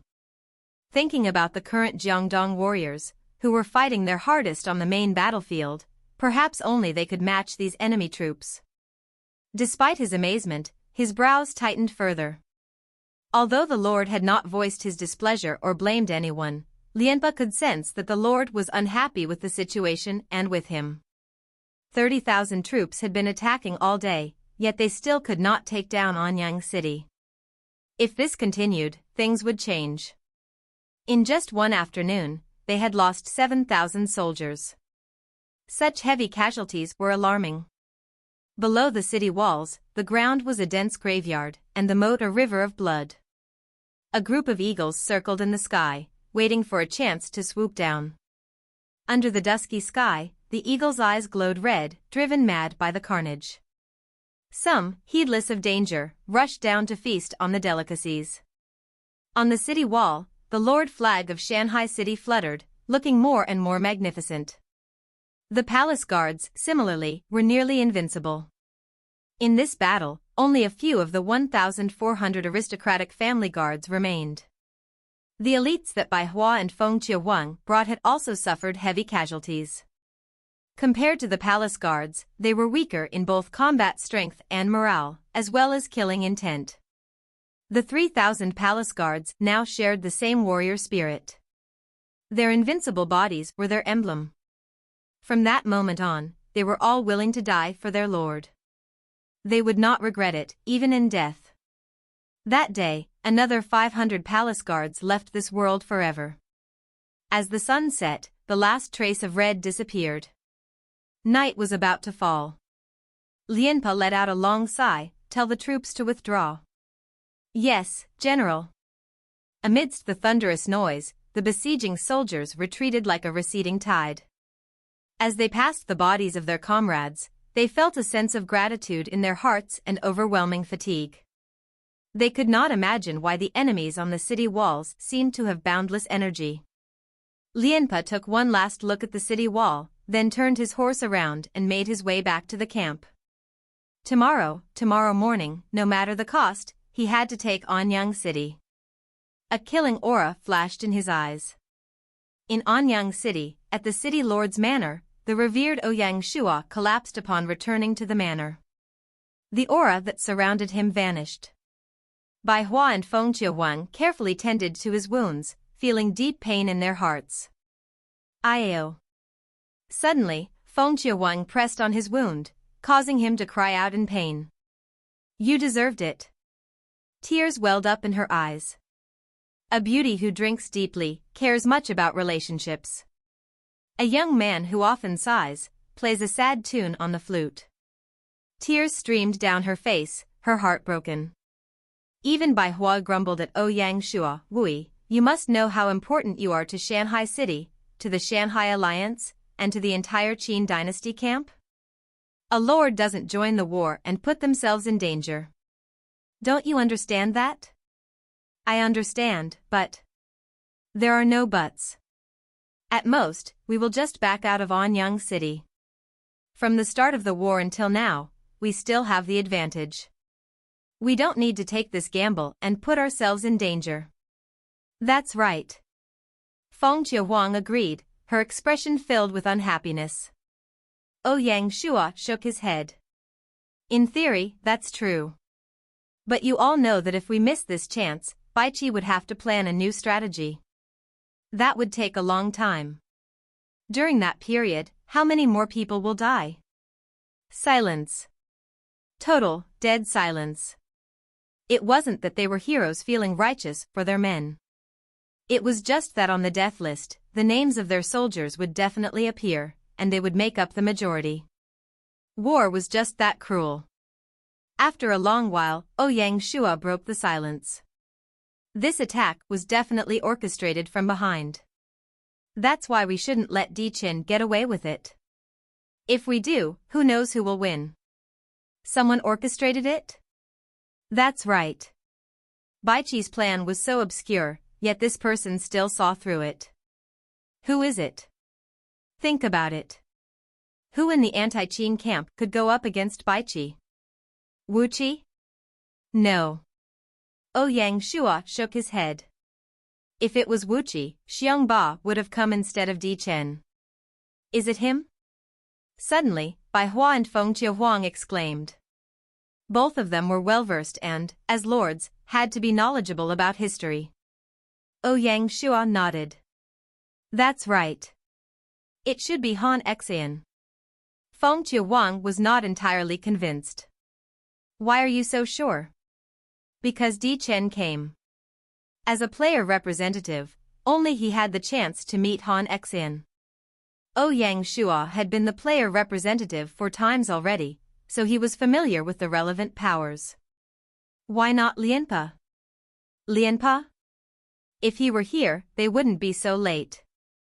Although Lianpa and Baiqi were among the 4 great generals of the Warring States period, there was still a gap in their skill levels. That makes sense. Han Xian. Ah, he's a true talent. Ouyang Shua even had a look of envy in his eyes. If he went head-to-head against Baiqi, who knows how long this war would last. So tomorrow, we definitely need to hold out until Wang Li's army arrives. Ouyang Shua's voice was resolute. Baihua and Feng Qiuhuang looked at each other, they had nothing else to say. Wui, is there anything we can do to help? Yes. Ouyang Shua's words were surprising. You two forgot that our squad has 4 more strong generals. Ouyang Shua smiled. If they are willing to go all out, our chances of winning will increase. That's right, how could we forget Zhou Bo and the others? Ha! With the outer walls adding strength to Anyang City's defenses, Wang Li could not imagine what kind of scene would unfold if hundreds of thousands of troops attacked the city. If that was the case, he could only give up the city and escape. If not, the moment he was caught, they would definitely have a difficult time. In such a dire situation, it would be only a matter of time before Baiqi had to make a decision. Right now, his job was only to defend. Thinking about this, Ouyang Shua began to write a letter to Baiqi. In the letter, Ouyang Shua detailed the situation and Wang Li's movements. He made it clear that he would defend Anyang City until reinforcements arrived. As for handling Xiang Yu's army, Baiqi would be in charge of that. Baiqi would surely find a way. After all, Ouyang Shua only needed Baiqi to buy him half a day. Under the cover of night, the boisterous Anyang City fell silent. All the ugly things were hidden in this darkness. Outside the city, in Di Chen's camp, Di Chen sat alone in his tent, drinking. A huge sense of defeat, along with the tipsy feeling, washed over him. Di Chen did not expect that Shanghai City's trump card would be so strong. Compared to them, his proud elite forces were nothing. The most dejected thing in the world was not losing to an enemy, but crossing a mountain thinking you had caught up, only to find the enemy had already ascended higher. No. A glint of malice flashed in his eyes. Based on his observations, even after tomorrow, their army might not be able to take Anyang City. Di Chen was no longer willing to gamble. Shihuang, since you are so confident, let's see you face a massive army tomorrow. With that thought, Di Chen focused on writing the letter and quickly finished it. After a moment's hesitation, he wrote a second one. Men. Present. Take this letter and rush it to General Xiang. Say that it's important military intelligence. Yes, my lord. Di Chen took out a second letter and said, pass this to General Han. Understood. This guard was Di Chen's right-hand man, so he knew about Han Xian. Go. Di Chen waved him off, with a strange expression on his face. Tomorrow would bring another battle of titans. This night was exceptionally long. At the Lord's Manor in Jiyuan City, Ouyang Shua's letter reached Baiqi's table in less than 2 hours. Baiqi opened it. After reading the letter, he muttered, Han Xian? That's interesting. Men. Present. Raise the tent for the meeting. Yes, General. The guard took this matter very seriously and immediately informed the other generals. Although it was late at night, no one complained about raising the tents for a meeting. Military matters were urgent, so being woken up in the middle of the night was normal. In less than 15 minutes, Zhang Han, Erlai, Zhang Liao, Qin Xiang, Wang He, Lin Yi, and the others all gathered in the meeting hall. These generals knew how Baiqi handled things and did not dare to dawdle. The generals of the other lords, however, all arrived late, which displeased Baiqi. Tomorrow, which of you dares to accept the battle against Xiang Yu? His words rang out, and the generals were shocked and could not react. Hadn't the commander previously disagreed with facing Xiang Yu one-on-one? Why had his attitude changed? Baiqi sat expressionlessly behind his table. Commander, I'm willing. Erlai was the first to step forward. He was not one to question the reasoning behind matters. Xiang Yu's provocations over the past few days had infuriated Erlai. Great. Baiqi nodded, as expected from one of his generals. Who else? I'm willing.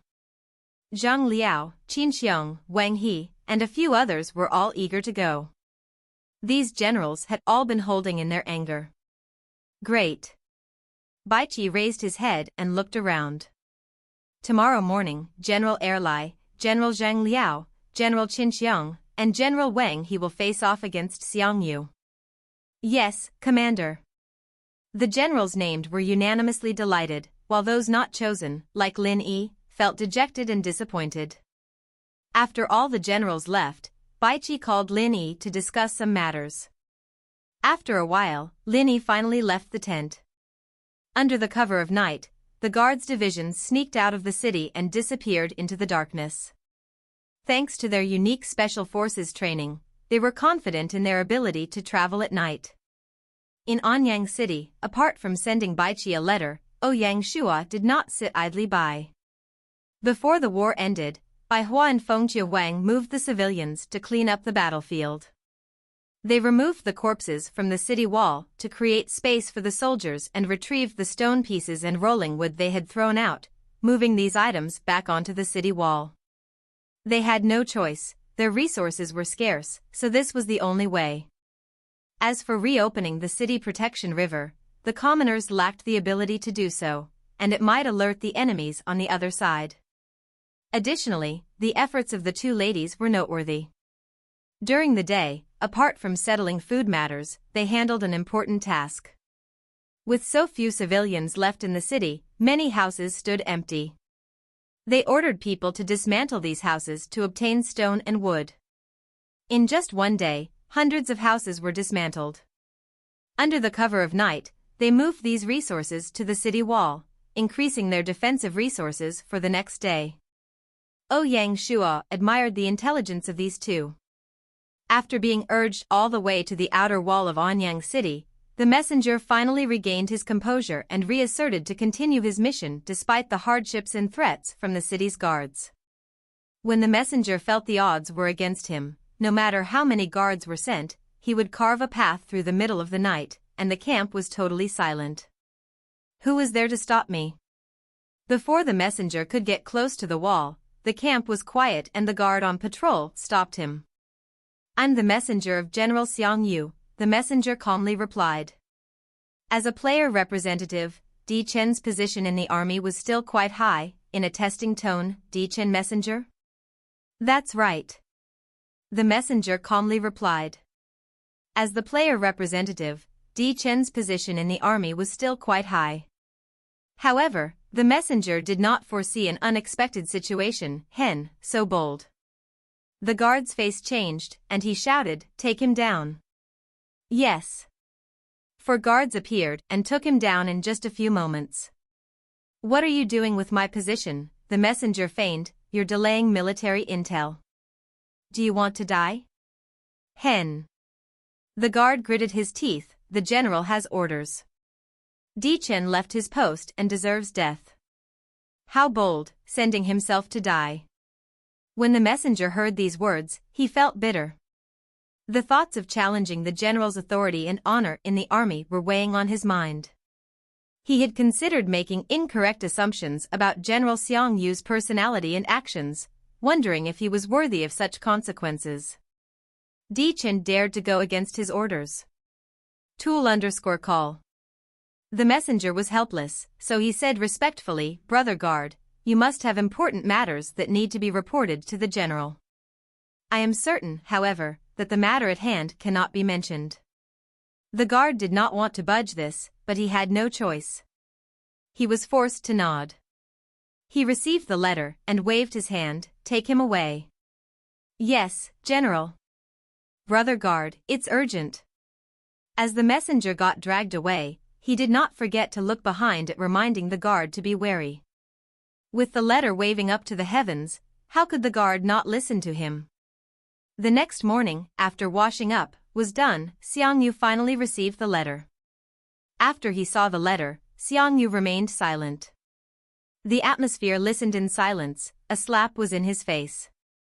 This could not dare to disturb the general. Xiang Yu gave a stern order, men. Present.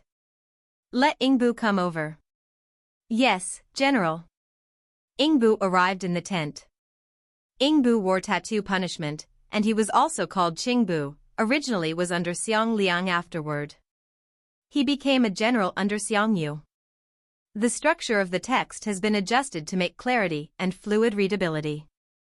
The text is part of a story or dialogue that revolves around the delivery of a letter and the reactions and expectations between a messenger and a guard. The letter contains instructions from a general, Xiang Yu, to take a possibly important and urgent action, likely involving the capture or disciplining of a person, Qing Bu. The text also highlights the stringent military hierarchy and the serious consequences of insubordination or defiance, emphasizing the gravity of the situation and the respect towards the general chain of command. The corrected text version is as follows. Messenger was helpless, and he said respectfully, Brother Guard, you must report important matters to the general, I am certain.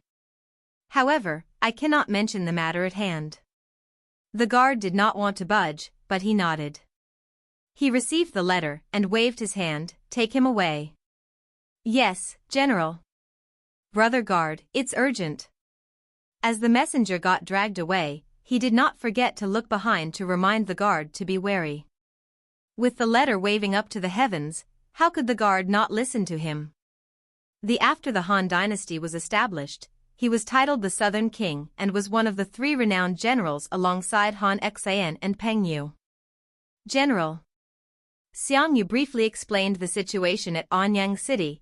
You will lead 50,000 troops to take it before the Qin army arrives. Don't worry, General. Qing Bu was a great general and naturally confident. If 50,000 troops failed to capture a small city like Anyang, he should take his own life.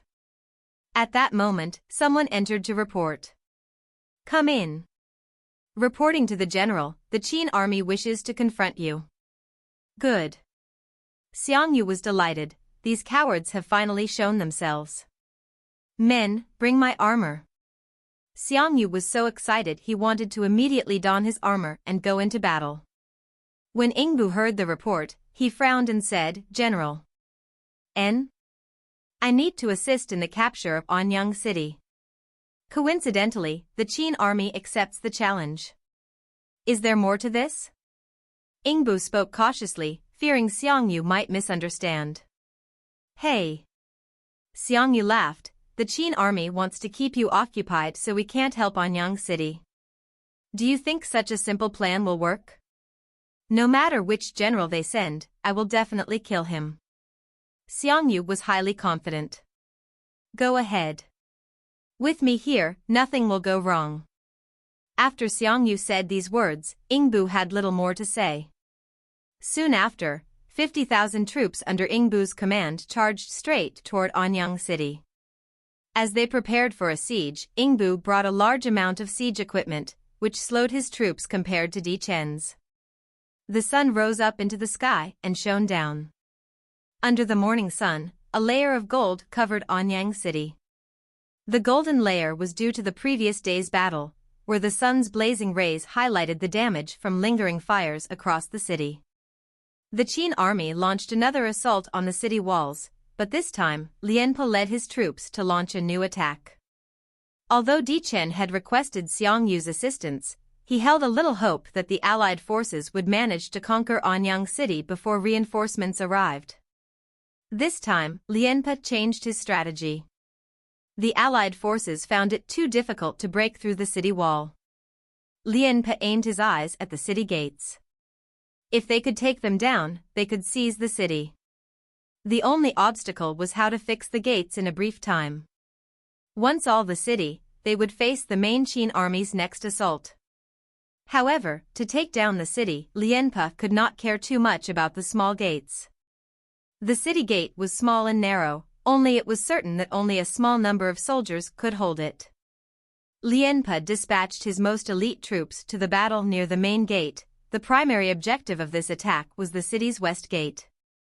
As for the other gates, Lianpe did not concern himself with them. Water surrounded Anyang City, therefore, attacking more than 2 or 3 gates would necessitate the filling of sections of the city's protective river. Given their current numbers, it was not a viable option. Therefore, Lianpe decided to focus on the city's west gate. Ouyang Shua wore his symbolic red war cap. He approached the city wall very early. Following a lingering attack and treating his wounds with the aid of Baiqi's medicine, Ouyang Shua's warriors were all fighting on. Although the poison in his body was causing him some difficulty moving, it was slightly affecting his abilities. Assistant, behind him stood 3 more generals, Can, Zhou Bo, and Xiao. Ouyang Shua could not understand what the 2 ladies had done to bring the 4 of them out. Currently, Xiao was handling the logistics in the city. The flames of war would soon ignite once again. Dong! Dong! Dong! With the beat of the drums, the siege began. The massive army formation advanced slowly, like a giant mountain moving forward. When they reached the city's protective river, the formation suddenly constricted, and soldiers used sandbags to swarm toward the city wall. After crossing the only bridge, the army spread out once more, covering the entire western city gate without a single gap. The entire process was fluid, demonstrating the remarkable command skills of Lianpe. To lead a hastily assembled army with such order and precision, one must be a great general. Those who can only lead their own men into battle are merely impulsive. The Handan city elites were caught between the massive army, carrying large blocks of wood as they charged toward the city gate. Ouyang Shua, standing atop the city wall, let out a cold laugh at the sight. He had anticipated this. The wall was piled high with large stones, and a palace guard squadron stood ready to defend the gate. As the enemy approached, they unleashed a barrage of arrows and rocks. The arrow rain was manageable, as shields blocked most of the projectiles, causing minimal casualties. However, the real danger was the hail of rocks. Huge boulders plummeted from above, smashing into the shields and crushing the men beneath them. Dang! The struck soldier immediately spat blood and could not rise. The enormous boulders crashed down like rain, creating a low-pitched cacophony of splintering noises. Overplaying a loud vaetl, each roller added to the communal din. The combined force of their collision with the power exceeded their control. The stone fragments that they hurled were fierce and precise, leaving dents and chips on the handcrafted city gates. Brave souls braved the monstrous rocks and tried launching their attack at the city entrance. By the time they reached the gate, the group had already suffered heavy casualties and could barely lift the colossal wooden beam.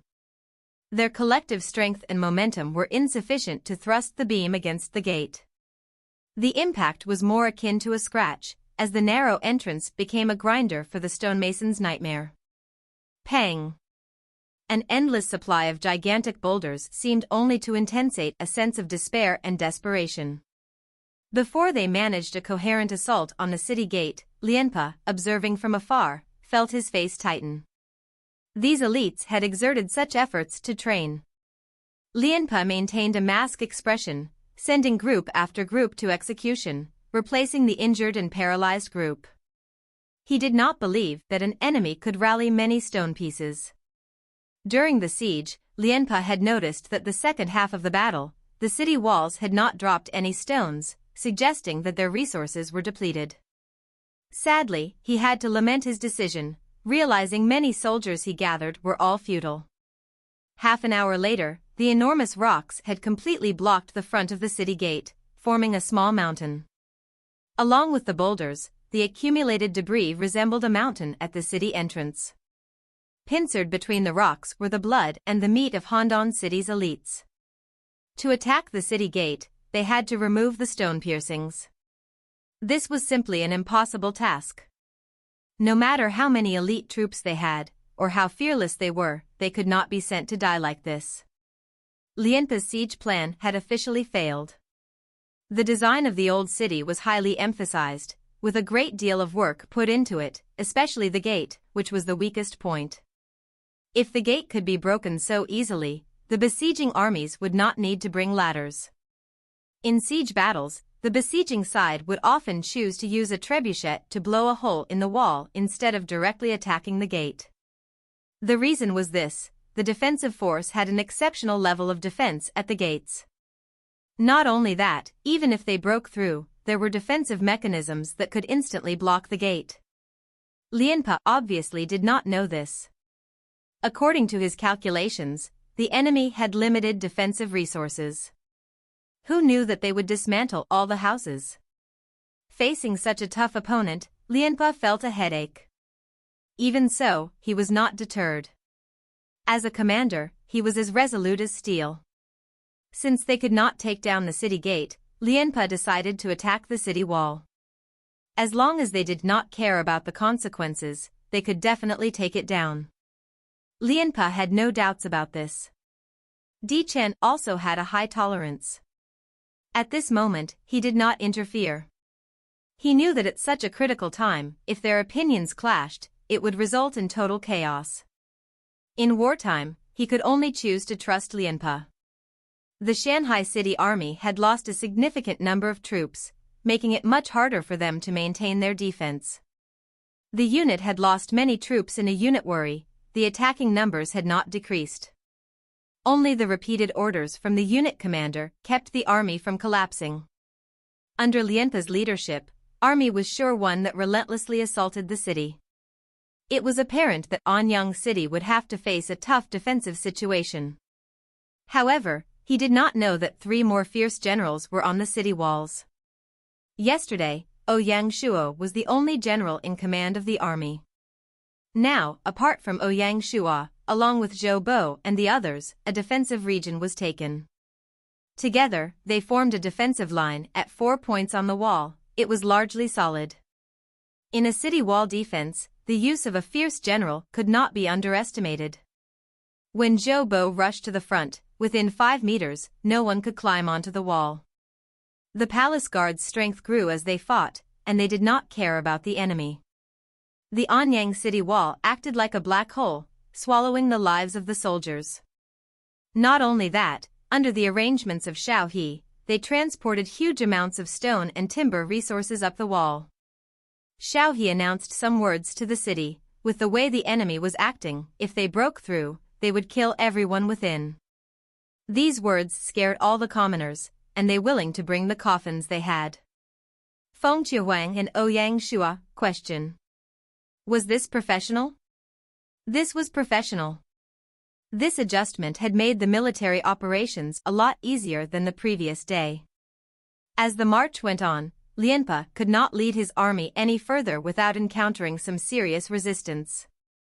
At this moment, the allies could not look on anymore, losing 2,000 to 3,000 soldiers for nothing. In return, they only sustained a pitiful amount of battle casualties. This business was such a huge loss. All allies, we must have an explanation. Chen held his head high. I think we have been pushed too hard. Of the 3,000 soldiers I brought, only 1,000 remain. It's true, we relied on you and came out with you. Now, what happened? There's no chance of winning. Faced with such doubts, Chen was speechless. Telling this about this matter, the allies had really held him in. It only came up now. Guys. Chen said solemnly, the failure today and its losses, I'll make it up to you after the battle ends. It's true, we cannot blame anyone. Even so, I will not displace the liability's responsibility, and it really shows the honor of my lineage. These actions were their own decision. After calming down his allies, Chen arrived by Lianpa's side and waved goodbye to Lord Lianpa. When he saw Chen, Lianpa felt ashamed. Chen waved him off, saying, "You're not to blame. The enemy is too strong." The expression on his face relaxed slightly. He felt grateful in his heart. He thought he would definitely be punished for this matter. After all, last night, he had issued a military order in front of the Lord. He did not expect such a situation to arise. Let's back off. After saying these words, Chen felt a huge weight lifted from his chest. Let us admit defeat and stop struggling. Lord. Lianpa was shocked. Fall back. Chen said again, his tone resolute. When Lianpa heard this command, he had a complicated expression on his face. He also knew that no matter how they fought, they could not take down Anyang City. So, why not back off early to reduce casualties? Not everyone had the ability and courage to fight to the death. Their defeat in this battle was due to a lack of intelligence. They did not expect Anyang City to actually have Qin troops stationed, so they did not bring any siege weapons. Otherwise, given their strength, Shanghai would have failed to defend Anyang City. Amidst the rumbling, the Han-Dan Alliance army once again retreated. Cheers erupted from Anyang City. At that moment, the sound of hoofbeats echoed from the horizon. Looking over, one could see a massive, black wave surging toward Anyang City. The cheers on the city wall stopped. Oh my God! Is that the anti-Qin army?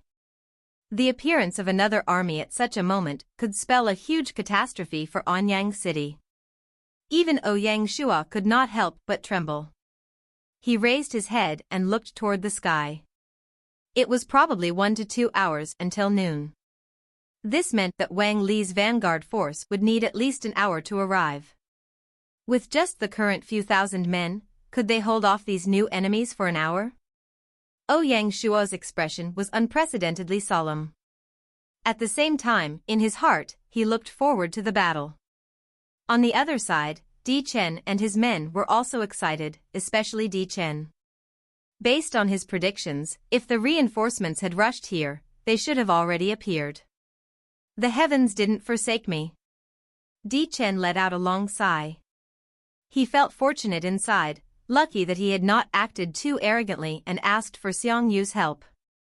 Otherwise, he would have become a huge laughingstock.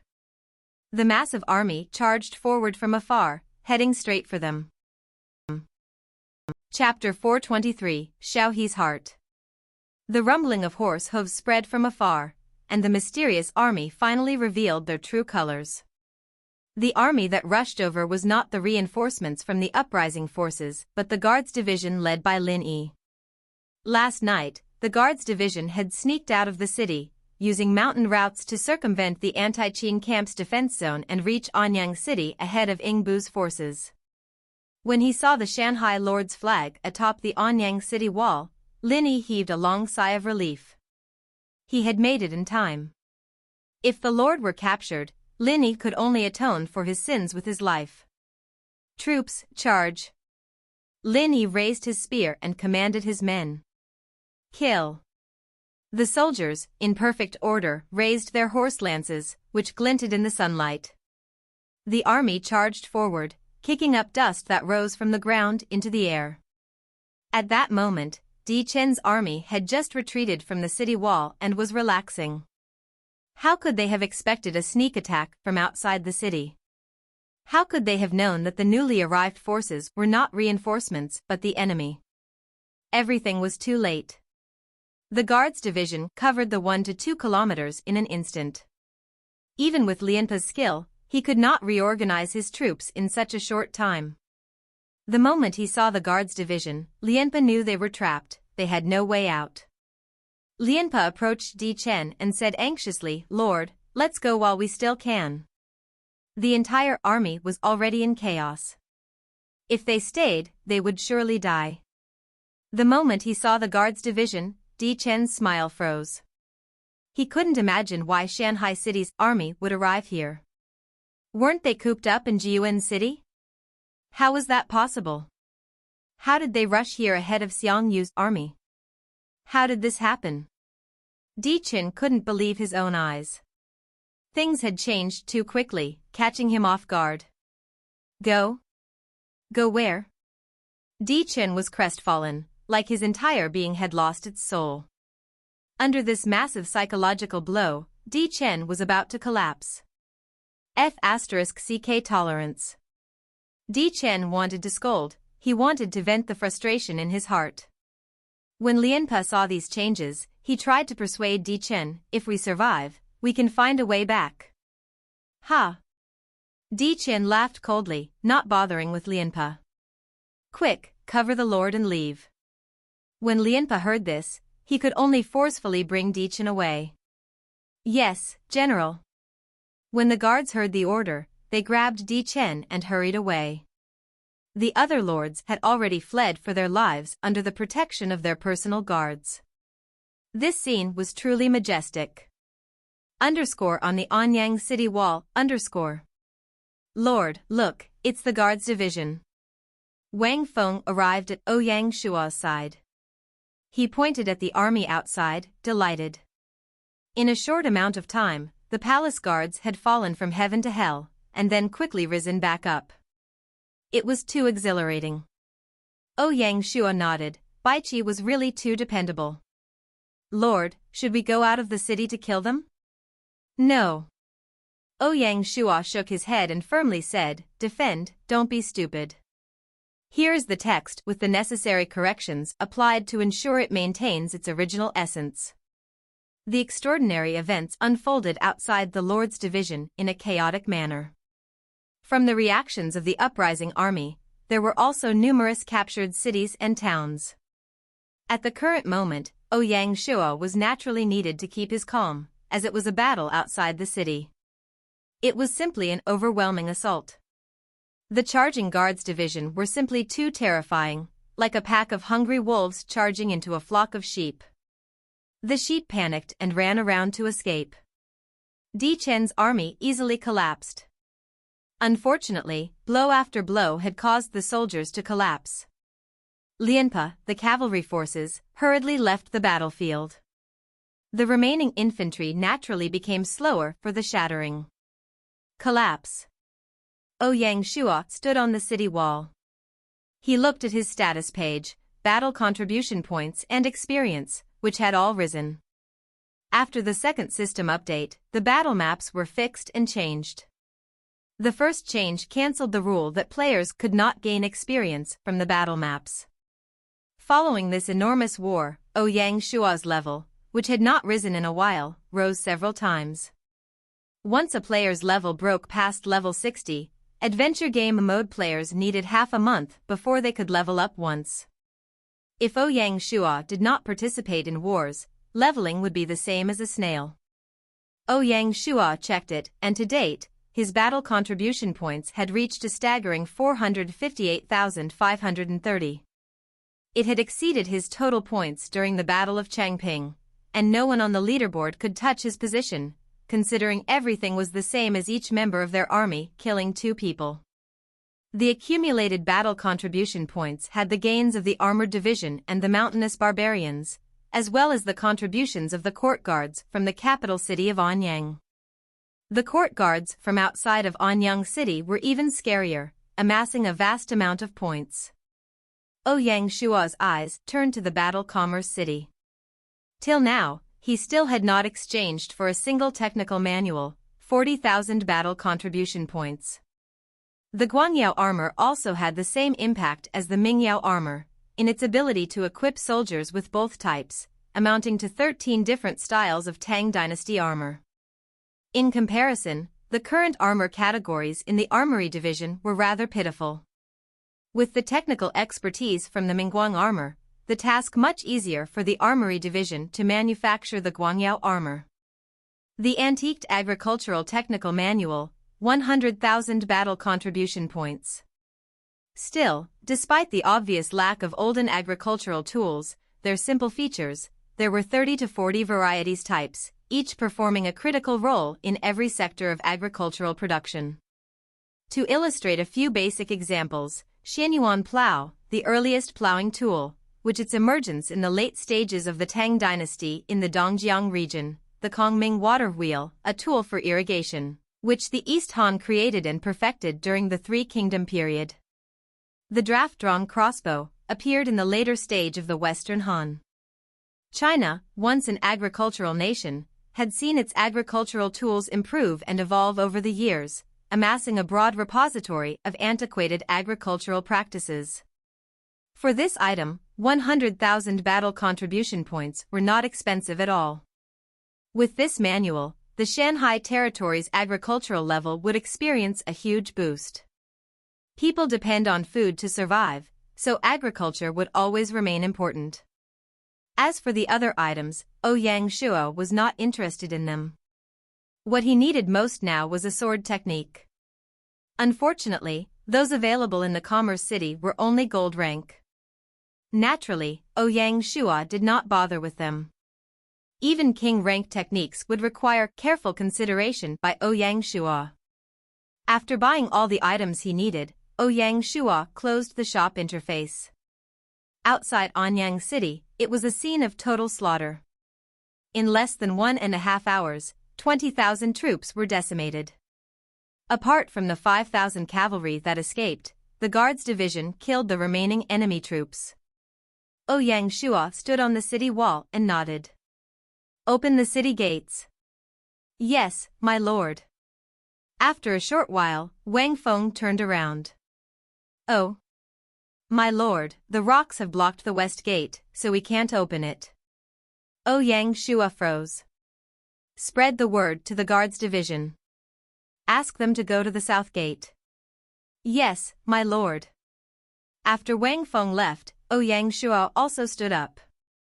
He needed to go to the south gate to welcome Lin Yi and his men.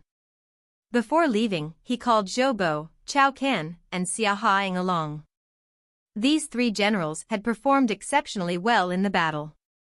They had witnessed the strength and bravery of the Guards Division, making them feel fortunate and happy.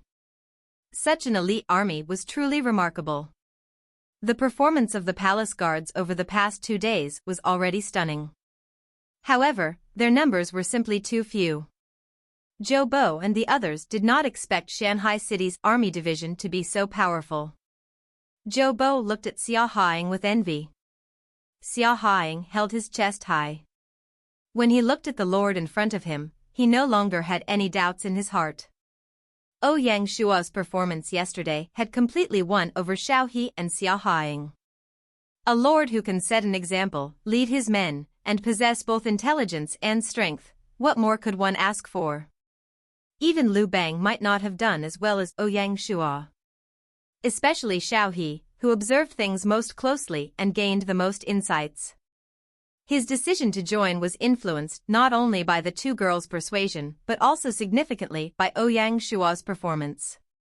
At the South City Gate, Lin Yi led the guards division to form up at the city gate. When he saw Ouyang Shuo, he immediately dismounted and bowed. Greetings, Lord. At the same time, tens of thousands of soldiers dismounted and bowed, creating an incredibly impressive scene. The eyes of Xia Haing and the others, who had followed behind, froze in awe. Ouyang Shuo nodded. After a brief welcome, he brought Lin Yi into the Lord's manor. Under Wang Feng's arrangements, the guards division began setting up defenses in the city. The anti-Qin army could arrive at any moment, so they could not relax. The only difference now was that with the guards division there, Ouyang Shuo would not have to fight personally.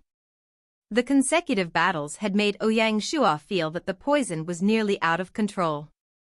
Upon closer inspection, a faint green vein had appeared on his face. As the poison took effect, Ouyang Shuo felt intense pain in his stomach.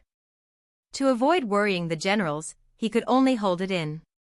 However, beads of sweat formed on his forehead. How sharp was Lin Yi? He immediately noticed something was off with Ouyang Shuo. Lord, you? I'm fine. Ouyang Shuo waved his hand and sat down in the meeting hall. Speak, what did the commander tell you before you came? Yes. Lin Yi quickly took out a letter and passed it to Ouyang Shuo. As he read it, he remained silent. The war had progressed to this stage. It was time for them to close in. After a short while, Xiao He, Bai Hua, and Feng Wang walked into the meeting room. Lord. Xiao He bowed to Ouyang Shuo. When Ouyang Shuo raised his head and saw Xiao He nodded, pleased. Sit. They were all in the meeting room to discuss post-war matters. At that moment, someone arrived at the door to make a report. Report. Come in. Lord, Wang Li's army has arrived outside the city. Great. Ouyang Shuo felt elated. At least, Wang Li was not completely out of hand and had arrived on time. With this, the danger that Anyang City faced was eliminated. Wang Li's 50,000-strong vanguard force arrived around 11 a.m. The army set up camp outside the city. Wang Li brought only 2 guards with him to the Lord's manor to meet Ouyang Shuo. Since Wang Li was not directly under his command, Ouyang Shuo just said a few words and did not scold him. According to Wang Li, the 100,000-strong main force had already transported the grain they gathered from Henei and were rushing here. At the latest, the army would reach Anyang by tomorrow afternoon. With the grain problem solved, Ouyang Shuo heaved a sigh of relief. Otherwise, the numerous troops in the city would have starved. After the greetings, Ouyang Shuo quickly described the next steps in the plan. Pure defense and no offense were not Ouyang Shuo's style. He immediately ordered that Wang Li's troops need not enter the city but hide in the forest outside the west gate. He wanted to prepare a big surprise for the anti-Qin reinforcements. After they arranged everything, in less than half an hour, Qing Bu's troops arrived outside Anyang city. How close? When Qing Bu reached the area and saw the dire situation, his eyebrows tightly knitted. The situation was not right. Had the player army been completely destroyed? Based on the intelligence, the Qin troops in Anyang city should not have been sufficient to defeat them. Could it be that the Qin army had sent reinforcements? Qing Bu looked at the Lord flag hanging on the city wall. His expression was cold and uncertain. "General, what should we do now?" asked a subordinate. "Continue the siege." Siege? The situation isn't clear. It doesn't seem right to besiege. Because we aren't sure, we must besiege. I don't understand. Please explain. Qing Bu relaxed a bit. Launch a test assault. Use it to determine if their strength is real or feigned. General, you're brilliant. Qing Bu ignored the flattery. I have already committed to General Xiang, so there's no turning back. We must take the city, no matter what. Understood? Understood. The army pushed a large number of siege weapons to the front of their formation. On the city walls, the guard division had taken over the defense from the palace guards. The first to demonstrate their might were the arrow towers, the siege ladders, and the few trebuchets. Using these machines, Qing Bu launched his test assault. The attack went unusually smoothly. A large number of soldiers rushed up the city wall and engaged with the guard division. When Qing Bu saw this, he smiled. As expected, the enemy had suffered heavy losses and had used up most of their city defense resources. Go all out. With a clear answer in his mind, he would not give the enemy a chance. United. The huge army swarmed toward the city in wave after wave. It was true that they had been using up the defense resources on the city wall, with the defenders already doing their utmost to protect. However, the enormous size of the battle meant that least their fitness could not cope with the attack. Most notably, Linny had received orders to draw Qing Bu's troops up to the city wall. Thanks to their coordination, Qing Bu's forces naturally held an advantage. Both sides went head-to-head on the city wall. Qing Bu was also a famous general, and the moment he noticed a flaw in the enemy, he would not give them any chance to launch a relentless assault. However, the defenders were not in a position to fight. Most of the army surrounded the city had mobilized. Just when both sides were engaging, Wang Li's hidden army rushed into the night. The enemy troops, who had already been worn out, which had tired them. However, after resting in the forest, they had regrouped themselves and charged the enemy army, consisting entirely of light-armored cavalry, suddenly appeared and stabbed the enemy from behind like a sharp knife. More than half of Qing Bu's army was currently at the foot of the city wall. With Wang Li's charge, they suddenly fell into chaos. Qing Bu never would have imagined that enemy troops would attack them from behind. As such, he did not establish any defenses and instead arranged troops on both sides. Oh no, we fell into a trap. Qing Bu panicked, his face turned ashen white. He wanted to reorganize the troops, but unfortunately, it was too late. Qing Bu, die. Wang Li aimed at Qing Bu and led his men to charge forward. When Qing Bu heard these words, he was enraged. He hated people calling him Qing Bu, ignorant Wang Li. The two generals crossed swords. Both sides were fierce generals, they went head-to-head. To officially decide the winner and the loser, they would need at least 100 rounds. Unfavorable odds threatened all, and among those competing, the main army overwhelmingly dominated. However, the main army backing down gathered support from the main forces. No one could command the situation due to the increasing chaos. Wang Li's army slaughtered them as they aimed to prevent their enemies from rallying. Unfortunately, Qing Bu could not admit reinforcements and get into formation. At this critical moment, the palace guards who had slept off sprang into action, rushing through the breached southern gate to ambush Qing Bu's army. Caught in a pincer movement, Qing Bu's forces immediately fell into disarray. Amid the ongoing battle, if one side fell into chaos, there was no opportunity for them to regroup and arrange their ranks. All that remained were the deaths. The soldiers ran in all directions, and the battlefield was in total disarray. In the latter phases, even the Guards Division soldiers came out to fight. Qing Bu's army was in complete chaos, while the Qin army remained intact order. The three cavalry contingents orchestrated their movements on the battlefield, coordinating with one another to counterattack.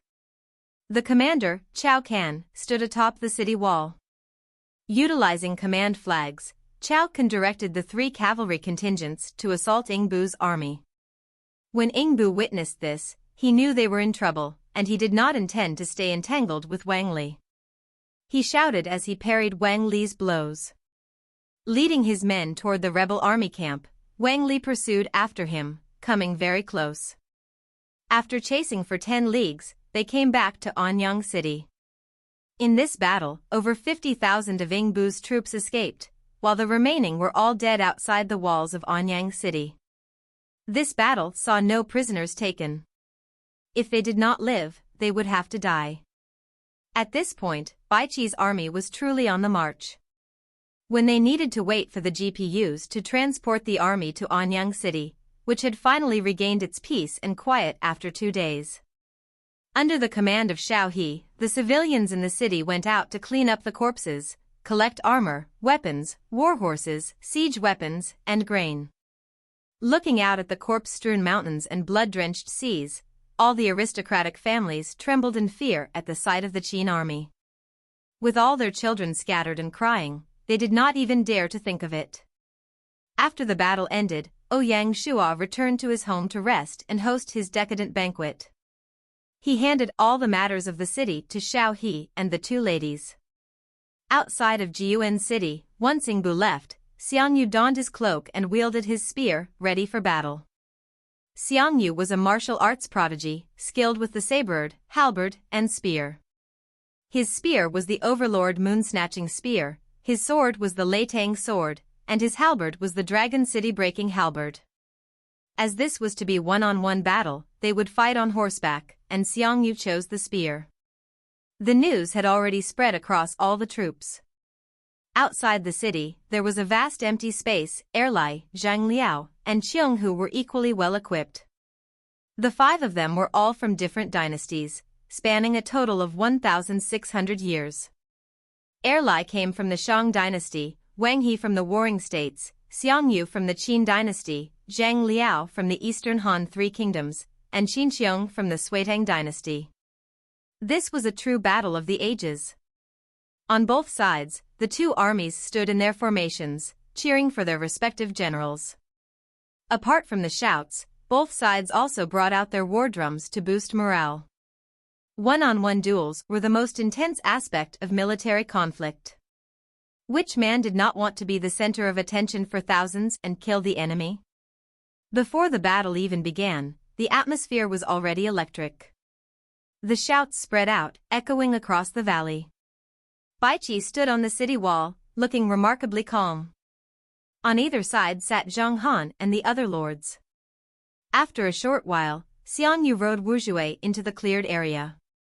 The moment he appeared, he was met with loud cheers and claps. After over 10 days of fighting, his prestige and position in the army had risen significantly. Initially, the alliance had followed his lead due to circumstances. Now, they did so willingly. There was no other reason. Xiang Yu and the Jiangdong warriors he led were simply too strong. Under Xiang Yu's command, this was an invincible iron army. At that moment, the 3,000 Jiangdong warriors lined up at the front of the uprising army, serving as the main force. In their eyes, Xiang Yu was their unbeatable war god. On the opposite side, Erlai felt annoyed when he saw Xiang Yu receive such thunderous cheers upon his appearance. Behind the 4 fierce generals were their elite forces.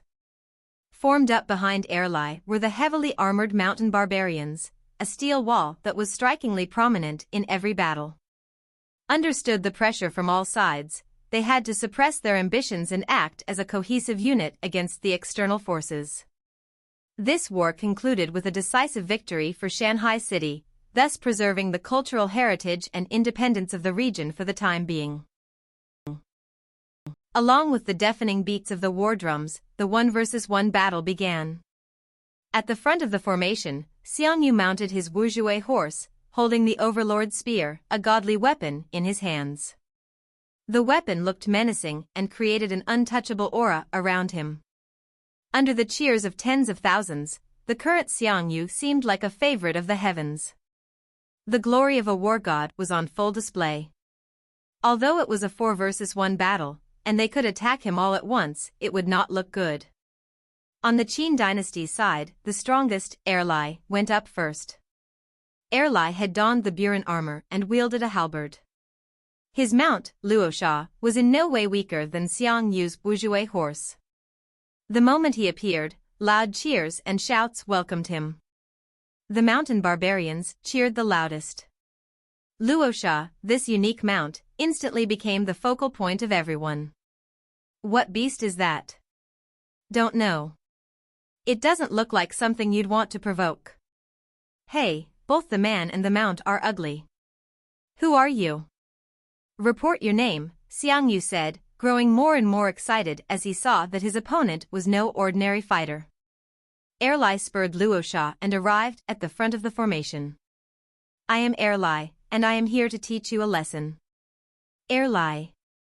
Excitement flashed in Xiang's eyes.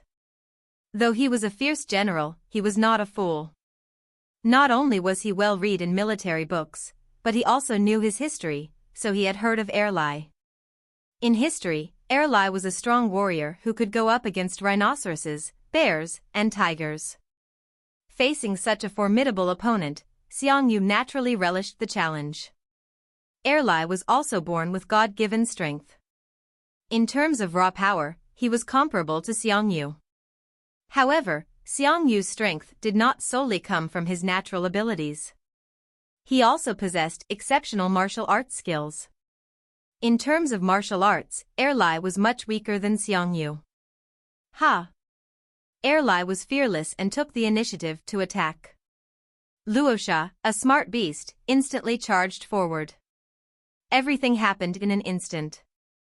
Xiang gave a confident smile and urged his horse.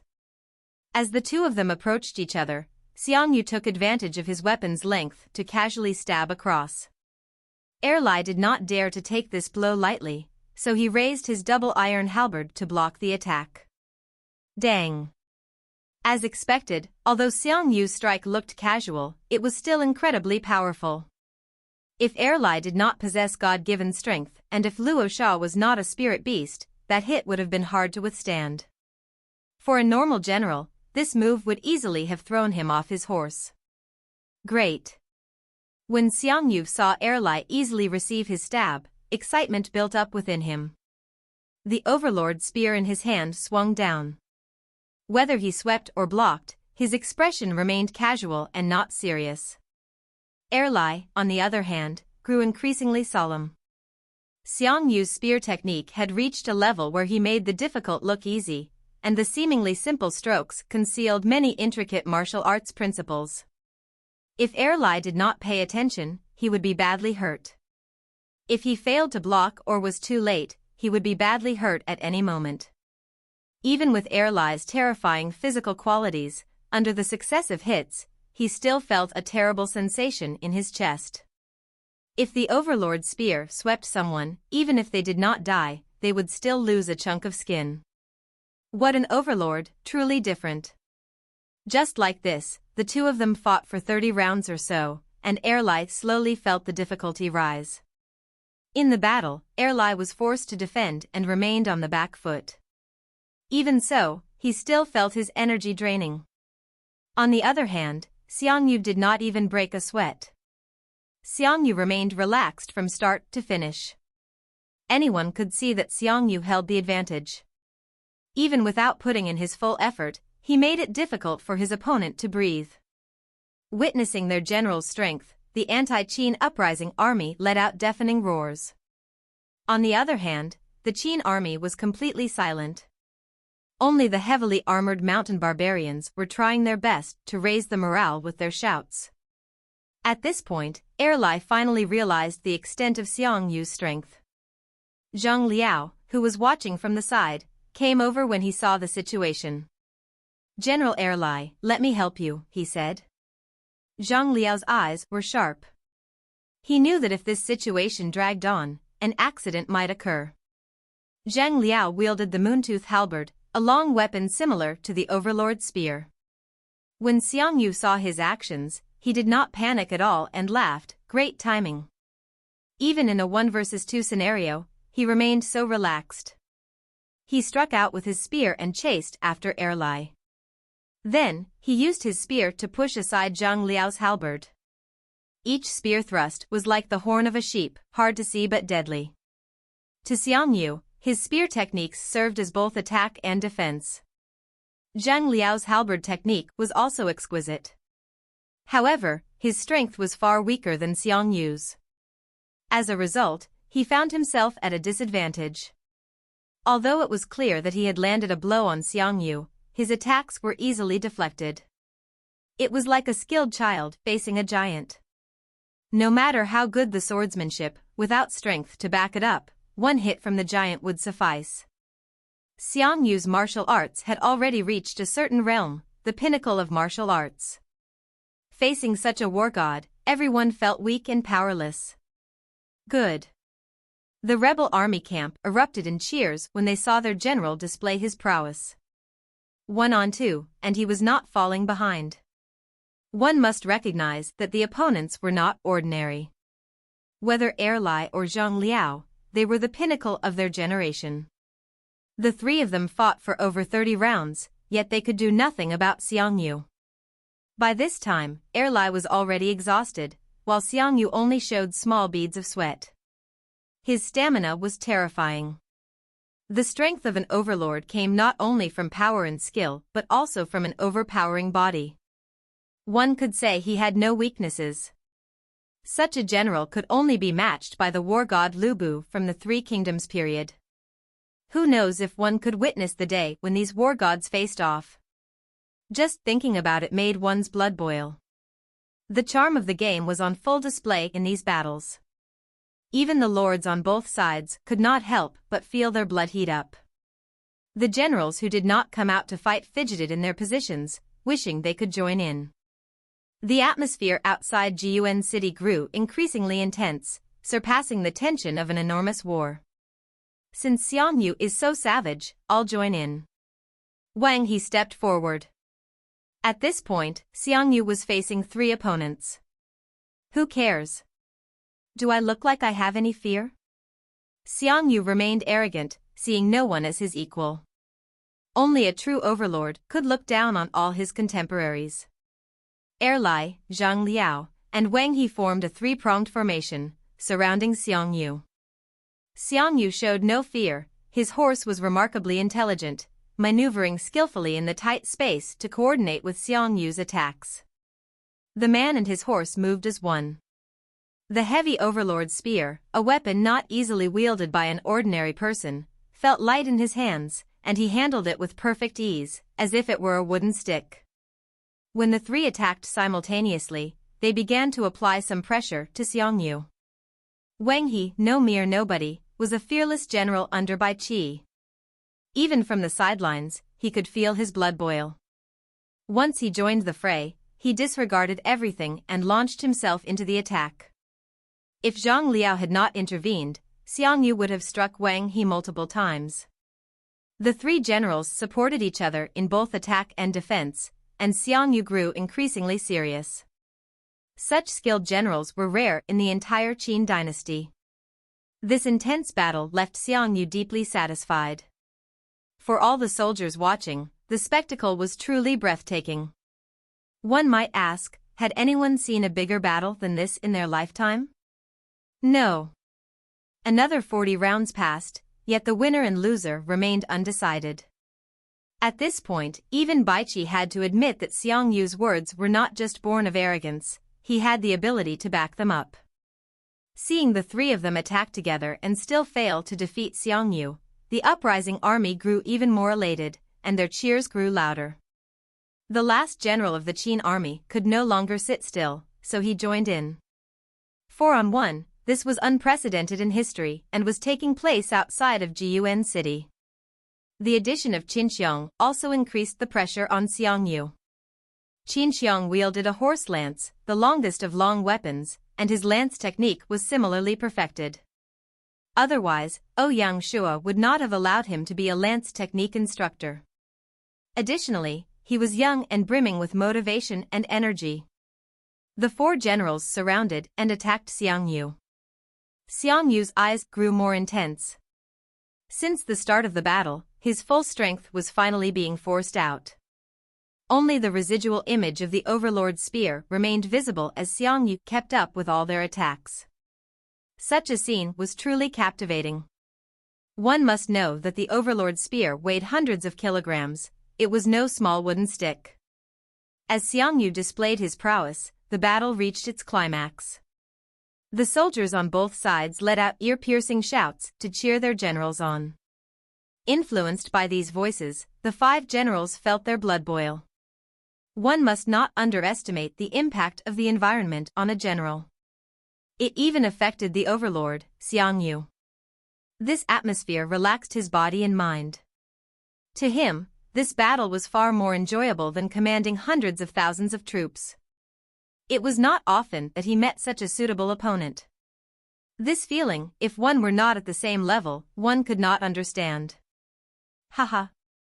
Xiang Yu laughed boisterously, wielding the Overlord's spear in his hand with increasing strength. Provoked and influenced by Xiang Yu, Erlai and the other three generals pushed their skills to the limit. Through this battle, Xiang could feel his skills, which had stagnated for years, showing signs of breaking through. Meeting an expert was like that. This battle was destined to be recorded in history. Even Baiqi, sitting atop the city wall, could not help but focus. Although he had arranged this battle, he could not control the process. Baiqi had merely wanted to waste Xiang Yu's time. It was clear that he had achieved this goal, but the price was a bit too steep.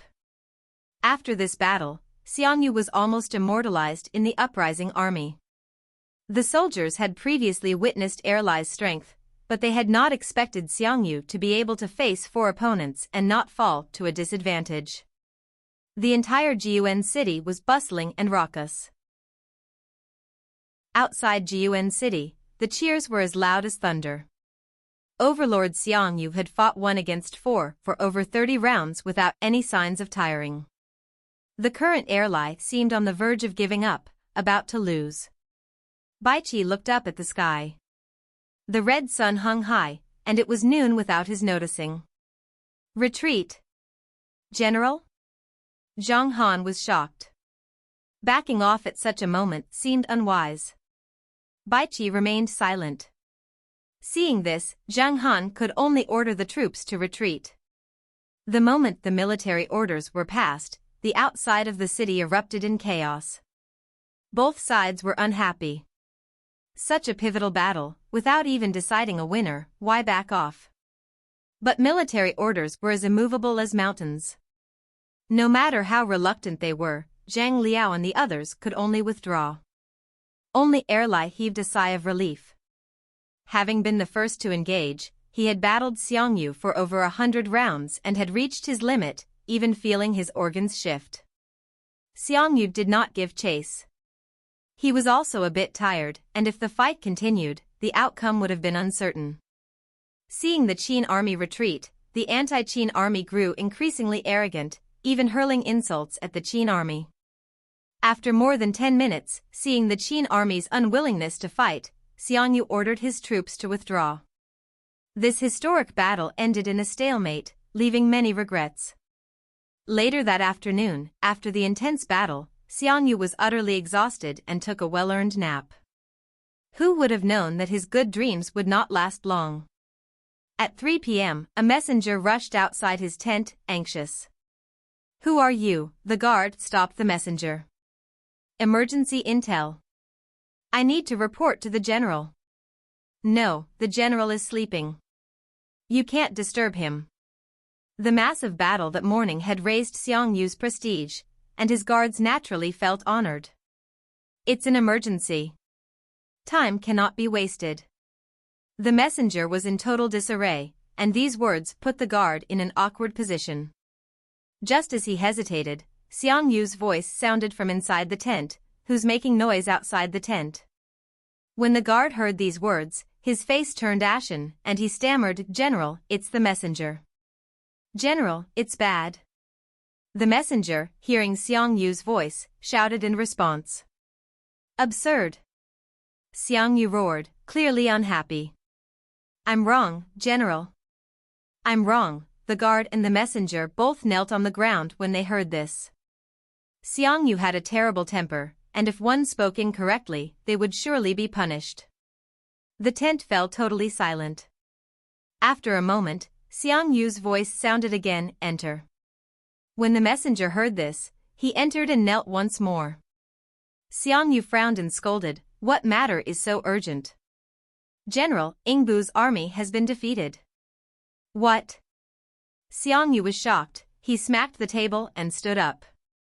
The frontline reports that Qing Bu's army was ambushed and nearly fully destroyed. When Xiang Yu heard this report, he was speechless. The entire tent fell into a heavy silence. The messenger did not even dare to breathe, fearing he might disturb Xiang Yu's thoughts. The uprising army camp was just the start of a sword rebellion. The war turned into an embarrassment. The aftermath of the rebellion, the war turned into another conflict, more deadly and more disastrous. The destruction turned the tide, and in despair, Anyang City became a distant memory. Knowing that he had been wronged, he could not deny defeat. He had to come up with an unhealthy sense of failure and a large army of 80,000 men. His eyes opened in despair, charged with emotion but determination. He would have to fight his way through, ending this unhealthy situation. Overwhelmed with all kind of destruction turned the tide, and in despair, Anyang City became a distant memory. Knowing that he had been wronged, he could not deny defeat. He had to come up with a force of desperation and the uprising army. Unstable emotions flooded the entire uprising army camp.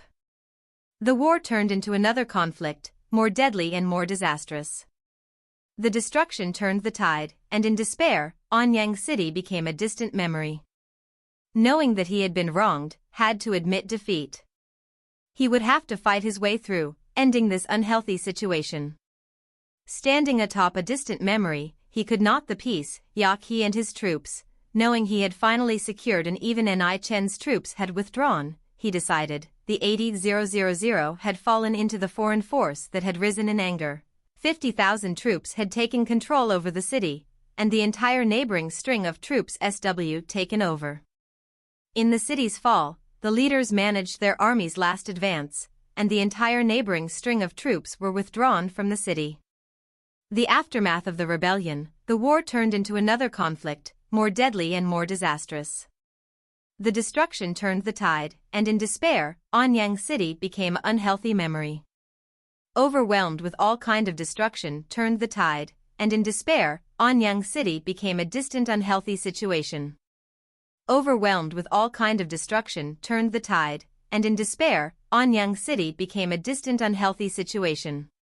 The battles, embattled with despair and the difficulty to know that he had been wronged, he could not deny defeating. Standing atop a distant memory, he glared his troops, knowing he had unhealthy situation. Overwhelmed with all kind of destruction turned the tide, and in despair, Anyang City became a distant unhealthy situation. 30. The happiness of the morning instantly turned into a joke. At night, the defeated Qing Bu army returned. Witnessing their terrible state firsthand, the uprising army felt even more uneasy, and the entire camp could not sit still. As for Chen's army, after their loss, they did not even have the face to return and instead hid in a deserted cave. Don't even think about Han Xian. When Qing Bu returned, he immediately rushed to Xiang Yu's tent to beg for forgiveness. Unfortunately, he could not even enter the tent. The furious Xiang Yu nearly killed him with a single sword. Helplessly, Qing Bu knelt outside the tent and begged for forgiveness.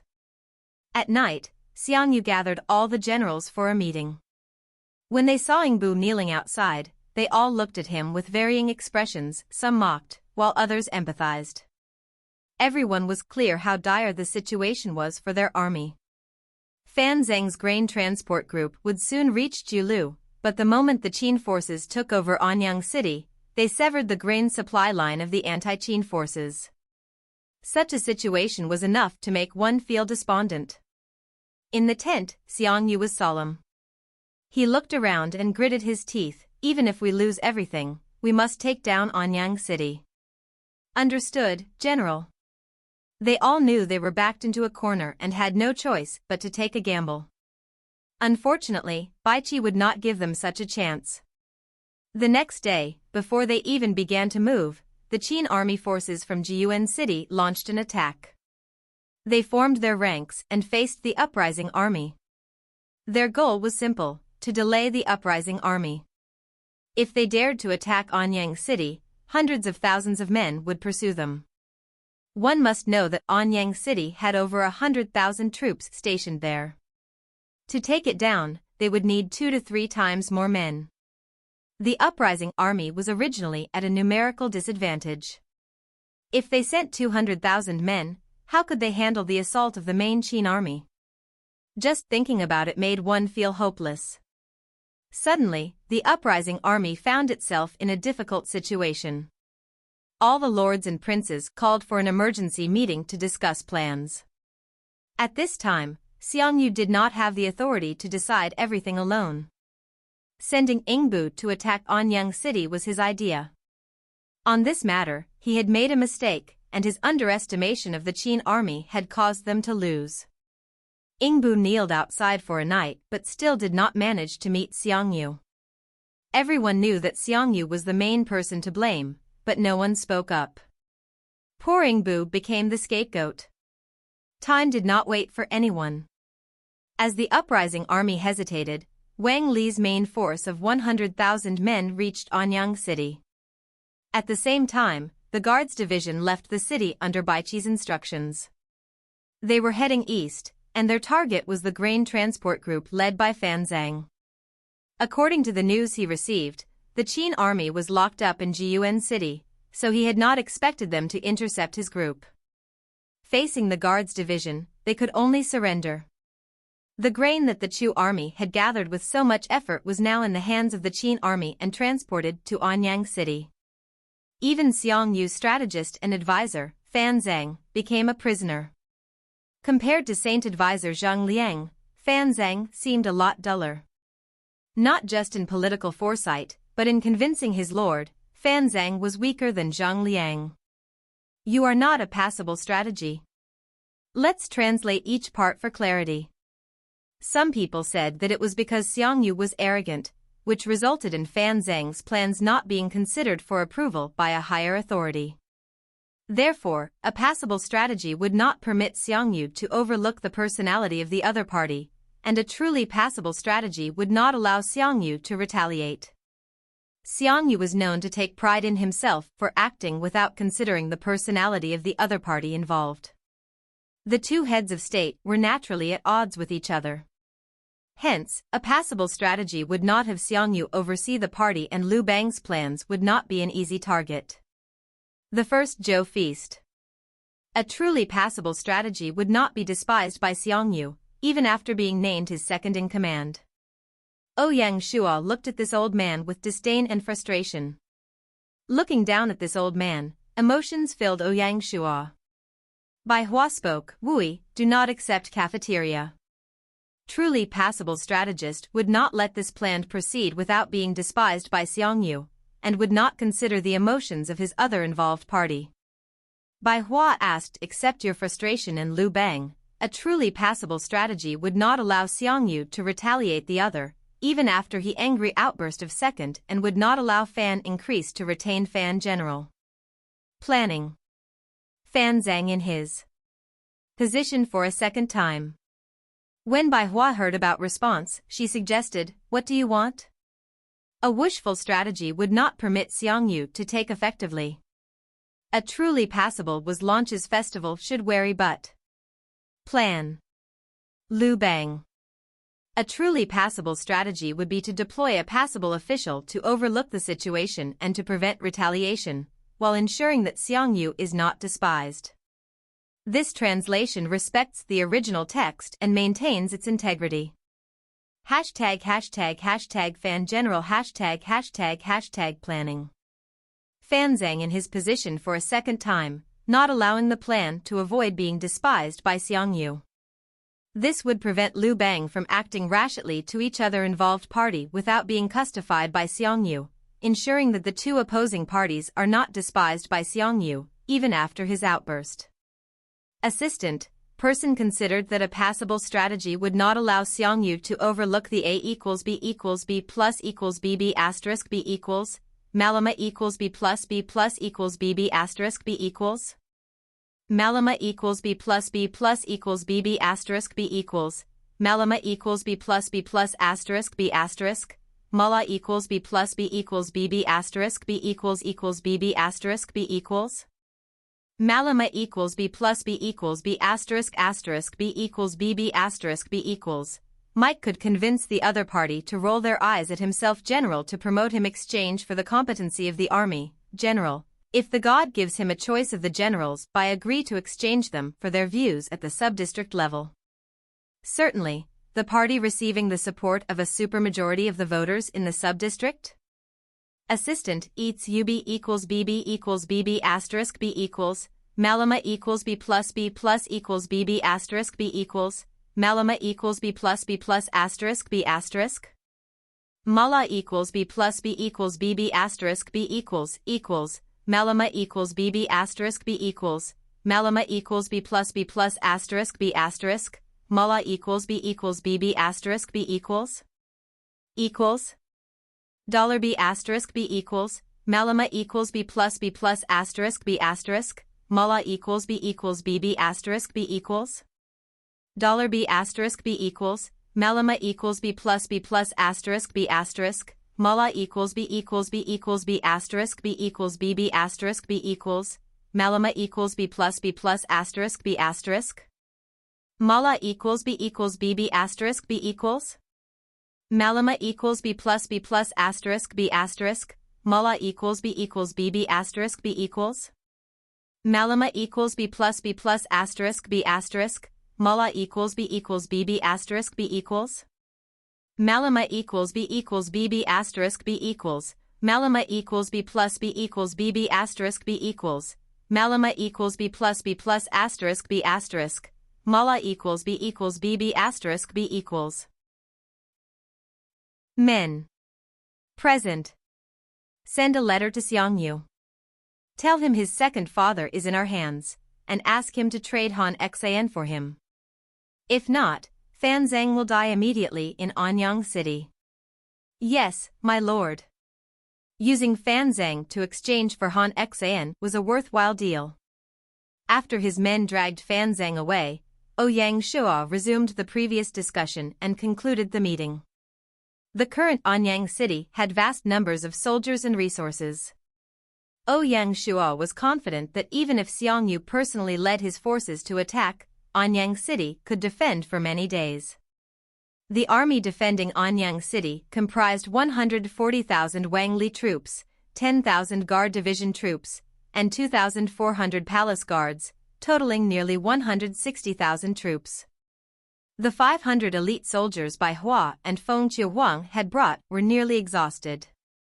Ouyang Shua decided to remove them from the battle, assigning them to protect the safety of the two women. Chao Can and Zhou Bo temporarily served as guard generals. Similarly, Xiaohoing followed Ouyang Shua as his personal guard. This was one of the game's advantages. Once a general recognized you as his lord, they would not betray you. Therefore, Ouyang Shua did not need to worry that Xiaohoing would kill him in his sleep to avenge his old master, Liu Bang. The most important person, however, was Xiao He. Ouyang Shua often sought out Xiao He in his free time to discuss territorial matters. The Battle of Julu was no longer a priority for Ouyang Shua. His plans and focus were now on post-war affairs, including the arrangements and changes to the main map. The current Xiao he was far from his historical peak. However, Ouyang Shuo was not worried at all. As long as they returned to the main map, Gaia would modify the historical figure to allow them to regain their peak skill level. At the uprising army camp, when Xiang Yu received the letter, he felt both shocked and furious. Everything was written in the letter, just as expected. While the uprising members were still debating and bickering, Baiqi's forces had already struck. Everything was already too late. Using Han Xian to trade for Fan Zhang was not something Xiang Yu cared much about. After all, Fan Zhang was his second father, and he had to save him. The key issue was that their grain had been seized, and the uprising army was now on the brink of collapse. His dream of creating an empire was about to fail. Men. Present. Bring Han Xian here. Understood. The guards recognized Han Xian, as he had entered Xiang Yu's tent several times. Unfortunately, he had not been fully accepted by them. After a short while, Han Xian was dragged into the tent. Upon closer inspection, Han Xian appeared very calm. He was well aware of the events that had transpired in the army over the past 2 days and seemed to have anticipated such an outcome. Xiang Yu raised his head and looked at Han Xian, his expression complex. For a long while, Xiang Yu did not speak. Seeing this, Han Xian smiled slightly. If you want to turn defeat into victory, the only way is to use the hostage exchange to create a false sense of peace while secretly planning a full-scale attack on Anyang City. How perceptive was Han Xian? He had already understood Xiang Yu's predicament. Han Xian's deductions had been proven correct numerous times. Naturally, Xiang Yu was now interested in listening to his suggestions. Unfortunately, he had rejected Han Xian's proposal many times before and had even mocked him. Given his personality, how could he admit defeat? When Xiang Yu heard these words, his expression grew increasingly complicated. After a long pause, he shook his head. That's my father. I can't risk his life. Haze. Han Xian let out a long sigh and said nothing more. The next day, Han Xian was tied up and sent to Anyang City. Ouyang Shuo kept his promise and immediately released Fan Zhang. Untied General Han Xian. Yes. Although Han Xian was a prisoner, he remained unusually calm. General, please sit. When Han Xian heard this, he sat down right away. I've admired your name for a long time. If I've done anything wrong, please forgive me. Ouyang Shuo was genuinely respectful toward Han Xian. Han Xian didn't seem to care much about that. Noticing this, Ouyang Shuo asked, Did Chen try to recruit you? Indeed. General, why didn't you accept? Ouyang Shuo was nervous, fearing that Han Xian might have a compelling reason. The timing wasn't right. Oh. If he had managed to take Anyang City, I would have agreed. Unfortunately, he didn't. Ouyang Shuo was speechless. It was so close. Chen nearly succeeded. It was hard to imagine the impact Chen would have in the north if he had both Lianpa and Han Xian. Fortunately, Baiqi was a step ahead. General, what are your thoughts on Baiqi's plans? Ouyang Shuo changed the subject. Han Xian said expressionlessly, not bad. Just that simple? Just that simple. Ouyang Shuo's mouth twitched. Han Xian was being cryptic. Yes, if Ouyang Shuo were the commander of the uprising army, the outcome would likely be different. General, are you willing to move to Shanghai City? Ouyang Shuo approached this topic with caution, genuinely worried that Han Xian might reject him outright. Ouyang Shuo had a higher attraction rate for historical figures compared to Chen. The unique specialties of Shanghai City were unmatched by Handan City. However, Ouyang Shuo still lacked complete confidence. I'm willing. Ouyang Shuo coughed, nearly choking. Please, you're a divine general. shouldn't you think about it? You don't understand? A little, Ouyang Shuo admitted honestly. He truly did not expect Han Xian to agree so quickly. I have a general sense of how to read people. I sense the aura of an emperor around you. It's hard to find a good lord. I have spent my whole life searching, so why would I reject you? When Ouyang Shuo heard this explanation, all his doubts vanished. The aura of an emperor had taken root within him? If Han Xian had not said so, Ouyang Shuo would not have believed it. He only knew that after removing the dragon spirit from Liu Bang, the gold Qilin seal became even more enigmatic. Moreover, during his cultivation, he felt a mysterious connection with the seal. Additionally, the other generals became more respectful of him. It seemed everything was connected to the aura of an emperor. Ouyang Shuo's fortune and essence had been entirely transformed. This change worked on a spiritual and mental level, manifesting in reality. Who knows what it would become in the end? The gap between Ouyang Shuo and Chen was evident. One tried so hard and could not achieve it, while the other easily succeeded with a few words. Was it the aura of an overlord written in the legends? Naturally, Ouyang Shuo was delighted to have convinced Han Xian. During this battle, he gained Xiao He and Han Xian, one marshal and one civil servant. Out of the three famous figures from the early Han period, Ouyang Shuo had obtained two. How could he not be pleased? General. Ouyang Shuo bowed to Han Xian, recognizing him as his general. Han Xian solemnly bowed back, "Greetings, Lord." At this point, their master-servant relationship was set, and Ouyang Shuo obtained another god general. Ouyang Shuo checked Han Xian's stats. Name, Han Xian, god rank. Title, War Immortal. Dynasty, Qinhan. Identity, Shanghai City General. Occupation, Special General. Loyalty, 70. Command, 99. Force, 70. Intelligence, 85. Politics, 45. Specialty, Strategy, raises troops' morale by 40%, movement speed by 30%, defense by 20%, and damage by 25%. Book, Han Xian Art of War, 3 passages. Equipment, Ancestral Sword. Han Xian's command stat was even higher than Baiqi's, nearly matching the war saint Sun Wu. Baiqi was both a commander and a fierce general, while Han Xian was a pure command-time general. With Han Xian leading the troops, there would be many advantages. How difficult was it to earn the title of War Immortal? Apart from that, Han Xian was also a military theorist and a representative figure among military strategists. He had studied scriptures and books with Zhang Liang and wrote 3 books of his own. Compared to Baiqi, Han Xian had some slight character flaws. Ouyang Shuo could naturally accept this. Not all the generals in his army needed to be righteous and flawless men. After learning that Ouyang Shuo had recruited Han Xian, Baihua and Shihuang were both envious and jealous. Why do you get all the good things? Shihuang was unhappy.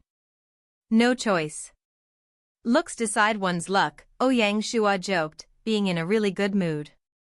Tisk, you're obviously not handsome, Shihuang retorted. That's right, and not tall either, Baihua added. They wouldn't let him have his fun. Jealousy, you two are just jealous, Ouyang Shuo replied, his thick skin leaving the 2 girls speechless. The Battle of Julu had almost reached its closing stages. The stolen grain signaled the end of the uprising army. 1 million Qin troops had cornered 600,000 uprising army troops into a valley, leaving them unable to advance or retreat. Starved for grain, they were on the brink of running out. The first to grow restless were not the various princes but the player lords in the anti-Qin camp. The lords had already reaped great rewards from the early stages of the war and did not want to be buried with the uprising army. To avoid losses, each lord came up with a clever idea: to kill themselves. The moment they did, their troops could safely return to their territory. In just a few days, many lords, out of grain, killed themselves. All of a sudden, the uprising army's numbers drastically decreased, causing a chain reaction. Apart from the ambitious lords, the others had already left the battle. The moment the player armies departed, the uprising army's defeat was inevitable. The glow of the setting sun covered the valley, making it look unusually cold. On the vast battlefield, only 300,000 troops remained. In Xiang Yu's tent, the various princes and lords had gathered once again. General Xiang, what should we do now? Xiang Yu sat in the commander's seat, silent and without a word. Fan Zeng, seated to the side, had his eyebrows tightly furrowed. The experience of being captured made him extremely sensitive. He felt that the eyes of the lords and princes looked at him with contempt and mockery. Truly, why would they think that? After a long while, one of the princes carefully said, "Why don't we surrender?" The air in the tent instantly froze as if they had touched upon some forbidden curse. Bastard! Xiang Yu raged. He slammed his palm onto the table, causing the wine to splash everywhere. Even if I die fighting, I won't surrender to those Qin thieves, Xiang Yu bellowed, filled with arrogance. All of the lords and princes froze. When they thought of his prowess on the battlefield, their timid faces had already turned ashen. Whoever dares to surrender, I'll kill them, Xiang Yu declared, his eyes filled with killing intent. Total silence. The moment a king grew furious, blood would flow. Even so, this would not stop the lords and princes from making their own plans. They were not fools and would not act as hot-blooded as Xiang Yu. At the start of the uprising, their main goal was to overthrow the tyranny of the Qin dynasty. With power in their grasp, their goal had shifted to gaining more benefits for themselves. Seeing no hope of victory, their ambitions waned. Though their blood was warm, their hearts were cold. While they showed submission to Xiang Yu, in their hearts, they had already made their decisions. Rather than wait to die, why not try to live? In the end, the meeting ended unhappily, as they could not reach a common consensus. The moment they left, Xiang Yu, furious, smashed the wine cups. A bunch of bastards. Fan Zeng, sitting to the side, said coldly, "General, did you see that?" Xiang Yu did not reply, his face slowly darkened. Their eyes already show the intention to back off. Without the Qin army forcing them, they would have already surrendered. Fan Zeng's voice carried an indescribable sadness and disappointment. Xiang Yu still did not say anything. His gaze toward Fan Zeng was ice-cold. The entire tent was filled with an awkward atmosphere. Seeing such a response, Fan Zeng's embarrassment turned to anger, and he walked off. After several days, the various troops, unable to hold on any longer, surrendered. The grain in the camp could not last another day. If they did not surrender, they would starve to death. Even if they did not starve, how could a bunch of hungry soldiers survive the Qin army's attack? Rather than wait for that, it was better to just surrender. Relying solely on tens of thousands of troops, they could not suppress 200,000 soldiers from the princes and lords. Xiang Yu's threats were just empty words. In the face of a vast army, an individual's strength was nothing. No matter how vicious he could not lead the Chu army to attack the princes and lords. Their surrender, however, made the Qin dynasty players unhappy. They wanted to use the final battle to gain more battle contribution points. Due to the battle map settings, once the NPCs surrendered, players could not kill them. The surrendered army was handed over to Zhang Han to keep watch. The lords could only criticize the princes for being soft and weak. How clever was Gaia? The moment the outcome was decided, it would not give the opposing forces the opportunity to gain easy victories. The Battle of Julu would follow a similar set of rules, preventing the army of Zhao from advancing any further. After the various princes conceded, even the Chu army could not persist anymore. This army was mostly composed of troops conscripted from the Song region, they were not his own men. Hence, at such a moment, they really did not wish to support him, especially regarding his personal army of 3,000 Jiangdong warriors. However, after the numerous clashes, only 2,000 remained. Xiang Yu found this outcome unacceptable. Along with the players leaving, the generals in his tent all left one by one to follow their new lords. Qing Bu, Long Jia, Ji Bu, and Zeng Lemai, all four of them departed. Along with them, the last Pro-Chu army also left. Of the entire uprising, only Shui and his 2,000 Jiangdong warriors remained.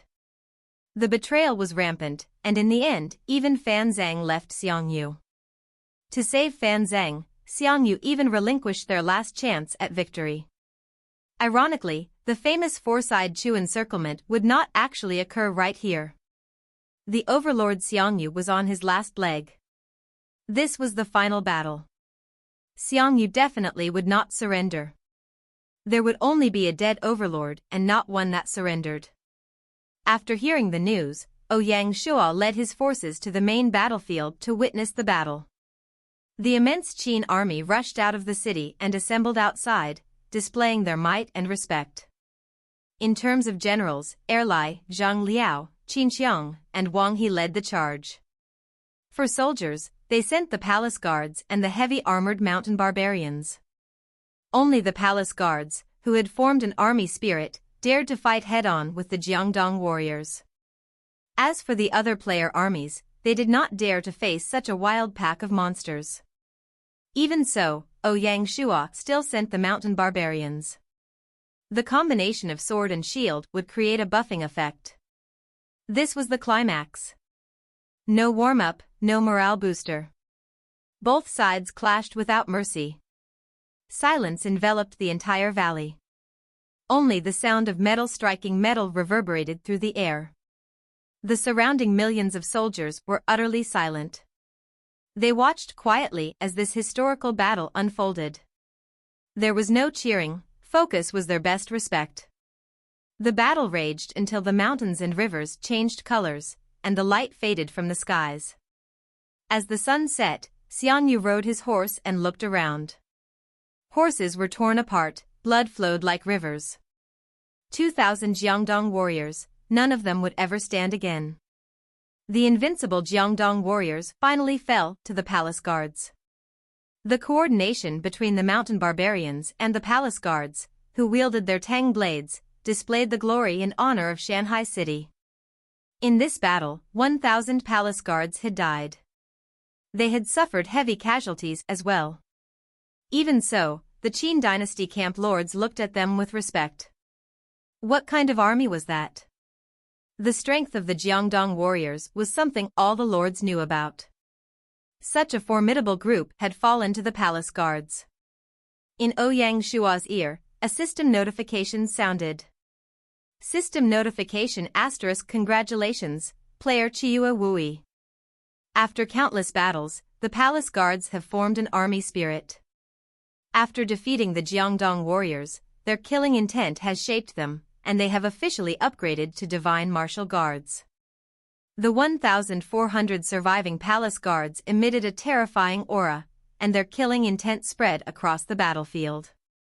Each of them had a red glow behind them, as a red cape appeared. Upon closer inspection, the cape was designed like Ouyang Shuo's cape, with dragon patterns on both sides, making it look truly menacing. Name * Divine Martial Cape, Dark Gold Rank. Stats * Raises morale by 40%. Raises combat strength by 45%. Increases movement speed by 25%.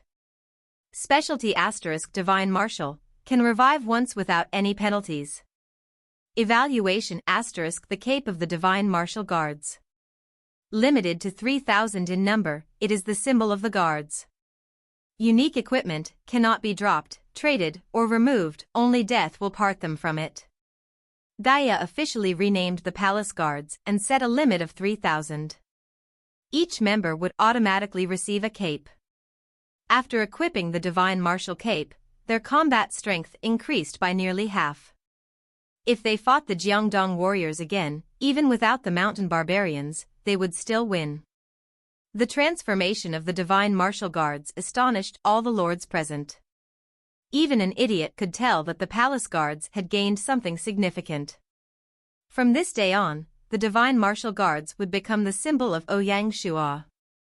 In the entire world, there would only be one such army.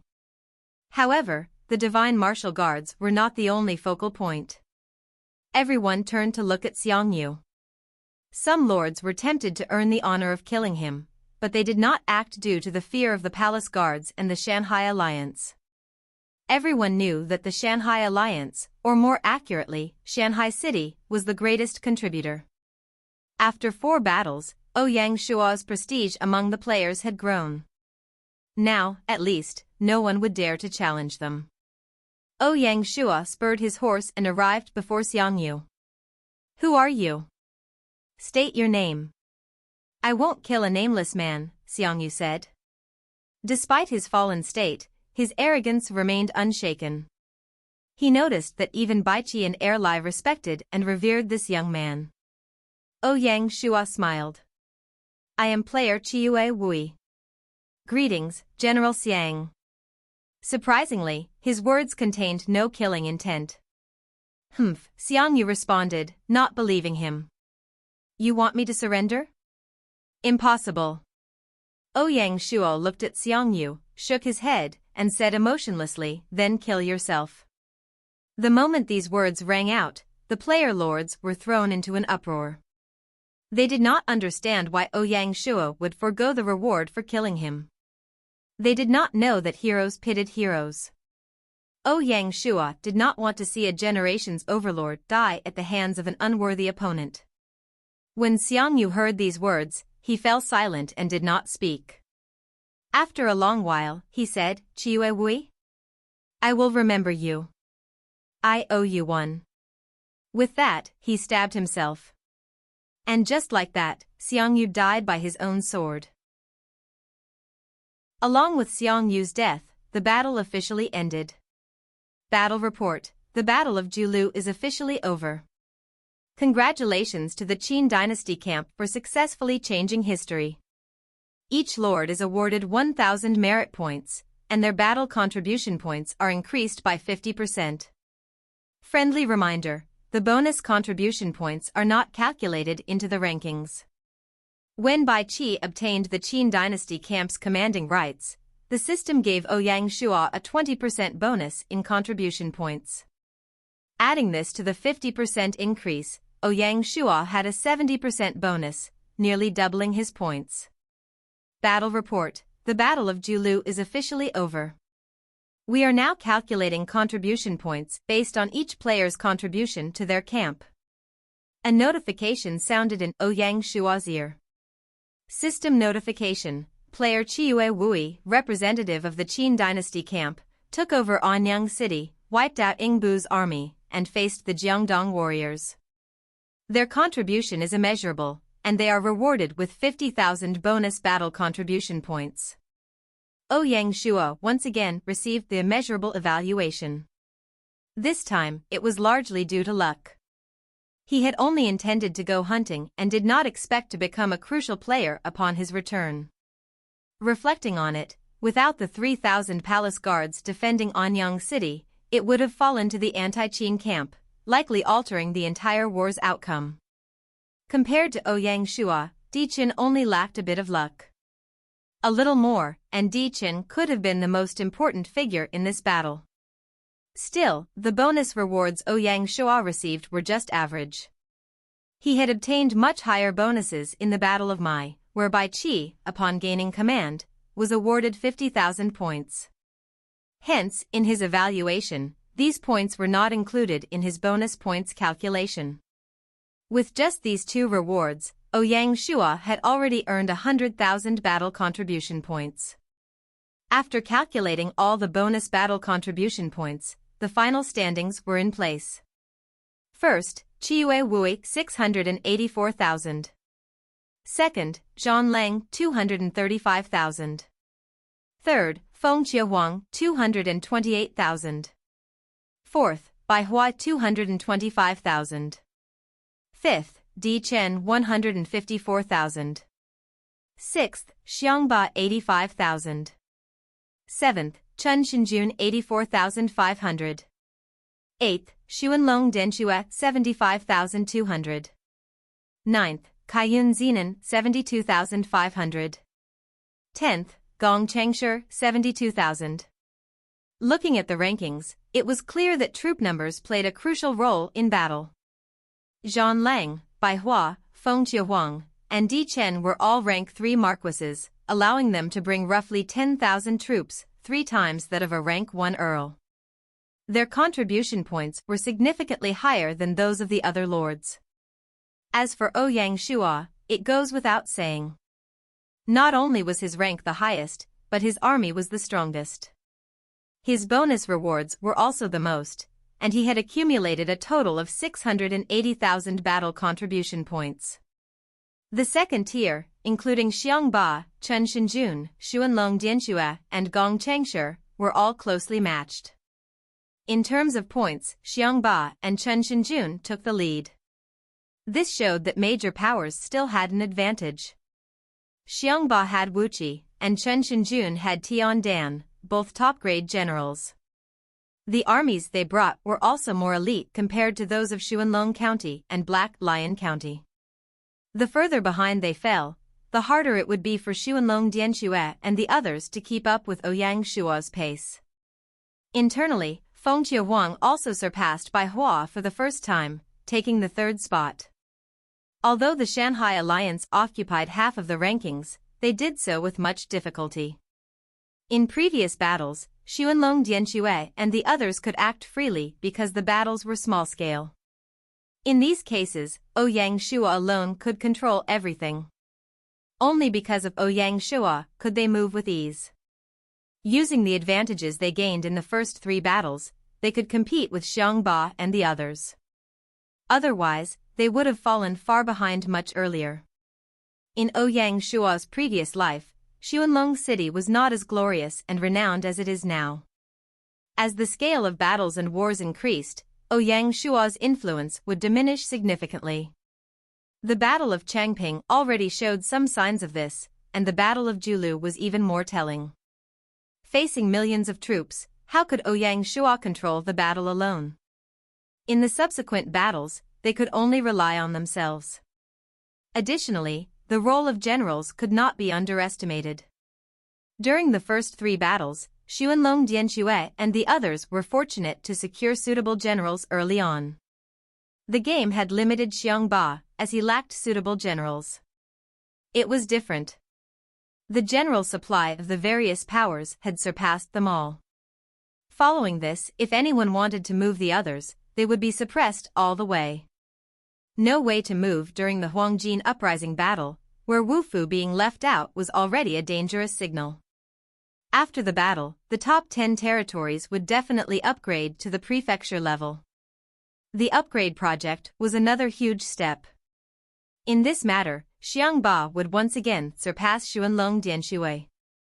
The strength of the Yanhuang alliance was slowly exploding out. Commoner alliances like the Shanghai Alliance would find it really difficult to beat them to Di Chen and the others. Ouyang Shua was the only one that stood over their heads. However, it was not that Ouyang Shua lacked a plan to handle them. Raising Bai Hua and pulling Feng Qiuhuang along, they would form the strongest iron triangle. This was their best bet at going against the Yanhuang alliance. The battle between the 2 alliances was far from over. On the rankings, the biggest change would be the dark horse Kaiyun Zenan. A lord from neither of the top 2 groups had suddenly reached the top 10 rankings. It caused an uproar bigger than the fact that Ouyang Shua had taken the top spot once more. The scene of the Yanhuang alliance and the Shanghai alliance solely occupying the top rankings was broken. The part that embarrassed Gong Chengshi was that he had fallen 500 points behind her. Ouyang Shua knew a little about this dark horse. The Black Snake Guards were created to take charge of monitoring all the major territories. The territory of Kaiyun Zenan was known as Kaiyun County. Located in Xiangnan Province, it was connected to Chuanan Province and Lingnan Province, where the Shanghai territory was situated. The Xiangnan Prefecture temporarily had no members from the 2 large alliances. Kaiyun Zenan was the strongest power there and served as the leader of the Kaiyun alliance. Prior to this, the emergence of local powers had shown only small signs. The rise of Kaiyun Zenan unequivocally announced the emergence of local powers. The China region had many lords who were unwilling to remain in the shadows of the two major alliances. Ouyang Shua recalled that in his previous life, the Kaiyun alliance had a firm grip on Xiangnan province. It was a heavyweight that could stand on equal footing with Baihua. The wheels of history could not be stopped. Even Ouyang Shuo's rebirth could not prevent the development of such powers. The future Nanjiang was destined not to be calm. As such, the Nanjiang Governor-General would not only need to face the challenge of the Yanhuang alliance. When the rankings were released, the uproar continued to grow. What the current lords were most concerned about was not the rankings themselves. What mattered was whether they had enough merit points to upgrade to rank 3 Marquis. The other lords focused on the battle for Commerce City, a once-in-a-lifetime opportunity. Ouyang Shuo also checked his merit points, but he was not interested in the shop. His base battle contribution points were 684,000. After a 70% bonus, this increased to 1,162,800 points. After deducting the 140,000 points he spent, he was left with 1,022,800 points. It had to be mentioned that the contribution points spent would also be calculated in the rankings. Thus, it would similarly award bonus points. Apart from that, it would also provide 200 bonus points for battle contribution, enabling other lords to go crazy. Ouyang Shua did not hesitate and exchanged them for merit points in a 101-to-1 ratio, thus obtaining 102,280 merit points. Apart from that, he also obtained 200 bonus merit points due to his excellent battle contribution. Lastly, he obtained the extra 4,000 merit points for his top-ranking performance, as well as for rewriting history, which granted him an additional 1,000 merit points. Just from this battle alone, Ouyang Shua had accumulated 109,280 merit points, an impressive total. Ouyang Shua took a look at his total merit points. They had reached 262,180, and he had advanced up to the rank 1 Marquis. The next rank would be Duke. The merit points required for a Duke were 1 million, so terrifying. Ouyang Shua was happy for a while before stowing away his emotions. His merit points were just a quarter of the amount needed for the Duke rank. Apart from Ouyang Shua, Baihua and Feng Shihuang both promoted to the grade 2 Marquis. Di Chen and Zhang Lang, as they had just upgraded to rank 3 Marquis and were part of the anti-Qin camp, did not get the bonus multiplier. As such, they were close to rank 2 Marquis. Chen Shinjun, Xiang Ba, Xuanlong Dianxue, Kaiyun Zihan, and Gong Cheng had ranked up to the rank 3 Marquis. All of which were expected, no accidents had occurred. Apart from that, the other lords who became rank 3 Marquis are unknown. In the Shanghai Alliance, Wufu and Songwen used the camp multiplier to reach just a step away from rank 3 Marquis. When they return to the main map, as long as they work hard, ranking up should not be a problem. After tabulating the total battle contribution points, Commerce City was also emptied. At this point, the battle had truly ended, and the lords quickly teleported back to the main map. Only Ouyang Shua stayed behind as usual. The Shanghai Alliance members were already used to this, so they said their simple goodbyes and left. When Ouyang Shua waited for the final rewards, he specially went to meet Zhang Han. As for the other Qin army general, Wang Li, he probably noticed that Ouyang Shua was unhappy with him and did not follow along. Instead, he followed the black horse, Kaiyun Zenan. Who knows what terms Kaiyun Zenan set to win Wang Li over? Ouyang Shua did not mind, just let him go. After spending some time together, Zhang Han had fully recognized Ouyang Shua. He did not even wait for Ouyang Shua to speak. He simply greeted, "Zhang Han greets the Lord."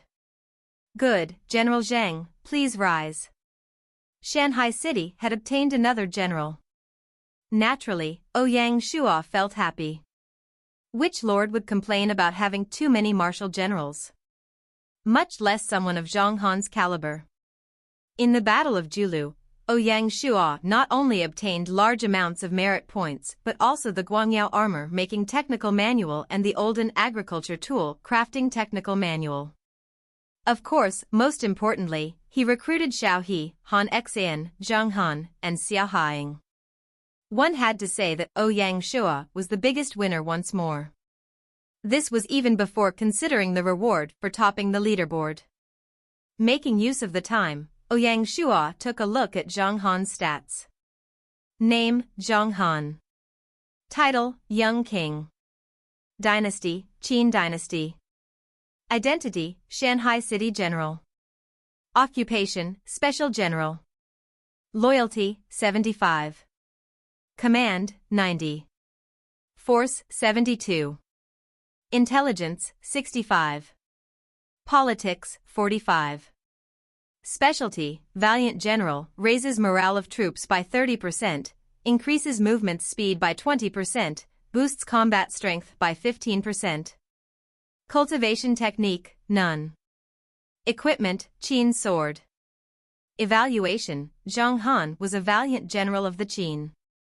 Had he not suffered defeat, the Qin would not have fallen. He slew Zhou Zheng, broke Qinshi, and forced Wei Jiao to surrender. His troops were formidable, and he made war seem like hunting rabbits. Zhang Han was the fourth emperor-rank general of Shanghai City, following Shi Wanshui, Erlai, and Fan Lihua.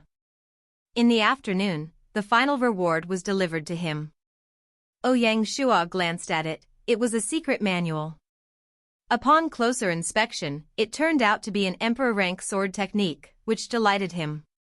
This battle had left him with no regrets. Name, Killing Sword. Sword Manual, Emperor-rank cultivation method. Strokes, Killing Sword. 7 kills, 1st, killing life, 2nd, killing soldiers, 3rd, killing sergeants, 4th, killing generals, 5th, killing oneself, 6th, killing all life, 7th, killing spirits. Special move, 100 miles slaughter. When this killing sword is used, it leaves no one within 100 miles alive. Evaluation, the wielder of the killing blade, the Qin army brandished the Qin blade on the battlefield. It is an ultimate technique refined through battle. As expected of the Qin army sword technique. Before he even began cultivation, a simple look at the introduction filled him with a surge of killing intent. Ouyang Shuo stored the manual away and did not immediately attempt to cultivate it. This technique required a quiet spot to analyze. The battle was obviously not suitable. We had to go deeper into the battle to understand the situation. Ouyang Shuo had obtained numerous victories in the battle, naturally, without any reinforcements. In this battle, the Shanghai City army suffered heavy casualties. Of the 3,000 palace guards, half had died. Luckily, the remaining had been upgraded to become divine martial guards. Of the 2,500 mountain barbarians, 800 had died, similarly suffering heavy casualties. The guards division had suffered the most, losing 2,400 men.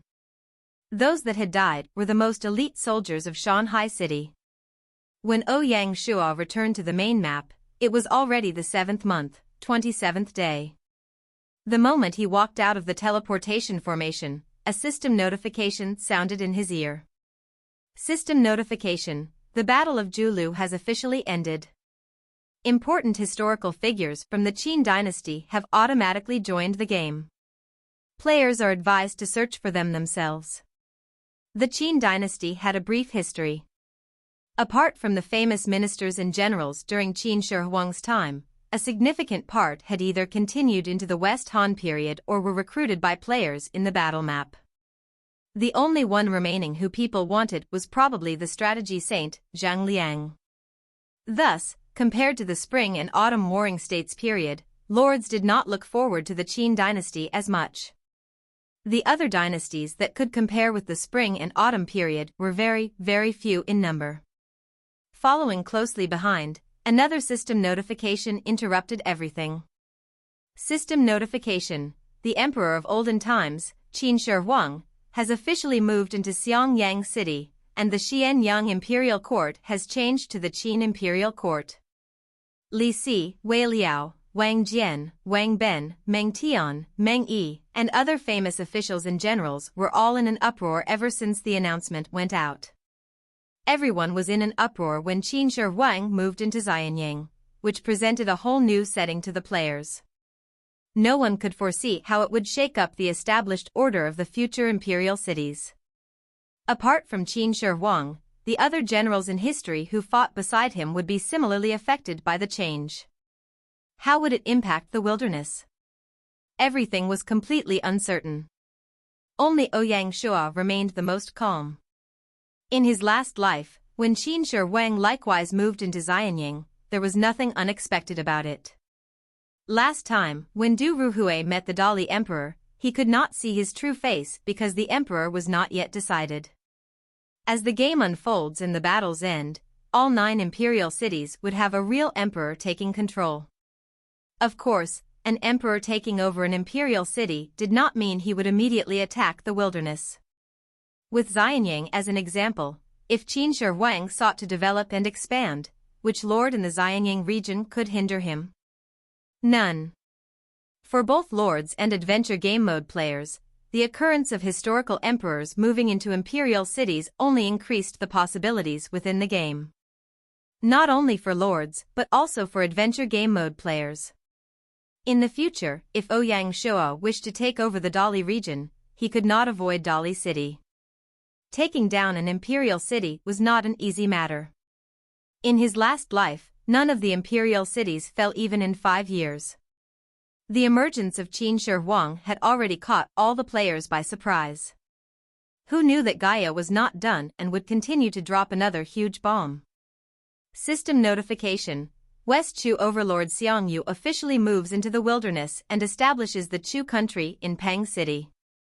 Xiang Yan, Xiang Liang, Xiang Bo, Xiang Zhuang, and other relatives have automatically moved into the Chu country.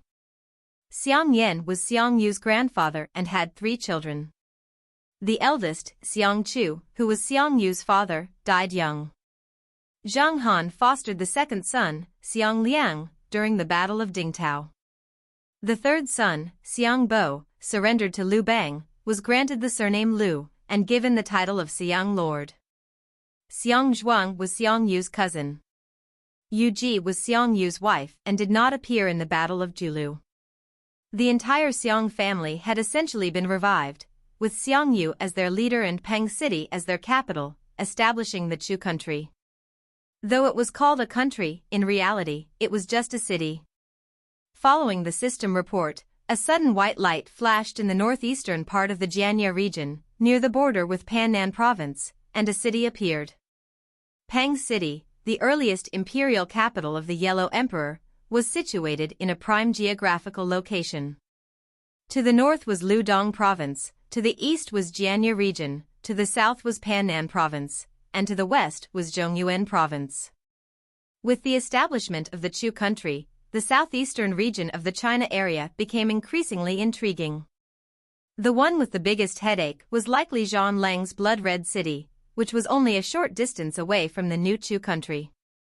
Unlike Shihuang, Xiang Yu and his Chu country would compete in the wilderness. The Xiang family's appearance had already completed the second information update. The future wilderness would become increasingly busy.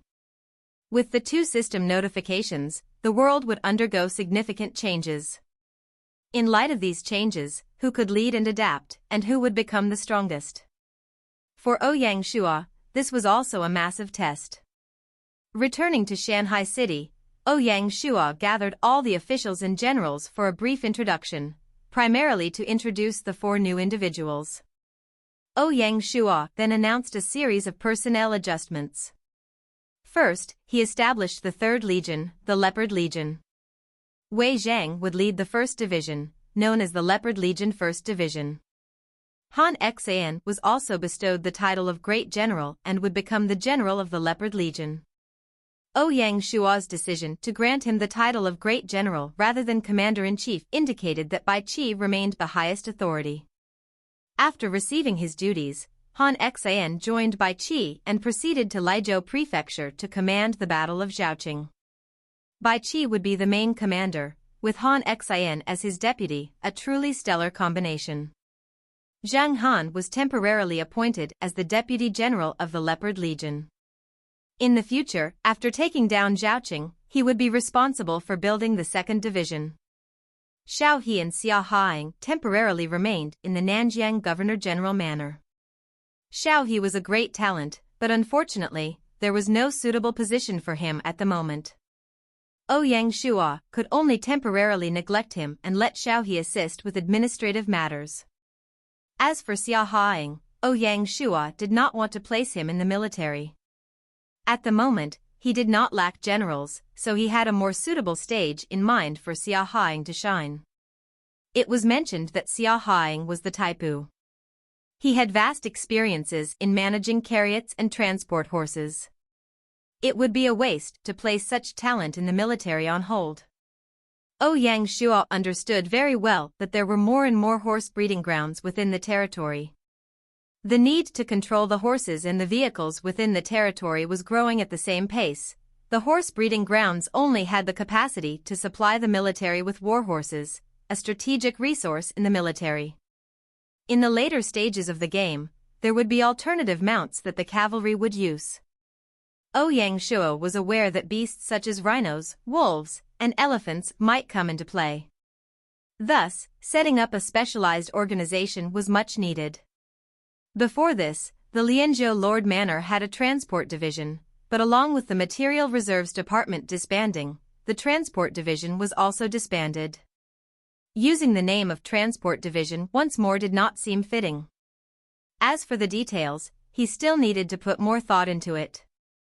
After a brief meeting, Baiqi, Han Xian, and Zhang Han departed for Liuzhou. Meanwhile, Erlai led the Mountain Barbarian Regiment and returned to the Mulan stronghold. Despite the battle ending, the flames of war would continue to rise in the main map.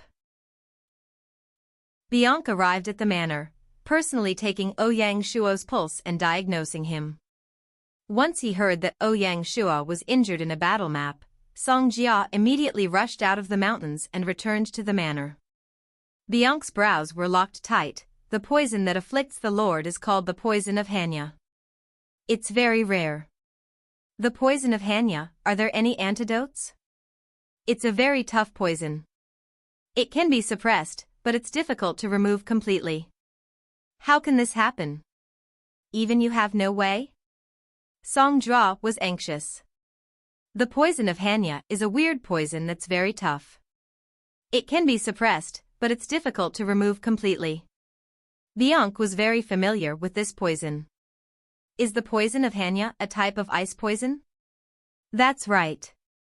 Then will the rhino horn antidote pill we made last time have any use? Compared to the ice poison that afflicted Master Lin, the poison of Hanya is far worse. Bianca shook his head and suddenly said, if I deduced correctly, my lord used the inner pellet of a desolate beast? That's right. If it wasn't for the inner pellet, the poison would have acted already. Since that's the case, is the inner pellet of an iron-armored beast effective in treating this poison? In response to these words, Bianca took a deep breath. If it's a normal desolate beast, it wouldn't work. It has to be the inner pellet of a king beast. Mixing it with the special grade rhino horn antidote pill is the only way we can completely remove the poison of Hanya. As long as there's a way. Song Jia was delighted. Bianca shook his head. Based on what I know, the iron-armored beast is already very rare. The king beast is even rarer. Finding and killing one isn't an easy matter. I don't believe that on the entire Cheongzhou Island, I can't find a single king beast. Song Jia was adamant, her eyes filled with determination. She decided to personally head to Yazhou to search for a king beast. At just a glance, Ouyang Shua saw through her plans and laughed. You don't need to make the trip yourself. I'll just write a letter to Tian Wenjing and Sun Bin and ask them to handle it. No. Song Jia shook her head. Finding a king beast isn't something the military specializes in. It's better if I take some disciples along and give them some training. Hearing this, Ouyang Shua stopped trying to persuade her. He thought Tianqi and the others were still training in Yazhou. Who knows if they were safe? The matter was settled just like that. After Bianca left, Song Jia gave Ouyang Shua a displeased look and grumbled, "You're so big already, yet you don't know how to take care of yourself." Ouyang Shua laughed without saying anything. Jerk. Song Jia was both angry and amused. "Oh, right, my brother sent me a letter." "Oh?" Song Jia frowned. "Our family is divided on the issue of Shanghai City attacking Jiaqing Prefecture. The one who opposes the idea the most is my second uncle." "Does your uncle treat Jiaqing Prefecture as if he owns it?" Song Jia sighed. Among her family, there were overly arrogant individuals who didn't consider that the entire Jiaqing Prefecture was not something Tianshuang County could control alone. Let alone Jiaqing Prefecture, with Ouyang Shua's title as Nanjiang Governor-General, even the future Lingnan province was within his sights. At that point, how could anyone harbor hidden ambitions? They didn't realize that without Shanghai City's support, Tianshuang County would struggle to gain a foothold in Lingnan province, much less achieve its current status and glory. However, as a younger family member, it wasn't right for her to speak ill of her elders behind their backs. "It's okay," Ouyang Shua patted her shoulder and laughed. "I'll handle it." When he decided to attack Jiaqing Prefecture, Ouyang Shua had anticipated such a reaction. The Song family was also an aristocratic family, so how could it lack ambitious members? Ambition was just that, ambition. In the face of absolute power, it was futile.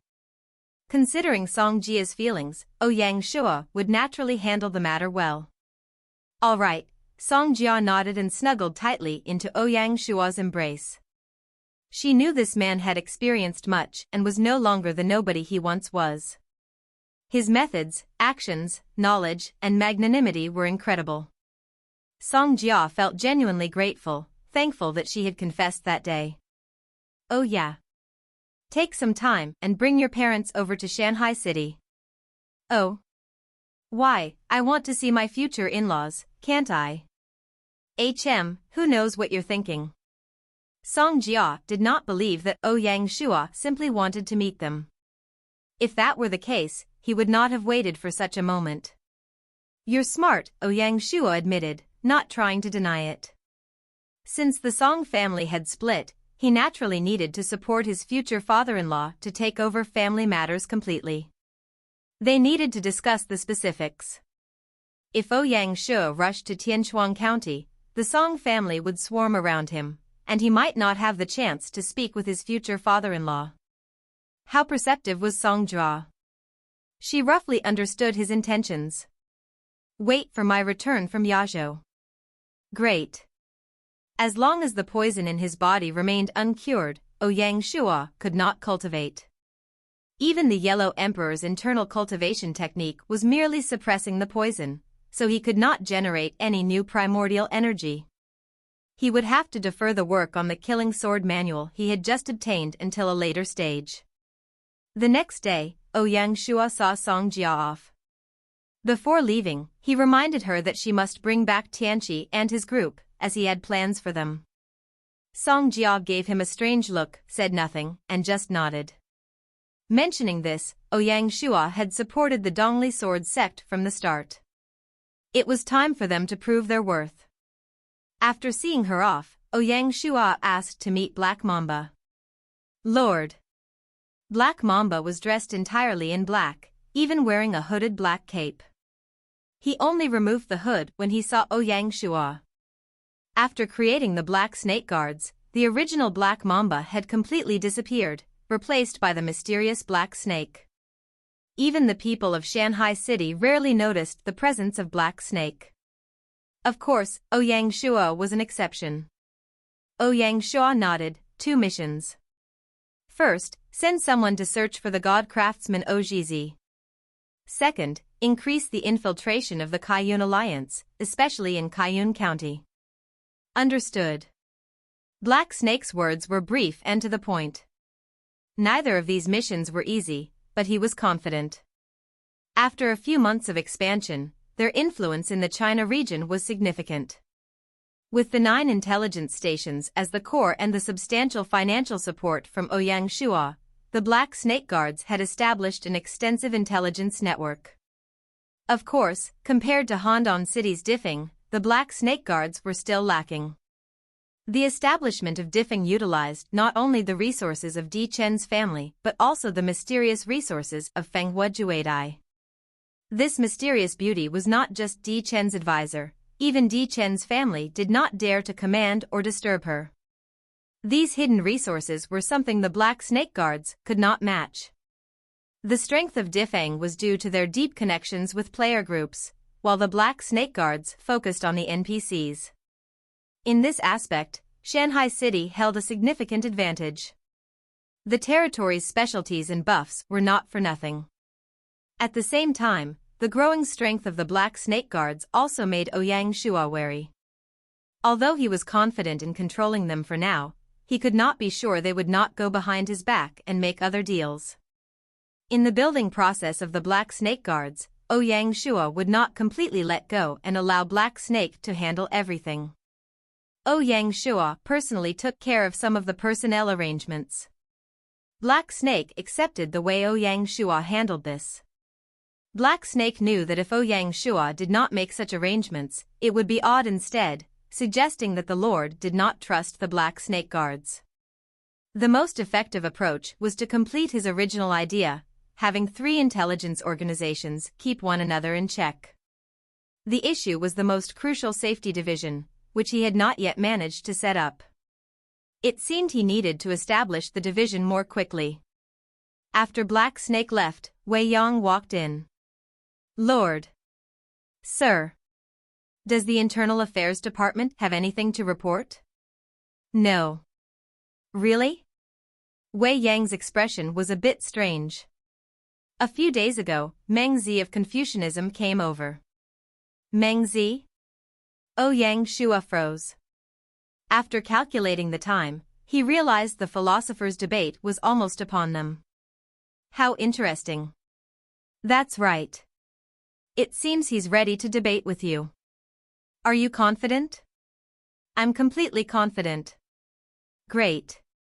Ouyang Shua laughed. Since that's the case, let's make it big. I'll send out invitations to invite all the philosophers for a feast. Ouyang Shua felt the time to organize a philosopher debate had matured. In philosophical studies, Confucianism, Legalism, Moism, and Taoism were the 4 greatest. Among them, Confucianism had many battles. The debate between Confucianism and Legalism centered on whether one should rule with laws or with the heart. The debate between Confucianism and Moism focused on charity or universal love. The debate between Confucianism and Taoism centered on whether to act or not to act. The Qin dynasty embraced legalism as its guiding principle. The early Han dynasty adopted Taoism, focusing on ruling without active intervention. During the reign of Emperor Han Wudi, Confucianism became the dominant ideology. Of course, each school of thought incorporated elements from the others. On the surface, Confucianism was the primary influence, but legalism continued to play a role. When executions were necessary, they were carried out without hesitation. Therefore, the most significant debate was between legalism and Confucianism. Meng Zi, a prominent figure in Confucianism, did not come simply to observe. Everyone knew that Wei Yang, the representative of legalism, was present. Confucianism and legalism were destined to clash. As the Lord, Ouyang Shua naturally would not take sides. After all, he advocated for coexistence and diversity. Thus, he planned to use this opportunity to initiate a philosophical debate. The following day, Ouyang Shua headed for a visit to Shanghai City, aiming to tour various colleges. Unlike the previous days, when universities often hosted fewer students, this time, each college had no less than 200 attendees. Specifically, the Economics College and the Natural Sciences College each attracted thousands of participants. The Natural Sciences College, the Architecture College, and the Business College were not as run down as they once were when inauguration. They made the most of their contacts and even the forums to attract various professional professors, whose presence created a broad network. With Ouyang Shua and 100-odd professionals at the core, they could attract vast numbers of talents. It was not an exaggeration to state that 10% and more of the top professors residential from the region res in Shanghai City. This helped establish the city's reputation and add to the prosperity and foundation of Shanghai City. A major factor in achieving such stellar results, apart from the relationships of Ouyang Shua, was the learning environment in Shanghai City. The positioning of Shanghai City in the China region as the current mega-city, the 9 imperial cities. Even Handan City, Dichen could not equal the level of fame of Shanghai City.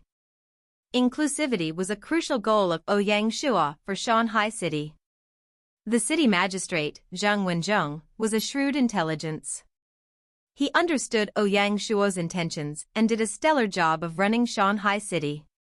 The Sinan University was the window to the teaching circle.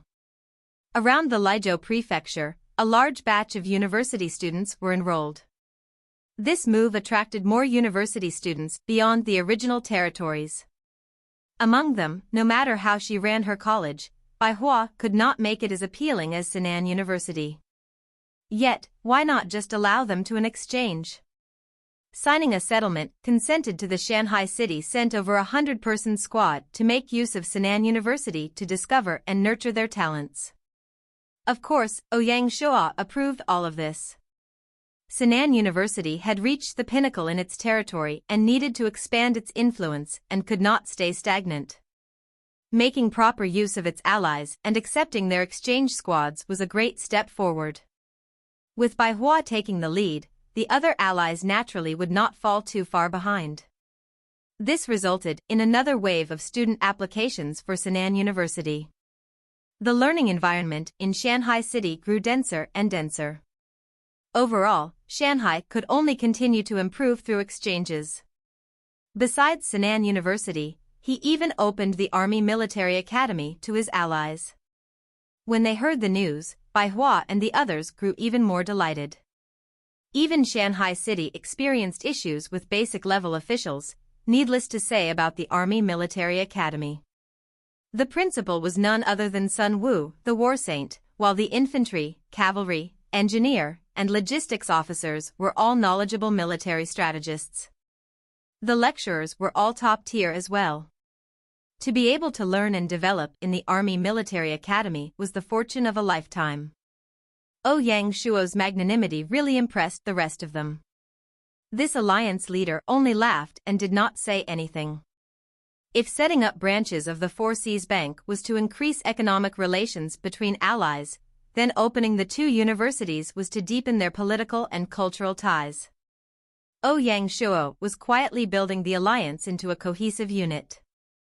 He worked silently and made no noise. While deep in thought, Ouyang Shua arrived at the book collection house. During the day, Xiang would remain cooped up here. This unique individual had become a notable figure at the university. Tai Gong. Xiang nodded, his attitude warm as he invited Ouyang Shua to sit opposite him. "Every time you come, I feel a bit nervous," he said, shutting down any potential topic before Ouyang Shua could speak. Ouyang Shua pretended not to understand. At such times, being thick-skinned was beneficial. Meng Zi has arrived and wants to debate with Wei Yang. I was thinking of using this opportunity to organize a philosopher's debate. I want to revive the old philosophers' debates. When Shang heard this, his eyebrows arched, showing interest, though he did not express an opinion. Ouyang Shua, feeling helpless, continued, "The others are all set. We only lack a respected figure to chair the debate. Are you willing?" If the father of philosophy, Shang, chaired the event, it would naturally appear much more prestigious. Philosophers who originally had no interest might be drawn to participate. Shang, a wise man, understood Ouyang Shuo's intentions. After a brief silence, he stroked his white beard. I have a condition. Taigong, please speak, Ouyang Shua said, pleased. Conditions were good, but he was afraid Xiang would outright reject his request. Before the official philosophers' debate, add 2 additional proceedings. This is mandatory. Please, proceed, Ouyang Shua responded calmly. He knew Taigong was genuinely interested, otherwise, he wouldn't have said such a thing. The first proceeding, reading. Before the philosophers' debate, they need to understand other schools of thought. Therefore, they should spend 10 days reading in the book collection hall before participating. Sure, Ouyang Shua agreed without hesitation. This would only enhance the appeal of Shanghai City. The second proceeding, introductions. Each school of thought will describe and introduce their own schools. They can speak but cannot debate. When Ouyang Shua heard this, he looked at Taigong with respect. As expected from this old fox, he had such deep insight. These proceedings, while seemingly simple, held profound meaning. They would help prevent unnecessary debates. Listening first would lead to better understanding. With this in mind, Ouyang Shua rose and bowed respectfully. Thank you, Taigong. Xiang smiled, stroking his mustache, pleased, at least you can be taught. Ouyang Shua was slightly taken aback but left quietly. After gaining Xiang's approval, the preparations for the philosophers' debate officially began, led by Xiao He. He understood the significance of this debate. The Lord entrusting this task to him was the highest form of recognition. The next day, he sent out invitations to the 9 imperial cities in the name of Shanghai City. The invitation used Xiang's renowned name and clearly outlined the 3 proceedings designed by Xiang. Obviously, Xiao He understood the irreplaceable role Xiang played in this debate. The invitation was issued in the name of Shanghai City, rather than the Nanjiang Governor-General, and there was a reason for this choice. The title of Nanjiang Governor-General implied control over a region, which could irritate some. In contrast, Shanghai City was just a city, a term free of any ties or allegiances, making it the most welcoming and suitable option. This small detail revealed Xiao He's intelligence. Apart from sending out invitations, Xiao He also designed an inn at the university for philosophers or scholars to rest. The inn was named Juxian House. Only someone who understood Ouyang Shua's intentions could have come up with such a name. The primary goal of organizing this philosophers' debate was to attract talent and recruit people for the city. If he could use this opportunity to attract 2 or 3 schools of thought, it would be even better. In the entire China region, no other territory matched Shanghai City's capability in this regard. The moment the invitations were sent out, they sparked much discussion. Players agreed that the Lianzhou Lord was planning another significant move. Just after the spotlight from the Battle of Julu, he did not even take a break but immediately initiated another wave on the main map. The first was martial, the second cultural. Regular players could only watch in awe. As for their opponents, no matter how displeased they were, they could only be envious and had no way to stop the proceedings. It was their own fault for not having Xiang, the book collection house, or even one school of thought that had moved in. The underlying circle was even more bustling. In Xiangyang City, a modest little courtyard. A young man held the invitation and entered with a determined step. In the courtyard was a fervent discussion among scholars, where an old man was holding an old scroll, reading it with great interest. The old man read it aloud, and then he said with a smile, "Great, I had wanted to visit Taigong's temple." "What, a pack of scholars from all over a journey?" "Yes." In Qianzu City, on a small farm at the outskirts, a simply dressed middle-aged man picked up the invitation. His expression was complex. In Jianye City, one of the mansions of a handsome middle-aged man was muttering, "Hey, Confucianism is about to end." On the table not far away from him was an invitation.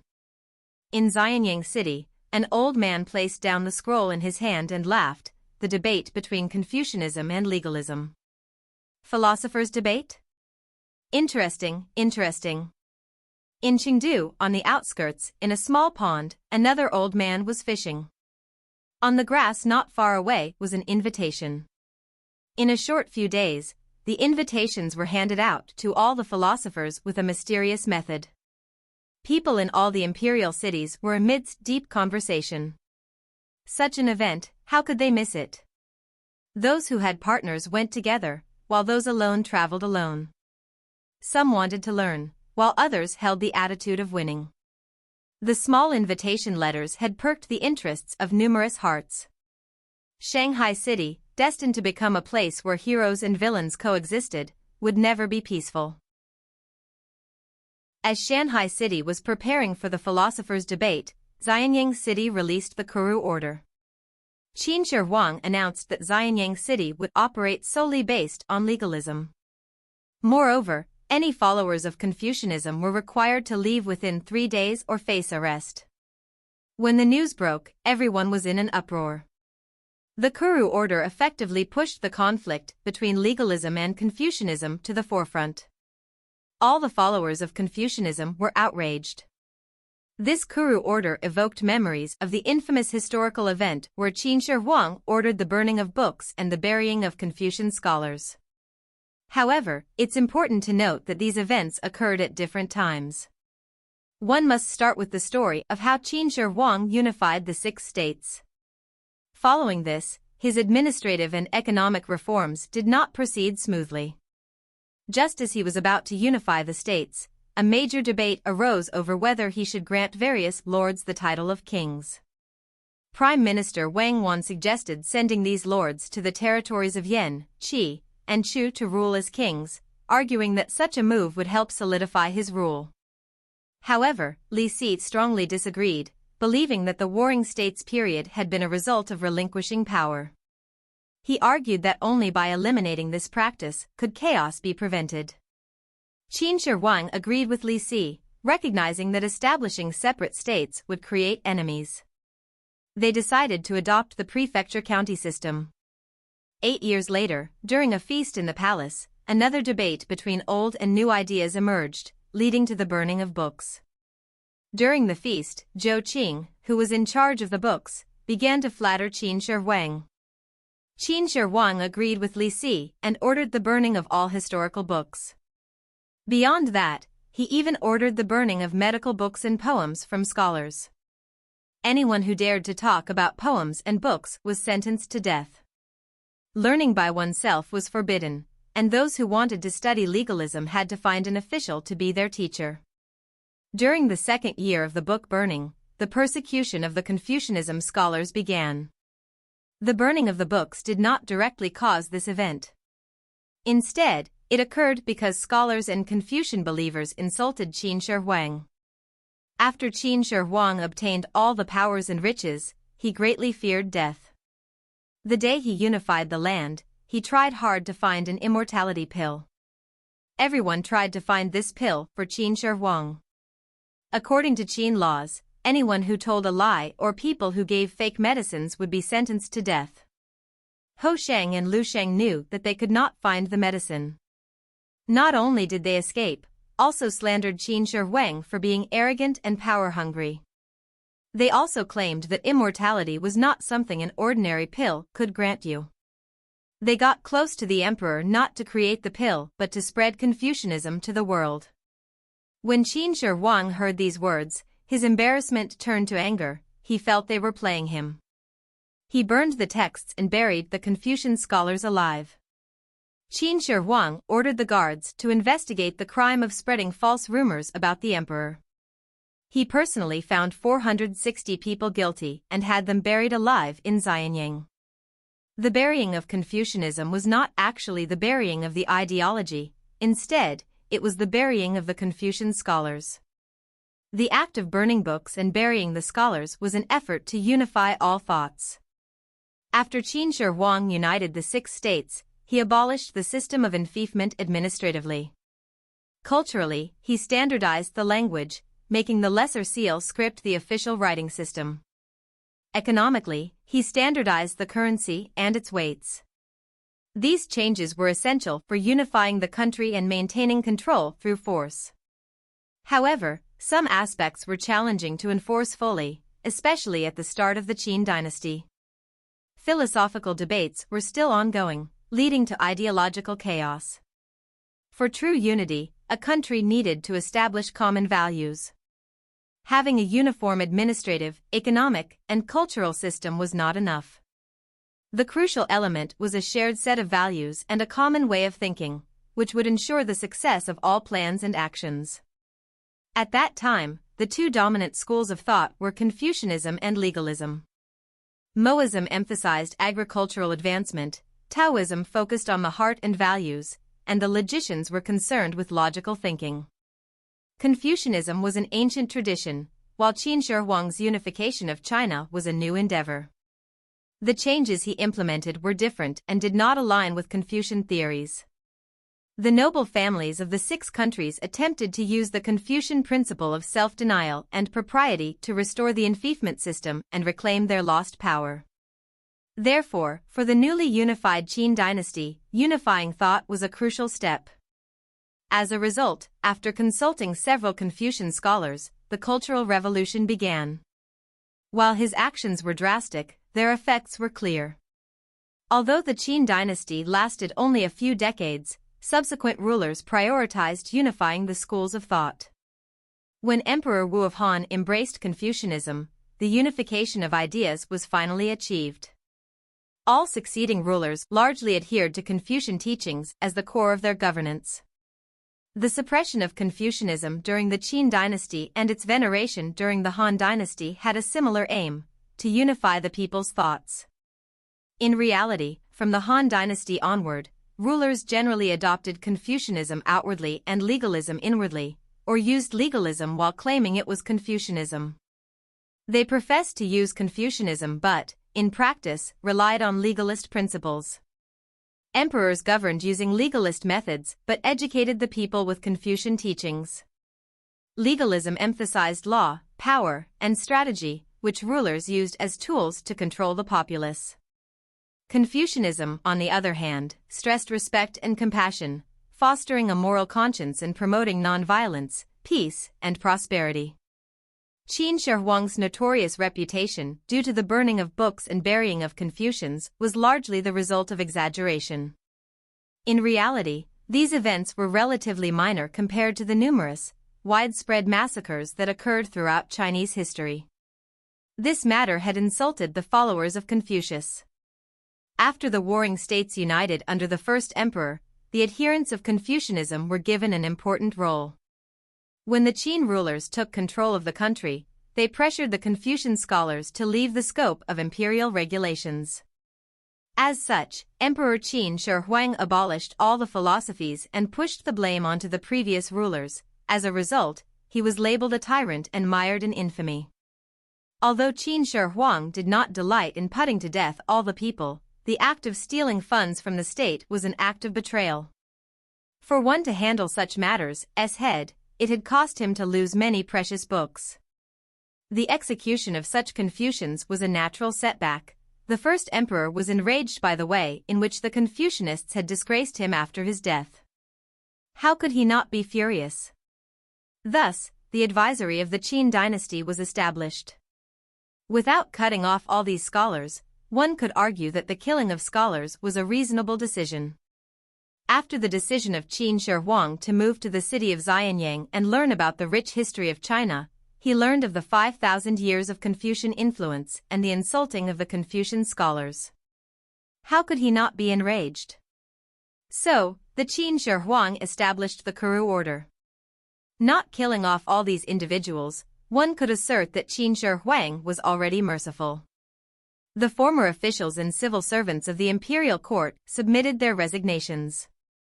Despite the wave of resignations, the functioning of Xianyang city was not disrupted.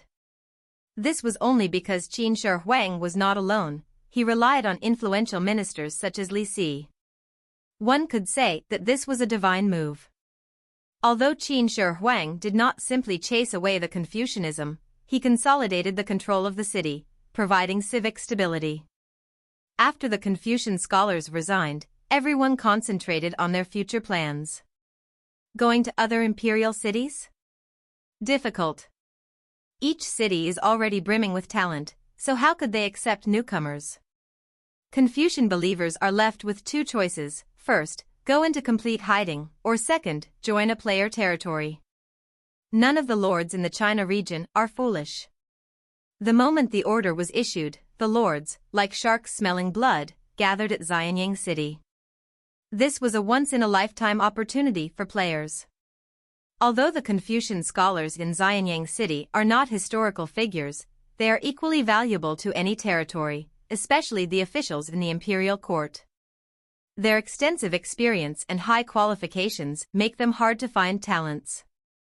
To put it more clearly, officials like Zhou Haichen and Suzhen in Shanghai City are common in Xianyang City. You could grab a handful of them easily. There are also many who surpass them in ability. Such talents are hard for the lords to resist. Even Ouyang Shua yearned for them. Unfortunately, in the competition for Confucian scholars from Xianyang City, Ouyang Shua faces significant challenges.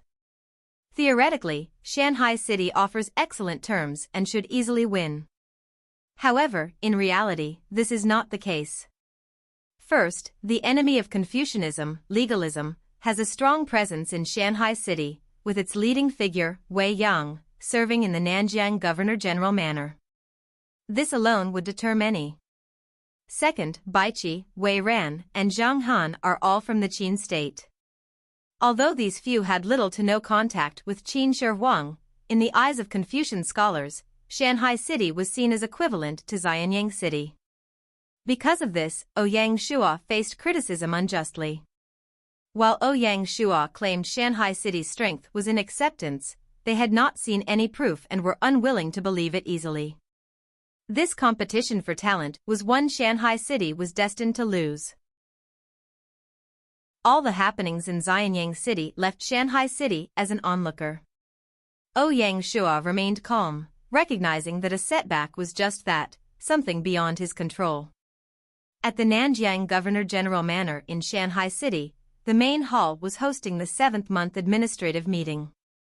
The 7th month was a significant period for the territory, marking the official control of 3 prefectures and the formation of the Nanjiang Governor-General House. Under the leadership of the wheelchair-bound General Sun Bin, the Tiger Legion swept through Qiongzhou Island in the 7th month. They mercilessly defeated both the aboriginals and other players. Clearing Qiongzhou Island was a minor challenge for Sun Bin, and he is expected to shine even more in future battles. The most remarkable aspect is that Sun Bin continues to improve. Ouyang Shua had a casual conversation with Sun Wu and learned that Sun Bin frequently writes letters to his grandfather to discuss military strategies and theories. From Sun Wu's tone, it was evident that the war saint held high hopes and praise for his grandson. This was a blessing for both the war saint and the territory. Dai Qin, the 2nd Division Major General of the Tiger Legion, was awarded the title of Donko General for his fearless performance. This grassland black tiger finally emerged from the shadow of the Battle of Lianzhou and reclaimed his glory. Besides Dai Qin, the 3rd Division Deputy Major General, Shan Zhu, also performed exceptionally well. According to Sun Bin's simple description, this Li race young leader is a prodigy of improvement.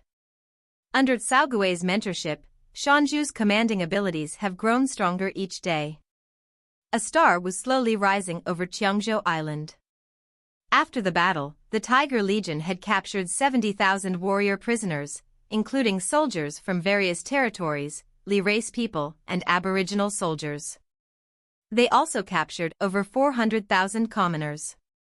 More than 40 Li race tribes were among them. The entire Qiongzhou Island groaned under the sharp blade of the Tiger Legion. Following the battles, the combat prisoners were reformed into the Qiongzhou Prefecture Garrison Division, and Su Wang, previously the 2 ND Division's 3rd Regiment Colonel, was appointed as the Major General. After establishing the Garrison Division, the Tiger Legion could now assist other battlefields at any time. Under the flames of war, the Tiger Legion's 3rd Division and the 1st Mountain Division of the territory slowly took form, possessing terrifying strength. They were especially notable in mountain battles, which were crucial for capturing the North Mountain region in one swoop. Upon receiving the news, Ouyang Shuo immediately ordered the Military Affairs Department to move the 3rd Division to gather at Shanghai City. They would advance alongside the Dragon Legion's 1st Division toward the 100,000 Mountains to attack Qiu City.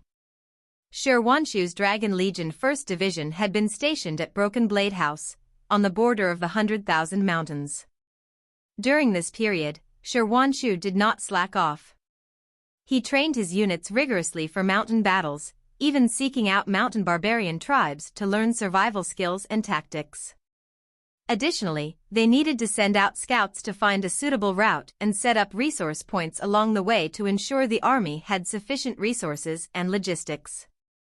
Not only did it provide a route for the armies to attack the city, it also opened up a control route from Lianzhou Prefecture to the outside. As the territory expanded, the geographical weakness of Lianzhou Prefecture would gradually be exposed. Being boxed in had its pros and cons. However, this would prevent the interference of other powers, and the uprising army failing to disturb the territory was the greatest proof. As the Lord grew stronger, this had even more cons than pros.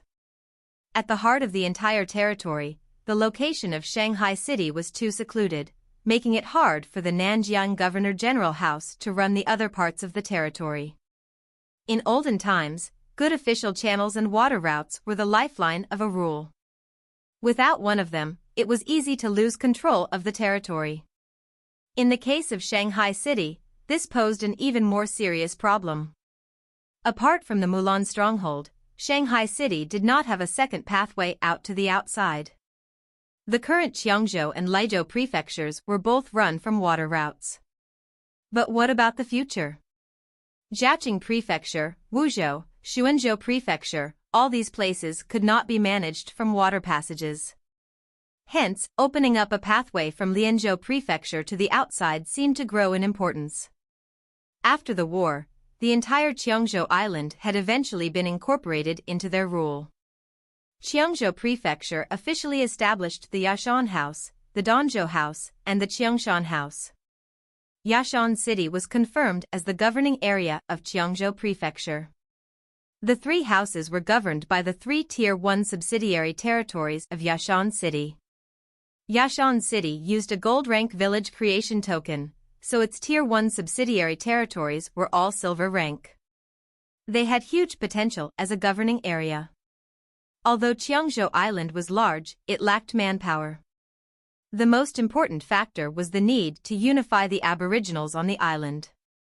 Governor Tian Wenjing, with his vast experience in dealing with other races, had previously served as a negotiator with the mountain barbarians. Under his leadership, the aboriginals of Qiangzhou Island were integrating into the territory. The completion of the first season of rice crop harvesting in the first half of the year was particularly helpful, as it solved the grain problems of Qiangzhou Prefecture, eliminating the need to import any more grain. This made administrative matters much easier to handle. Qiangzhou Prefecture was situated in a divine location with fertile soil, highly suitable for agricultural development. To support the agricultural development of Qiangzhou, Ouyang Shuo instructed the Sinan University to form an agricultural consultant group to visit Qiangzhou. They would help set up agricultural projects, as agriculture was the foundation. If Qiangzhou wanted to develop further, it needed to make use of the adventure game mode players. The entire island, apart from the Five-Finger Mountains and the South Mountain Mysterious Region, offered attractions for players, the boundless oceans. The vast oceans, with their many islands and numerous pirates, were filled with treasures, rare materials, and adventures, fueling the players' imaginations. The vast ocean was far more tempting to adventure mode players than the Five-Finger Mountains. Sun Xiaoya, who took charge of Yashan City, wrote messages to Ouyang Shuo based on the news she received. She suggested constructing a shipyard to build merchant and small warships. These ships could be sold or rented to adventure mode players to sail the seas. When Ouyang Shuo received the letter, he immediately replied, agreed. Sun Xiaoya's keen insight was evident. Her modest suggestion would bring Yashan City endless fortune in the future. The members of the Shanghai Alliance Guild heard the news and immediately agreed to form a squadron to explore the neighboring islands. Lin Jing was the most enthusiastic. She directly asked Ouyang Shua to gift her a turreted ship to serve as her flagship. She wanted to personally explore the oceans. After exploring the South Mountain Cave, Lin Jing had lingered around the Five-Finger Mountains. At that time, like Song Jia, she had also obtained a golden-spotted phoenix butterfly. Afterward, Yashan's appeal to Lin Jing diminished significantly. Just as she was about to return to Jianya, such a major news event occurred. How could she not feel excited? When Ouyang Shua heard her request, he could only agree. After all, she was his little aunt. The turreted ship was named War Snow. It was docked in the harbor and looked truly stunning. The only unhappy one was probably Xie Xiyun. This strong woman grumbled that Lin Jing was acting crazy and not helping out at Jianya. Regarding their relationship, Ouyang Shua naturally kept silent. In the sale or rental of ships to outsiders, Yashan City had signed additional agreements. Those who wished to buy had to promise to share any geographical intelligence they discovered through exploration with the Yashan Squadron. Additionally, Yashan City retained the first rights to occupy the surrounding islands.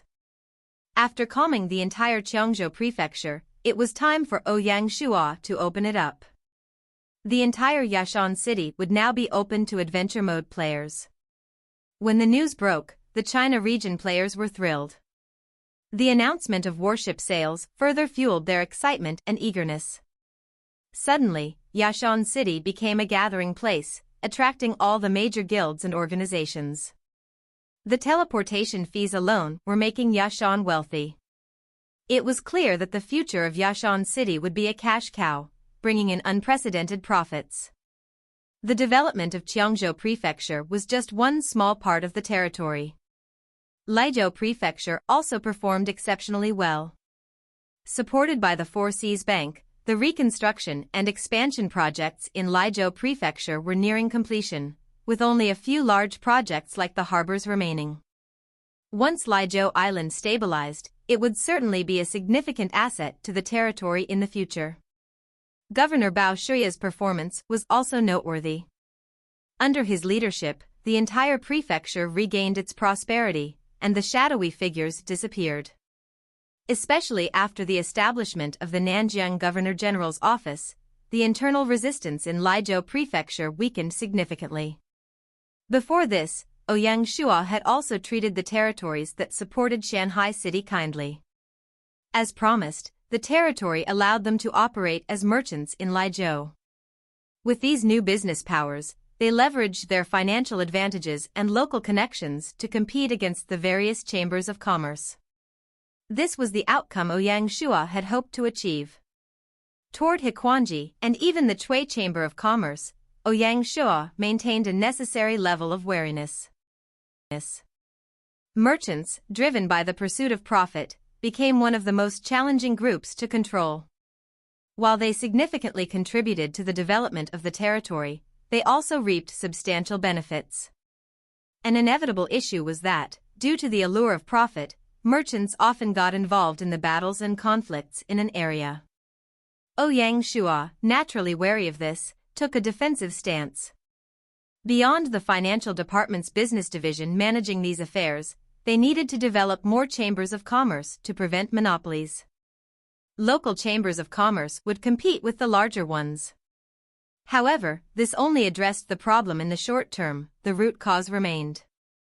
Ouyang Shua planned to establish a business association to enhance oversight of the various chambers of commerce.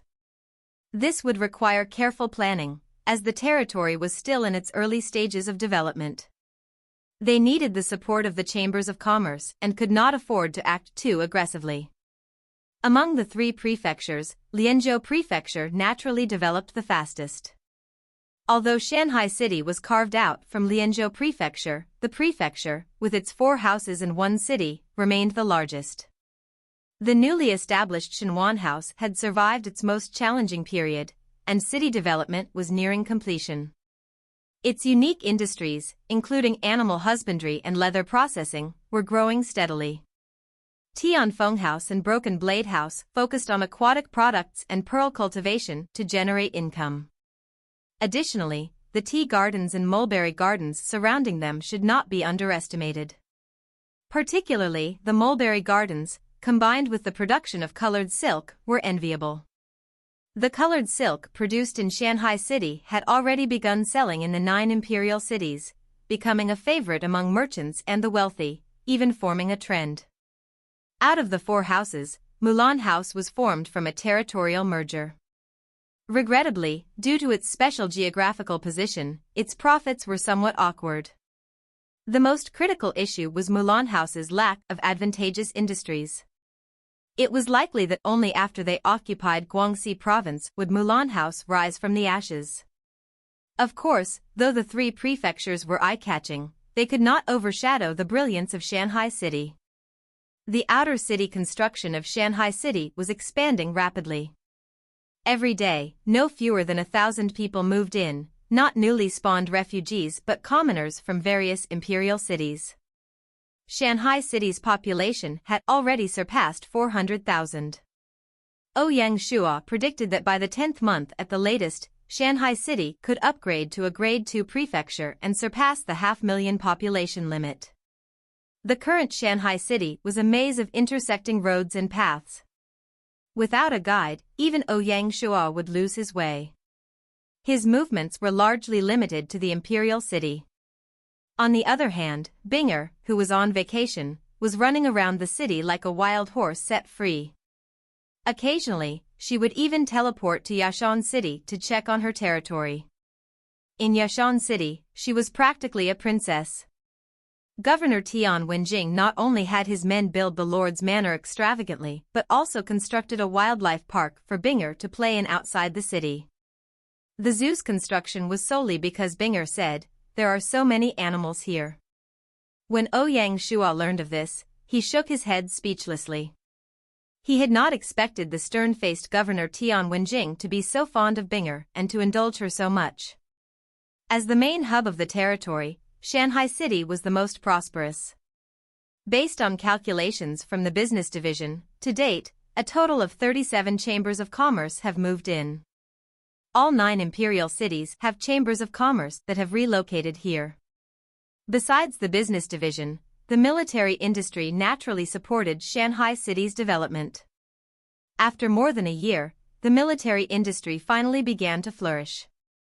With the construction of the eastern region, the overall production capacity of the military industry has tripled. To date, the city's equipment production not only meets the Army's needs but also fulfills orders from Shanghai Alliance members. The booming military industry can truly be called a cash cow. The administrative meeting began. Financial Director Chuang Yu reported the financial status for the 7th month. Shanghai City has earned 85,700 gold. Lianzhou Prefecture contributed 52,700 gold. Laizhou Prefecture currently has no funds, and Xiangzhou Prefecture contributed 41,500 gold. Including the business division's profit of 55,000 gold, the total profit for the 7th month is 234,900 gold. When Ouyang Shua heard that the monthly income had surpassed 200,000 gold, he was delighted. However, what she reported next darkened his expression. In the 7th month, 80,000 gold was spent, primarily on 20,000 gold for Shanghai City's construction and 60,000 for Laizhou Prefecture. Apart from that, the Nanjiang Governor-General House spent 8,000 gold, and military expenditure was 135,000 gold. Normally, one legion would require around 35,000 gold. In the army, both the Dragon Legion and Tiger Legion were at full strength. Including the 1st Division of the Leopard Legion, the Guards Division, and the Palace Guards, the expenditure reached 95,000 gold. The Nanyang Navy, including the 1st Division of the Yashan Squadron and the Beihai Bay Squadron, had an expenditure of around 20,000 gold. Overall, daily expenses alone would cost 115,000 gold. The 7th month's military expenses also needed to account for payments to families affected by the battles of Lizhou and Julu. Therefore, military expenditure used up more than half of the overall income. This was just a game. If he were to run a country like this in real life, his people would definitely revolt. As Yu reported the military expenses, she unconsciously glanced at Du Ruhui. Du Ruhui understood the reason and remained silent. At this point, before the armies were fully formed, they could earn extra income through raids.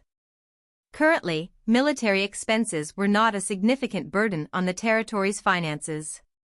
Building a legion, especially after forming the divisions, made the Shanghai City Army more commercial and orthodox. Raiding duties would be assigned to other units. Thus, on the surface, the army would have a negative impact on finances. The army itself would never generate any extra wealth. When occupying strategic lands, they could not pillage and burn. Of course, one could not just look at the surface. Taking the Battle of Lizhou as an example, it seemed foolish in the short term. But in the long run, it would provide financial income that far exceeds the current input. Expanding the territory has always been the way to become stronger. These matters were well understood by both Du Ruhui and Yu. Yu was silently urging the Military Affairs Department not to expand the military recklessly. If they did, the territory's finances could not keep up. Du Ruhui, too, faced his own challenges. The organization of the military strictly followed the Lord's instructions, making the Military Affairs Department merely a scapegoat.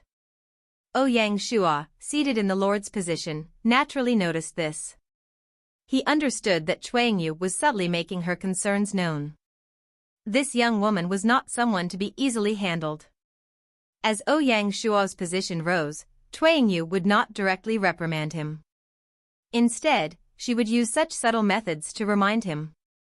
Ouyang Shua had also been attentive and controlled the scale of the military. Take the Battle of Qiangzhou, for example. Sun Bin's Tiger Legion captured a total of 70,000 warriors, yet Ouyang Shua only asked them to form a garrison division. Besides the various protection squads of the houses, only 1/3 of the soldiers were enlisted. However, the military would need to expand daily, no matter what.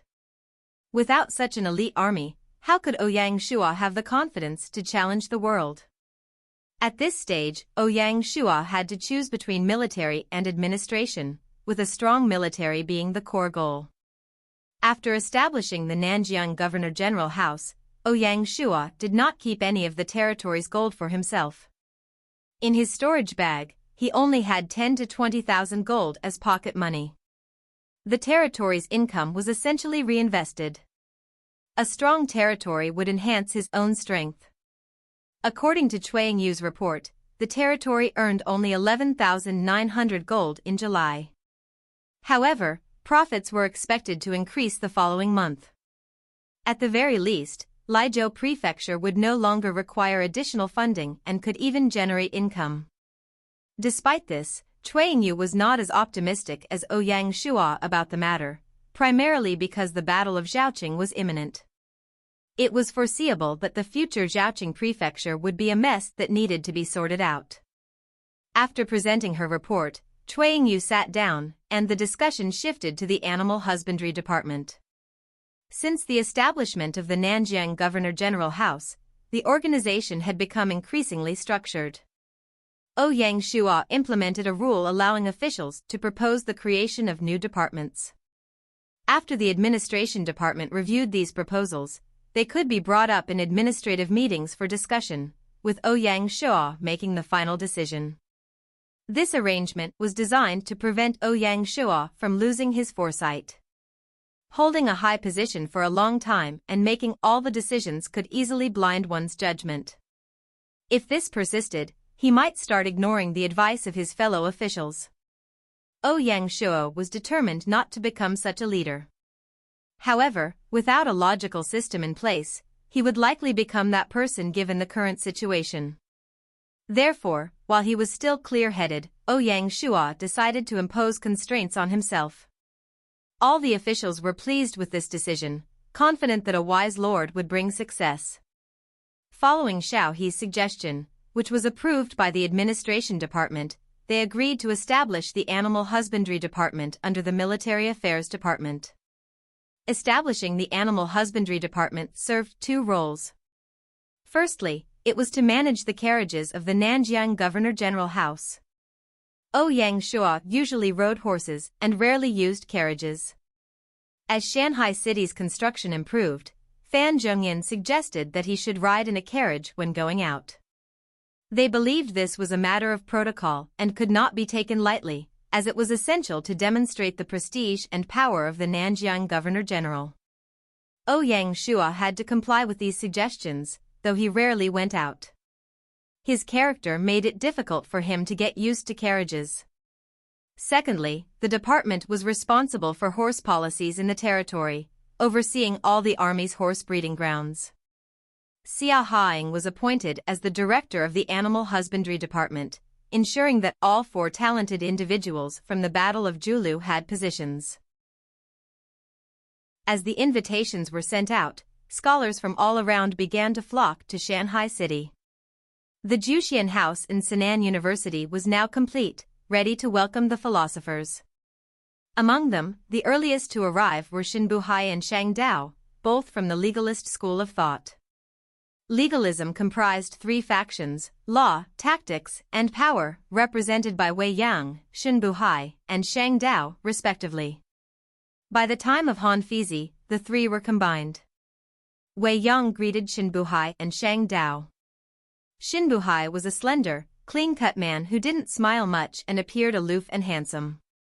Those who knew him understood that he was a classic example of being cold on the outside but warm on the inside.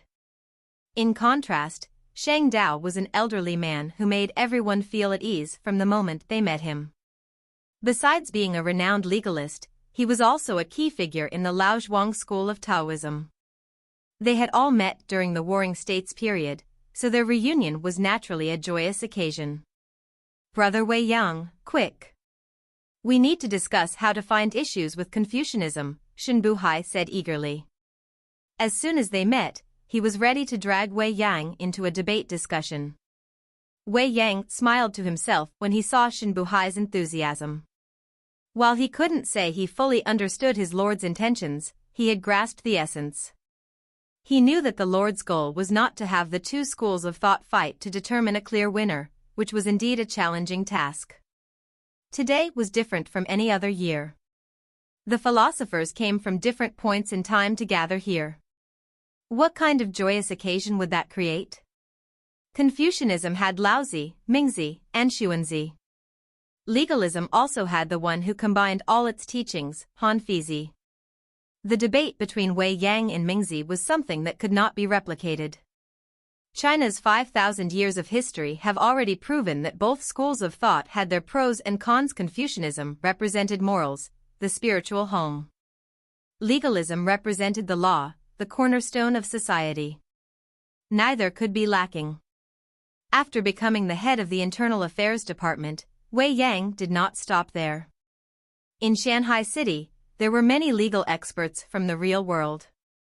Wei Yang participated in many discussions with them about the problems of ruling through law and legal systems. Legalism and modern law were different. Although both ruled through laws, in reality, they were as different as night and day. Legalism could be said to wield the law to enact punishment. The laws in legalism were the rules of the king, meant to serve the king. The way of Confucianism was also the way of the king, meant to help and serve the king and his family. Therefore, this debate would be entirely different from the one that occurred in history. Jiang Sheng's knowledge was vast and profound. He had secluded himself in Sinan University. After reading and analyzing tens of thousands of scrolls and books, his knowledge far surpassed that of the historical Jiang Sheng. It was because he understood the nature of the philosophers' debate that he set up the two proceedings. Wei Yang's knowledge also seemed immeasurable. Seeing Qing Bu's eagerness, he smiled slightly. "Brother Chen, why so eager?" "For this battle, we need to wait for Han Fizi to appear." "That's right," Qing Bu nodded. Since that's the case, why not lead us to meet Taigong? I have that intention. Shang Dao stood to the side and quietly listened to the two. Finally, he laughed and said, "Let's go, then." Haha, the three looked at each other and laughed. In the western outskirts of Shanghai City, at Qingyang Temple, just as Wei Yang was welcoming his guests, Qingyang Temple also welcomed 4 special guests. Temple priest Gu Yan personally led the 4 into his room, showing great respect. This was expected, as those who came were the ancestors of Taoism. The 4 guests were all elderly men with white hair, including Laozi, Zhuangzi, and Yang Zhu. The last guest was a friend of Zhuangzi, the representative figure of the logician school of thought, Huishi. When mentioning Huishi and Zhuangzi, one must talk about the famous debate of Haoliang. At that time, Zhuangzi and Huishi were traveling around Haoliang. Zhuangzi said, "The fish are swimming out, so they must be joyous." Huishi said, "You are not a fish. How would you know the happiness of a fish?" Zhuangzi replied, "You are not me. How would you know whether I know the happiness of a fish?" Huishi said, "I am not you, so I cannot know. Similarly, you are not a fish, so you cannot know." Zhuangzi responded, "When you asked the question, I already knew what you were going to say. A long time ago, in a heated debate, it was not hard to see that various ideologues were at odds. The Wu school of thought was notably stronger than the legalist school thought. Similar to legalism, Taoism was also split into 3 factions: the old Zhuang faction, represented by Laozi and Zhuangzi, the old Wang faction, and the young Zhu faction. The most famous faction was the old Zhuang faction, with Laozi and Zhuangzi representing it. The young Zhu faction, less famous, had its main tenet centered on the avoidance of harm to others, and it emphasized non-harming others and self-harm. After the spring and autumn warring states, it disappeared because it was not well received. All of them sat silently with Gu Yan accompanying them. "Isn't the Taoist ancestor, are you all joining the philosophers' debate?" Although Laozi was not the creator of Taoism, he was often termed as its ancestor. When Laozi heard this question, he laughed but did not say anything. Zhuangzi did not bother and focused on the teacup in front of him. Only Yang Zhu raised his head and looked at Gu Yan. "We came to visit Taigong and to read at the book collection house. We aren't joining the debate." When Gu Yan heard these words, he understood. As expected, with the character of old Zhuang, he definitely would not join the debate. Mentioning this topic, Kong Zi of Confucianism was half a student of Laozi. The next day, Sun Zi of Confucianism brought a bunch of his followers and rushed to Shanghai City. Ouyang Shua arranged Administration Director Fan Zhongyan to welcome them. He wanted to use Fan Zhongyan to send them a message. Shanghai City accepted everyone and was not restricted to any school of thought or faction. Apart from opposing Confucianism and legalism, their main goal was still to meet Taogong and read at the book collection house. Theoretically, the book collection house had existed for so long, so why did they choose to come now? One had to mention the voices of the various schools of thought and factions. If it was not for the debate and the discussion, their main goal was still to meet Taogong and read at the book collection house. Theoretically, the book collection house had appeared for so long, so why did they choose to come now? One had to mention the hearts of the various schools of thought and factions. If it was not for the debate, they had tried to prevent problems. Hence, to prevent problems, they could only suppress their desires. Only when Shanghai City opened up for the debate did they dare to rush here. At this time, Ouyang Shua did not have the face to meet and persuade every single one of them. Out of all the scholars, not everyone was willing to move into Shanghai City. Hence, to prevent problems, they could only suppress their desires. One had to say that they were all schemers. Out of those who came, there were those who came out in the open like Shen Buhai and Shang Dao. There were also others like Lao Zhuang, who came secretly. For example, Mozi. When Mozi came to Shanghai City, he did not alert anyone. The place he chose to stay was not the Juxian house that they prepared or an inn in the city. Instead, he chose an unassuming wood workshop. The owner of the workshop was a believer in the Mahist school of thought. Compared to the other schools of thought, Mohism had already infiltrated all the territories. They only held such a convenience because the members of the school of thought belonged to the lower ranks of society. The disciples of Mohism were termed as Mobians. Additionally, those who practiced martial arts were called Maxia. Their leader was called Juzi. Out of all the philosophers, only the Mahists had fully infiltrated the territories. Thinking about it, it was quite terrifying. Of the philosophers who reported their names, the Nanjiang Governor-General's house would always send people to receive them. This included Su Xing from the agricultural school of thought. He was a middle-aged man with a long beard, dressed very simply like a farmer. The school of thought gained fame through its emphasis on agriculture. Ouyang Shua specially arranged for the agricultural division secretary, Sun Yanong, to receive and accompany him to read agricultural books in the book collection house. One of the famous works was Essential Techniques for the Welfare of the People by Jia Sixi. Seeing such a famous work, Su Xing was delighted. Apart from reading books, Sun Yanong also followed him to look around the outskirts. During the Battle of Julu, Ouyang Shua had obtained the olden agricultural tool crafting technical manual. He then handed the manual over to the agricultural division. Sun Yanong was naturally delighted to receive the manual. He immediately arranged for people to build an agricultural tools workshop to craft the tools. Their goal was to quickly spread all these tools throughout the territory. Sun Yanong brought Su Xing around, and the main area he visited was the agricultural tool workshop. Looking around, Su Xing was surprised beyond belief. To him, there was nothing more attractive than this place. In addition to the tools, Shanghai City's methods of nurturing crops were also filled with surprises. One must not forget that Sinan University had many modern agricultural experts. The same day, Su Xing decided to move into Shanghai City. When Ouyang Shua received the news, he decided without hesitation to set up an agricultural college at Sinan University, where he could spread the agricultural school of thought. He would hire Su Xing as the dean.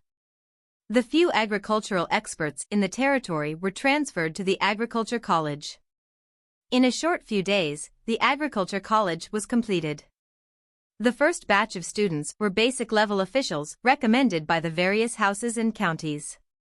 On the day school started, Ouyang Shua received a system notification. System notification: Agricultural School Representative Figure Su Xing has taken charge of the Agriculture College in Shanghai Territory, attracting disciples and meeting the 3 requirements. The agricultural school has officially moved into Shanghai City. System notification: The agricultural school has moved into Shanghai City. Shanghai City has been awarded the title of Land of Agriculture. Congratulations, player Lu Buwei. The moment the notification sounded, the other lords could only feel jealous. Everyone knew that Shanghai City was about to host the philosophers' debate. No one expected Shanghai City to have already secured the agricultural school before the debate even began. It truly was a case of there always being someone better. Ouyang Shua reviewed the stats from the title Land of Agriculture. Land of Agriculture: Production of agricultural products increased by 25%, crop resilience to calamities increased by 20%, research standards for agricultural tools increased by 15%, and research level for agricultural techniques increased by 20%. As expected from the agricultural school of thought, it boosted the territory's agriculture-related stats. With the added title buff, Shanghai Territory's agricultural industry would have a significant advantage over other territories. The addition of the agricultural school of thought meant he was one step closer to completing the quest, Reappear Philosopher's Debate. The quest requirements were: restore a prosperous environment and hold a deeply influential philosopher debate. At least 3 of the 10 schools of thought must move into the territory. The philosopher's debate was the first requirement. For the second requirement, both the legalism and agricultural schools had already moved in. He needed to recruit one more school to complete the quest. Ouyang Shua quickly counted the remaining schools: Confucianism, Taoism, Moism, Logician, Yin Yang, Miscellaneous, Diplomacy, and Minor Talks. Let's start with the Minor Talks. Although it is considered a school of thought, it is not one of the 9 orthodox ones. During the spring and autumn period and even during the Qin and Han dynasties, the Minor Talks had little impact. They only gained prominence in the Ming dynasty. Thus, they could be excluded, and he didn't need to consider them for now. It was unlikely that anyone from the Minor Talks would attend this philosopher's debate. Confucianism, Taoism, and Moism, on the other hand, were major schools of thought. It was really difficult to gain their recognition. Ambition to influence the entire territory combined with the momentum of the movement. Those who did move in the realm of influence had already begun to shift the traditional balance of power. Those who did not follow the representative figures. Taoism centered on ruling by inaction, making it hard to gain their recognition in an environment like the wilderness. Therefore, Laozi and others preferred to seclude themselves. Moving on to Moism, they were similar to Confucianism, the only difference being that Confucianism had the base and ability to complete their ambition, while Moism could only develop in the dark. If they chose a territory to move into, seemed like a good choice. The only matter was whether or not the current Shanghai city interested Mozi. Following this would be the School of Logicians, Yin Yang School of Thought, and the School of Diplomacy. These 3 schools of thought had their own focuses. Moreover, if used well, they could be of great help. One had to mention the difference between the School of Logicians and the School of Diplomacy. Similarly, the School of Diplomacy developed debating talent. The difference is that the School of Logicians focused on logic, while the School of Diplomacy focused on politics. Hence, disciples of the School of Diplomacy could become diplomats, while people from the School of Logicians could not. The Yin-Yang school of thought promoted the 5 elements beginning story. The 5 elements referred to earth, wood, metal, water, and fire. Based on their theory, everything in the universe went along with these 5 elements. Anything that happened was the result of the 5 elements acting on one another. Before the Battle of Julu, Ouyang Shuo would not have believed any of that. However, during the Battle of Julu, Ouyang Shuo personally witnessed Liu Bang's red dragon spirit. Therefore, he had no choice but to believe in the 5 elements. Clearly, when Gaia designed the luck and prosperity stats, it incorporated the concept of the 5 elements.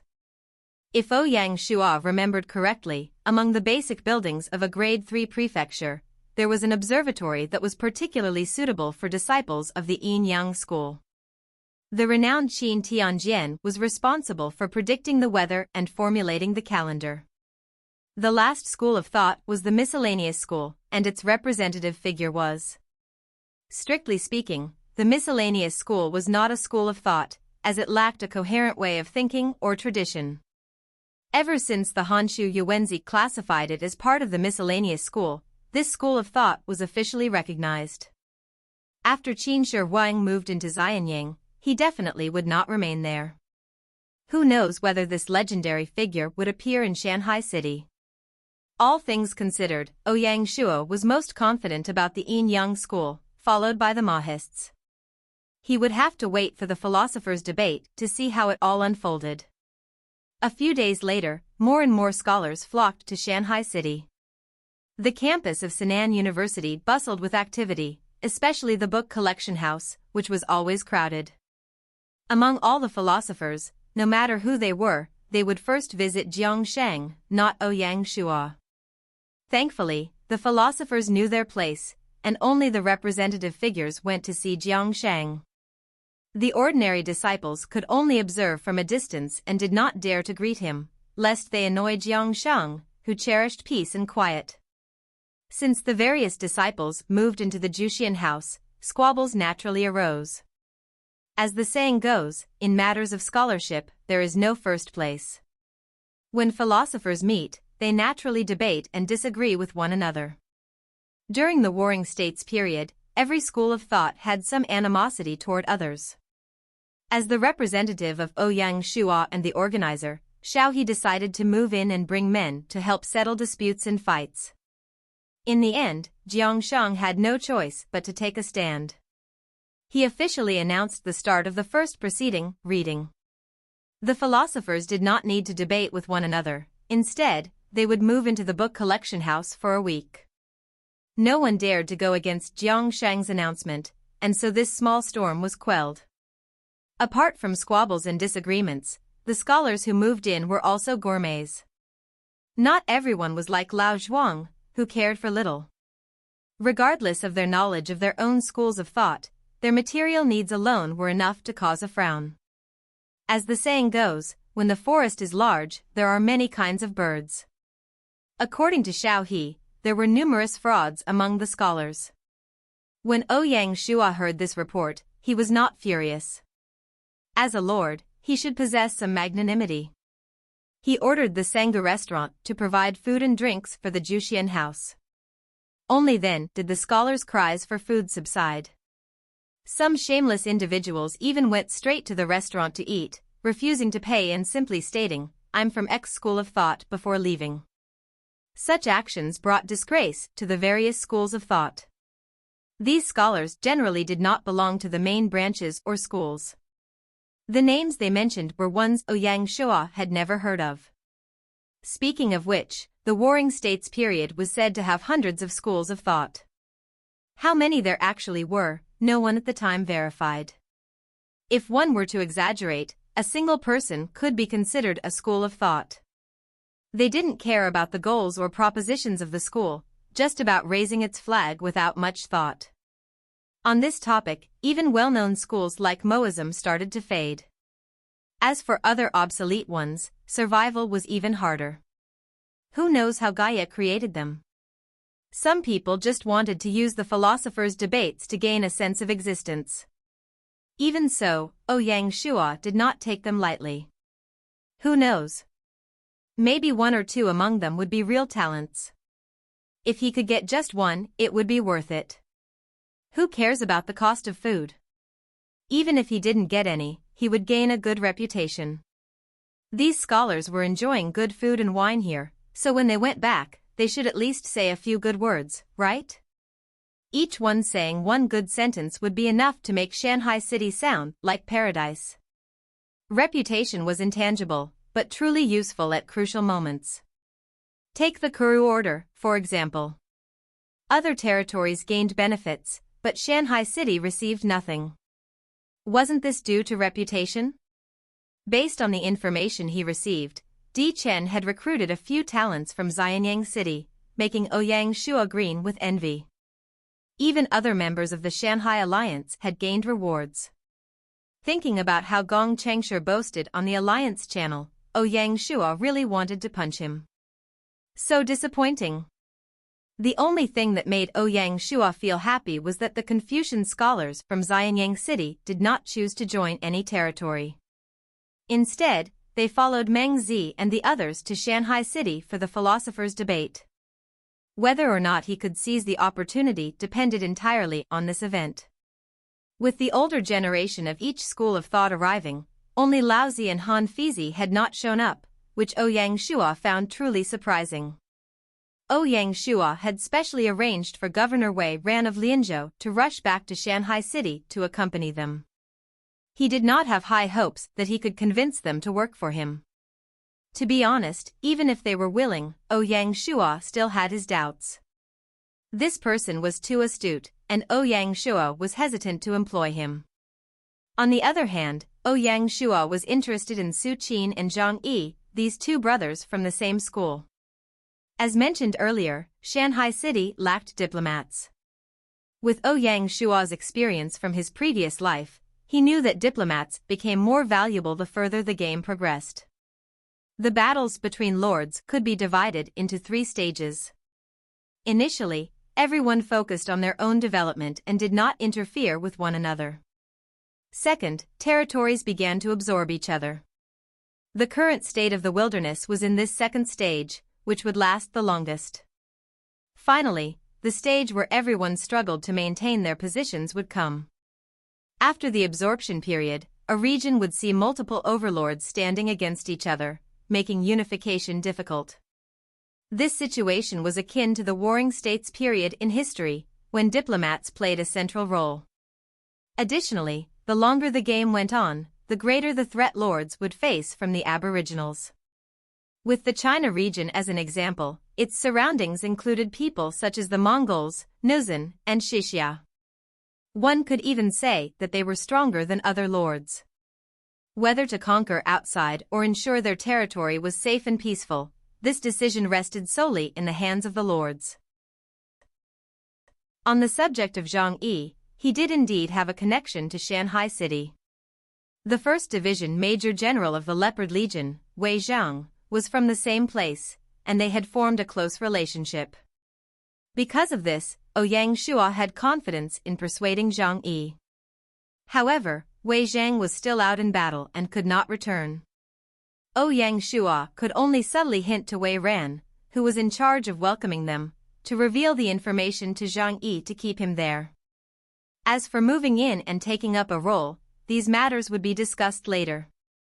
On the 2nd day of the 8th month, in Shanghai City, just as the city was preparing for the major event, Song Jia had already returned quietly. In total, she took less than 5 days. Returning with Song Jia were Cui Tianqi, Baiqi, and the other 10 disciples. They had spent over 100 days training outside, much like Song Jia. Practical experience definitely helped to shape and mold a person. The 10 young disciples looked tanned and had lost their childish appearance. They appeared more composed and solemn. Especially Cui Tianqi, who led the group. As the elder brother disciple, he had taken care of his younger siblings and had grown quickly. This young swordsman had started to emit the aura of a true expert. Ouyang Shua noticed that the sword at his waist had changed to the Qingfeng sword. The Qingfeng sword was originally given to Song Jia by Ouyang Shua. After she obtained a divine weapon, she naturally replaced the Qingfeng sword. For Tianqi to receive the sword was a sign of Song Jia's recognition. It seems Song Jia paid a lot of attention to this disciple. Although Ouyang Shua was injured, his senses remained as sharp as before. He could smell the blood on Tianqi's body, evidence that the experience on the Five-Finger Mountains had been grueling. All 10 disciples bore scars of battle.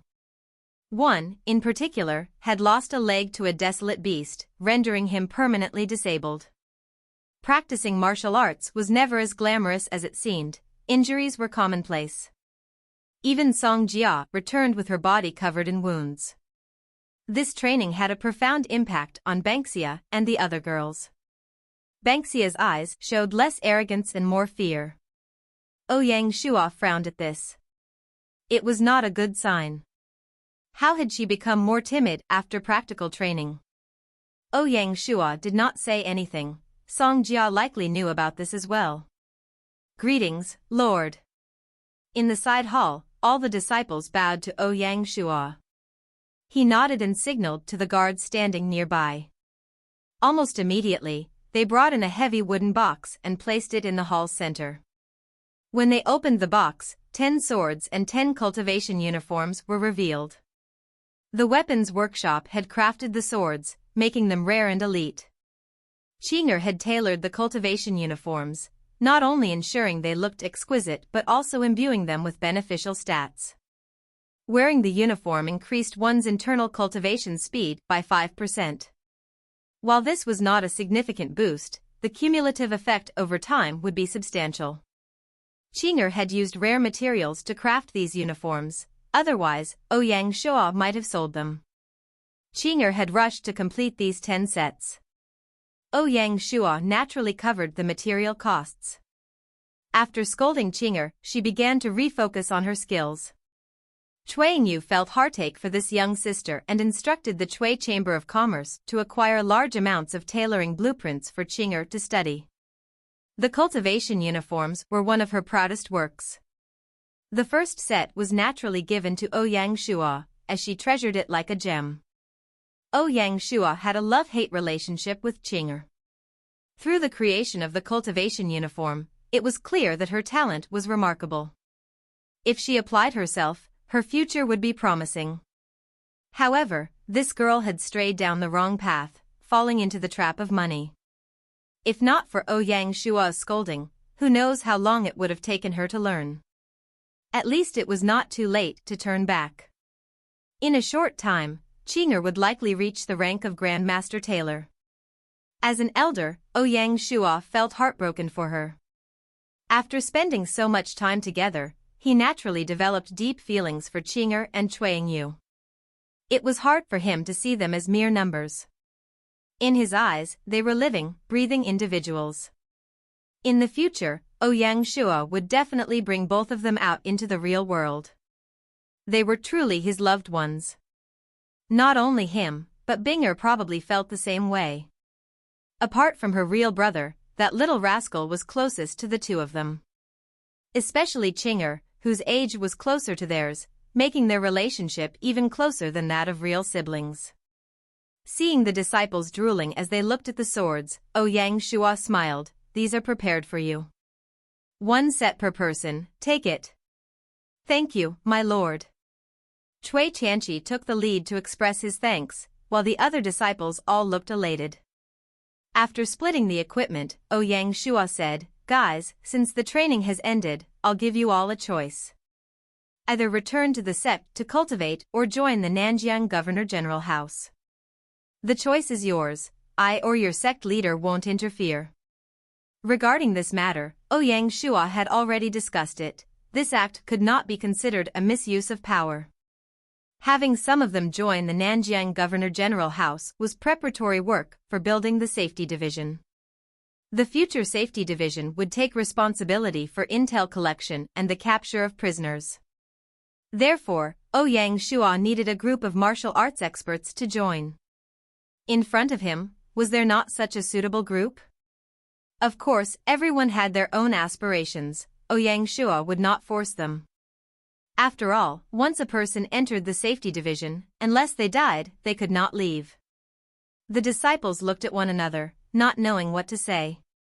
Only Cui Tianqi stepped out without hesitation.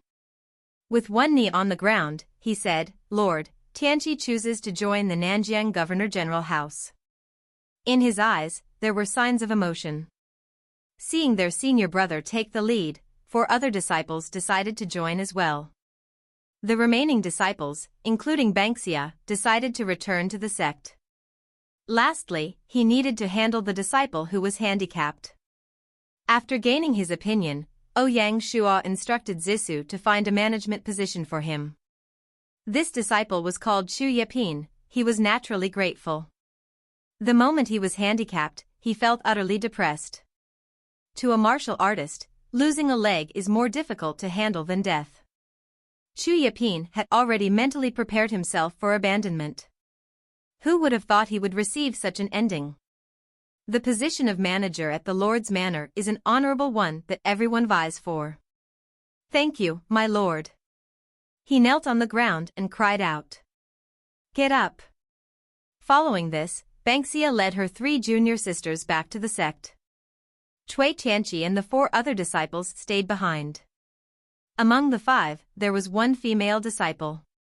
First, Ouyang Shua arranged for them to train at the Special Forces base. They would not undergo combat training there but would learn investigation, camouflage, and interrogation skills. Passing was not enough, one had to achieve elite grades to enter the safety division. Ouyang Shua allowed a guard to lead them to the Special Forces base. In the side hall, only Song Jia and Ouyang Shua remained. Ouyang Shua was surprised by Song Jia's quick return but also very moved.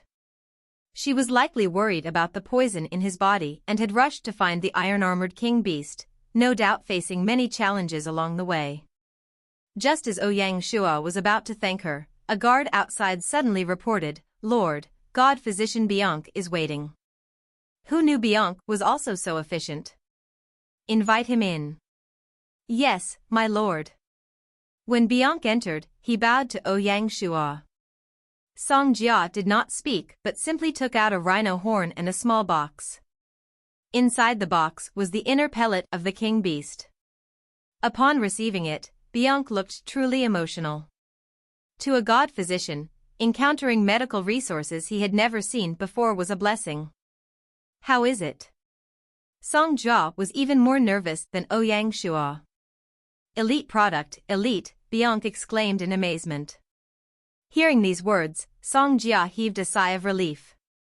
Bianca carefully covered the box and raised his head. Lord and Madam, please don't worry. I'll finish the pill in 3 days. Thank you. Bianca stood up and left. After Bianca left, Song Jia took out a scale armor from her storage bag and smiled. Blockhead, look, this is top-grade scale armor. Ouyang Shua took a piece and saw that the scale armor was tough and closely packed. He used his strength to pull at it but could not budge it. How shocking!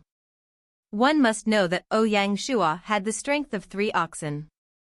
Although he had not used all his strength, he had still applied a lot of force. Such scale armor was truly a top-grade item.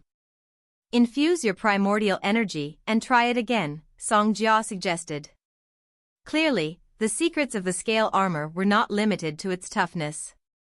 Ouyang Shua directed a thread of golden primordial energy into the armor. It swirled around, unable to harm the armor's structure. This? Ouyang Shua was astonished. Seeing Ouyang Shua's expression, Song Jia nodded her head in delight and smiled. This scale armor is not only tough. The rarer aspect is that internal strength can't damage it. It is a top-grade armor ingredient. Ouyang Shua nodded. Apart from that, the scale armor had other magical uses. He predicted that after using primordial energy on it, the toughness would increase. How did you kill this king beast? Thinking about it, Ouyang Shua looked at Song Jia with doubt. The strength of the king beast was not hard to imagine, given the armor protecting it. At the start, when Ouyang Shua killed a basic iron armor beast, he had expended a lot of energy. Moreover, that iron armor beast was nothing compared to the king beast. Secret. Song Jia smiled but did not reveal her methods. Ouyang Shua looked at Song Jia with love and pity. This silly girl just wanted to seem strong. Give me the scale armor. I'll pass it to Qinger. There are so many pieces, it's probably enough to make 3 to 4 sets of inner armor. The inner armor was secondary, the primary matter was that with so many valuable materials, Qinger had a chance to reach the Grandmaster level. Last time, the little girl was still grumbling to him about not having enough rare materials to break the bottleneck. Ouyang Shua had given her the scale armor from the iron-armored beast, but it wasn't good enough for her. Great. Song Jia handed all the pieces to Ouyang Shua. Oh, right, there's also this. As she spoke, Song Jia took out a book from her storage bag. What's that? Ouyang Shua took it and glanced at it. His mouth gaped open. Iron-armored beast domestication technique manual, after use, naturally learns the technique to domesticate the iron-armored beasts. This king beast also dropped this? Yep. That's not bad. Ouyang Shua smiled. He was not too shocked inside. One must know that even on Qiangzhou Island, the iron-armored beasts were a rare species. Hence, even with this manual, a large-scale domestication process couldn't be started due to the lack of numbers. Ya. Song Jia looked at Ouyang Shua. She was somewhat speechless and said unhappily, "Don't look down on people. What if I told you I found a valley with thousands of them living in it?" What? Ouyang Shua didn't notice that his voice was trembling. Her words had shaken his entire train of thought. A valley with thousands of them? What kind of concept was that? Combining the manual and these beasts, it would birth a whole new type of cavalry. The thought alone was emotionally stirring. One must understand that the iron-armored beasts were actual desolate beasts, comparable to spirit beasts. Such beasts could serve as much better mounts than Qingfu horses. After all, no matter how you compared them, the Qingfu horse was just a regular warhorse. Consider the massive size of the iron-armored beasts. In tandem with their strength and explosiveness, such a cavalry would create a nightmare. The only lacking aspect would probably be their stamina, but that would not pose a problem. An iron-armored cavalry force must form the strongest heavy-armored cavalry, a terrifying presence that could decide the outcome of a battle. Heavy armored cavalry did not need to embark on long-distance battles, their goal was to directly slaughter the enemy in front of them. Of course, to control such a strong mount would demand much from the rider. The first people to come to Ouyang Shuo's mind were the mountain barbarians. Probably only the similarly strong mountain barbarians could ride such desolate beasts. Quickly, a basic plan formed in Ouyang Shuo's mind. As he thought about this, Ouyang Shuo turned around and looked deeply into Song Jia's eyes. "Jia, you really are my lucky star." As he spoke, he suddenly hugged her. "Stupid blockhead," Song Jia said, unable to block his sneak attack. Her face flushed with embarrassment. "Haha," Ouyang Shuo laughed, delighted. When the guards outside the hall heard the commotion within, they acted as if nothing had happened. These guards were from the Divine Martial Guards, his most loyal soldiers. At this moment, Ouyang Shuo began to consider practical matters. "Men. Present. Invite Du Ruhui, Zhu Hongliang, and Xiaohoing over to the main hall." "Yes, my lord." When she saw that Ouyang Shuo needed to hold a meeting, Song Jia was ready to leave. Song Jia knew her place. Although she was the female owner of the manor, she would not interfere in his work matters. She knew that with Ouyang Shuo's rise in power, some matters would become untouchable. Especially with her family behind her, who did not always know their place. Political interference would always worry a lord. Relatives interfering was an even more worrying matter. Song Jia was a smart girl, having grown up in such an environment. She knew how she should behave. Ouyang Shuo was very pleased about this point. "Wait up." Ouyang Shuo called her and laughed, "Invite your mom and dad over tomorrow." Since Song Jia had returned, the matter of dealing with the Song family had shifted up his agenda. Ouyang Shuo knew the Battle of Zhaoqing like the back of his hand. Compared to the Battle of Lijiu, he had only sent 3 divisions to Zhaoqing. They were the 2nd and 4th divisions of the Dragon Legion and the 1st division of the Leopard Division. Amongst, the Leopard Division had recently been formed, so it lacked combat strength in comparison. In theory, they should have increased the number of troops in this attack. However, Du Ruhui considered everything and could only shake his head and say no. The 1st Division of the Dragon Legion and the 3rd Division of the Tiger Legion had already gathered in Broken Blade House. They were ready to go beyond the 100,000 mountains to attack Wuzhou. The 3rd Division of the Dragon Legion was housed in Mulan Stronghold. Upon the establishment of Taiping Country, along with the annexation of Jinan and Guilin Prefecture, Taiping Country's troops had grown to nearly 200,000 in number. The forces stationed north of the fortress had expanded to 40,000. With only the 3rd Division to defend, the situation was genuinely precarious. Thanks to the stronghold, they managed to counter 40,000 troops with 1 division with little difficulty. The crux question was what would happen if their troops suddenly increased? In such a case, Mulan Stronghold would no longer remain a rock-solid defense. With Taiping Country's ambitions, there was a possibility that it might occur. After all, as soon as they took down Mulan Stronghold, their troops could directly assault Lianzhou Prefecture. However, Hong Xiuquan was unaware of the number of elite troops in Lianzhou. If known, he would certainly initiate an attack. Since Shanghai City had both the Military Intelligence Division and the Black Snake Guards, in terms of intelligence, the Taiping Country was at a distinct disadvantage. Their every move was known to Shanghai City. On the other hand, they had no knowledge of Shanghai City. No one could pass through Mulan Stronghold. Even a fly could not enter. Therefore, Ouyang Shuo was confident in their capacity to quash and subdue Taiping Country. The other 3 divisions of the Tiger Legion had just returned from the Battle of Qiongzhou and were due for a rest. Besides this, there was another reason. some of the aboriginal tribes had not surrendered.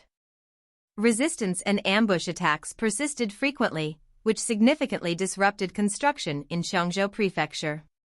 These aboriginals were extremely cunning. They chose not to assault major cities but rather minor settlements and villages. Under these conditions, Ouyang Shua naturally could not redeploy the Tiger Legion.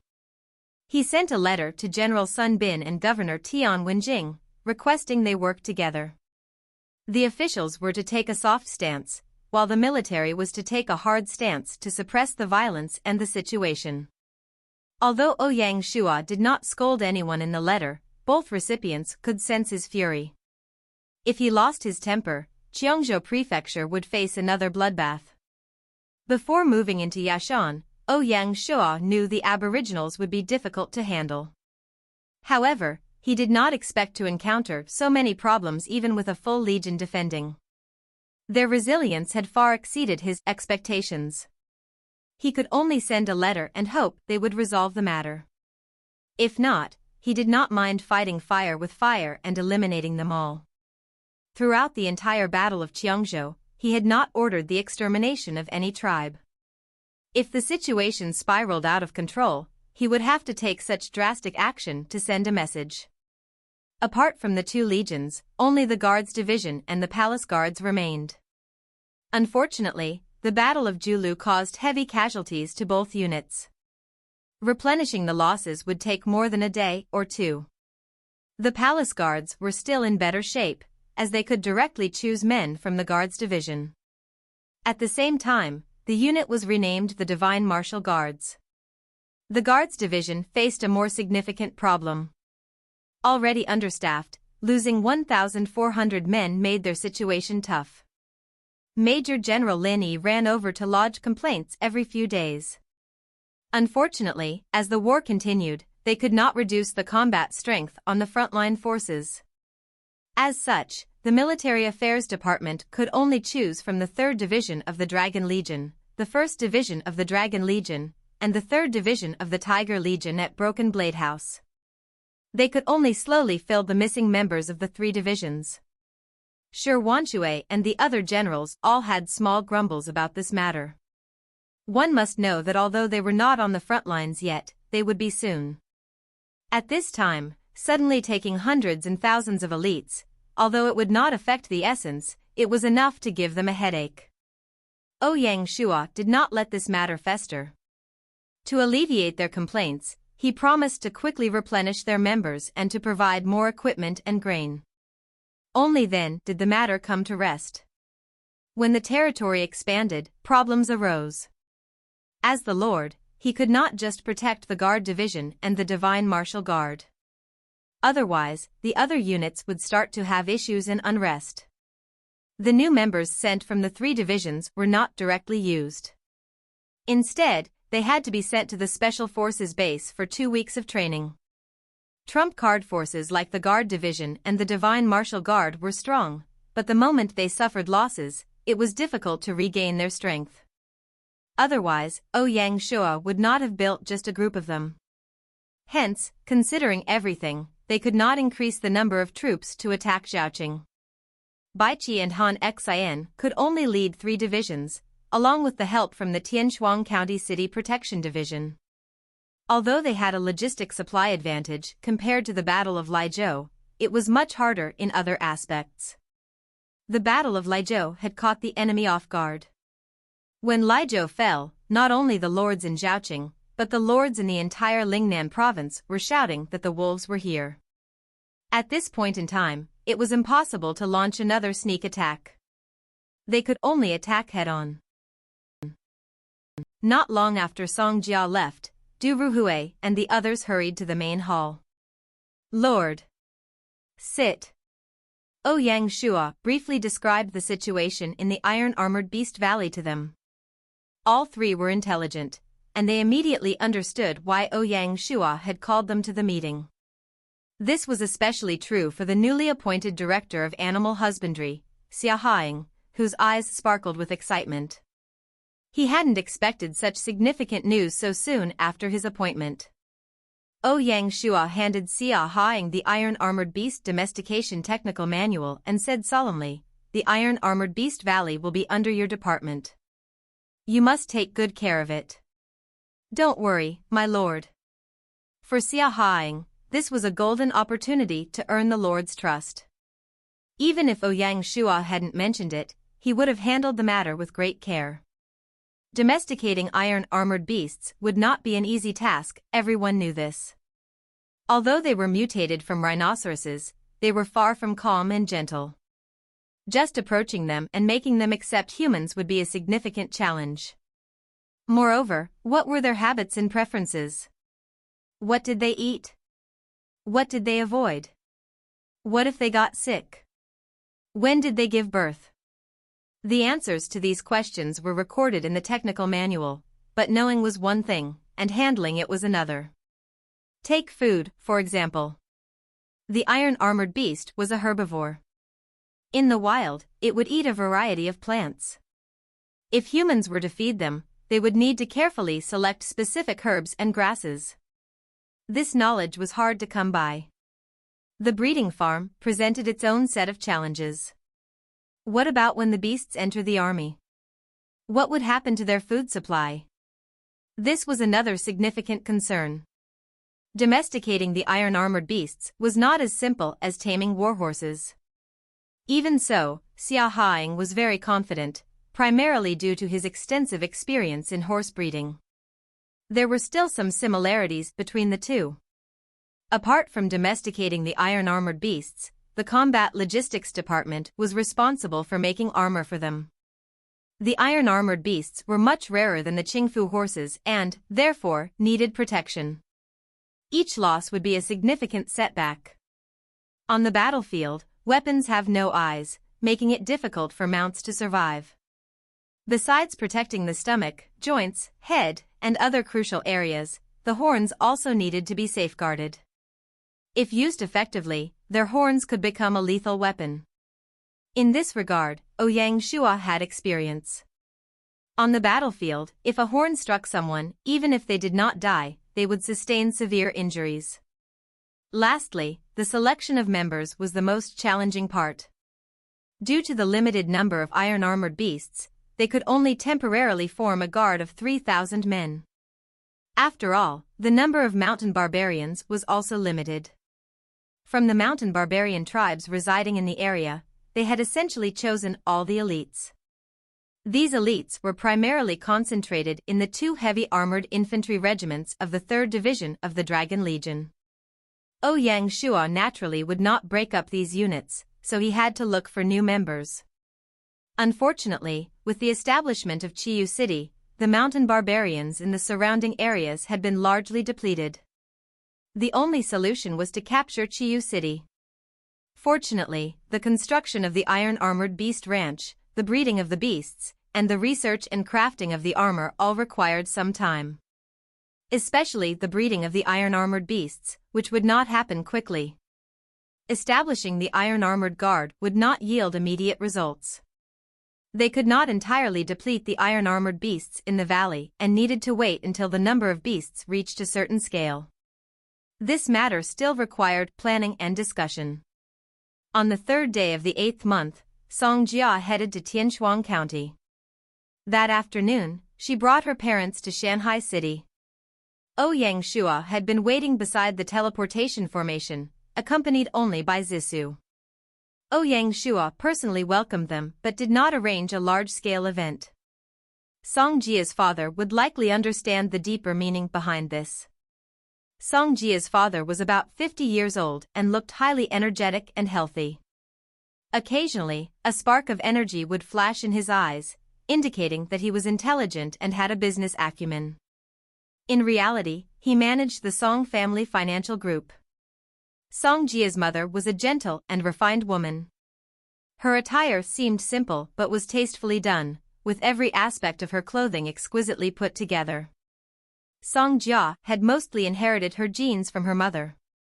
"Uncle, Auntie." Yang Shua walked up and greeted them. "Are you little Shua? Hearing your name is not the same as meeting you." Song Jia's father approached and shook hands with Ouyang Shua, his demeanor warm. Uncle is too kind. Song Jia's mother stood next to her daughter, slightly behind, as she sized up Ouyang Shua. This morning, Ouyang Shua had specially chosen scholar's attire. Combined with his handsome face, he looked both elegant and mature. As the saying goes, when one's father-in-law and mother-in-law looked at their son-in-law, they liked him more and more. Song Jia's mother's first impression of him was not bad. Jia, you have good taste. Of course, it's me you're talking about. In front of her mother, Song Jia was just a little girl, she would not act humble. That's right. Whose daughter are you? Mother. Song Jia was helpless against her mother's teasing. The personality of the two was really similar.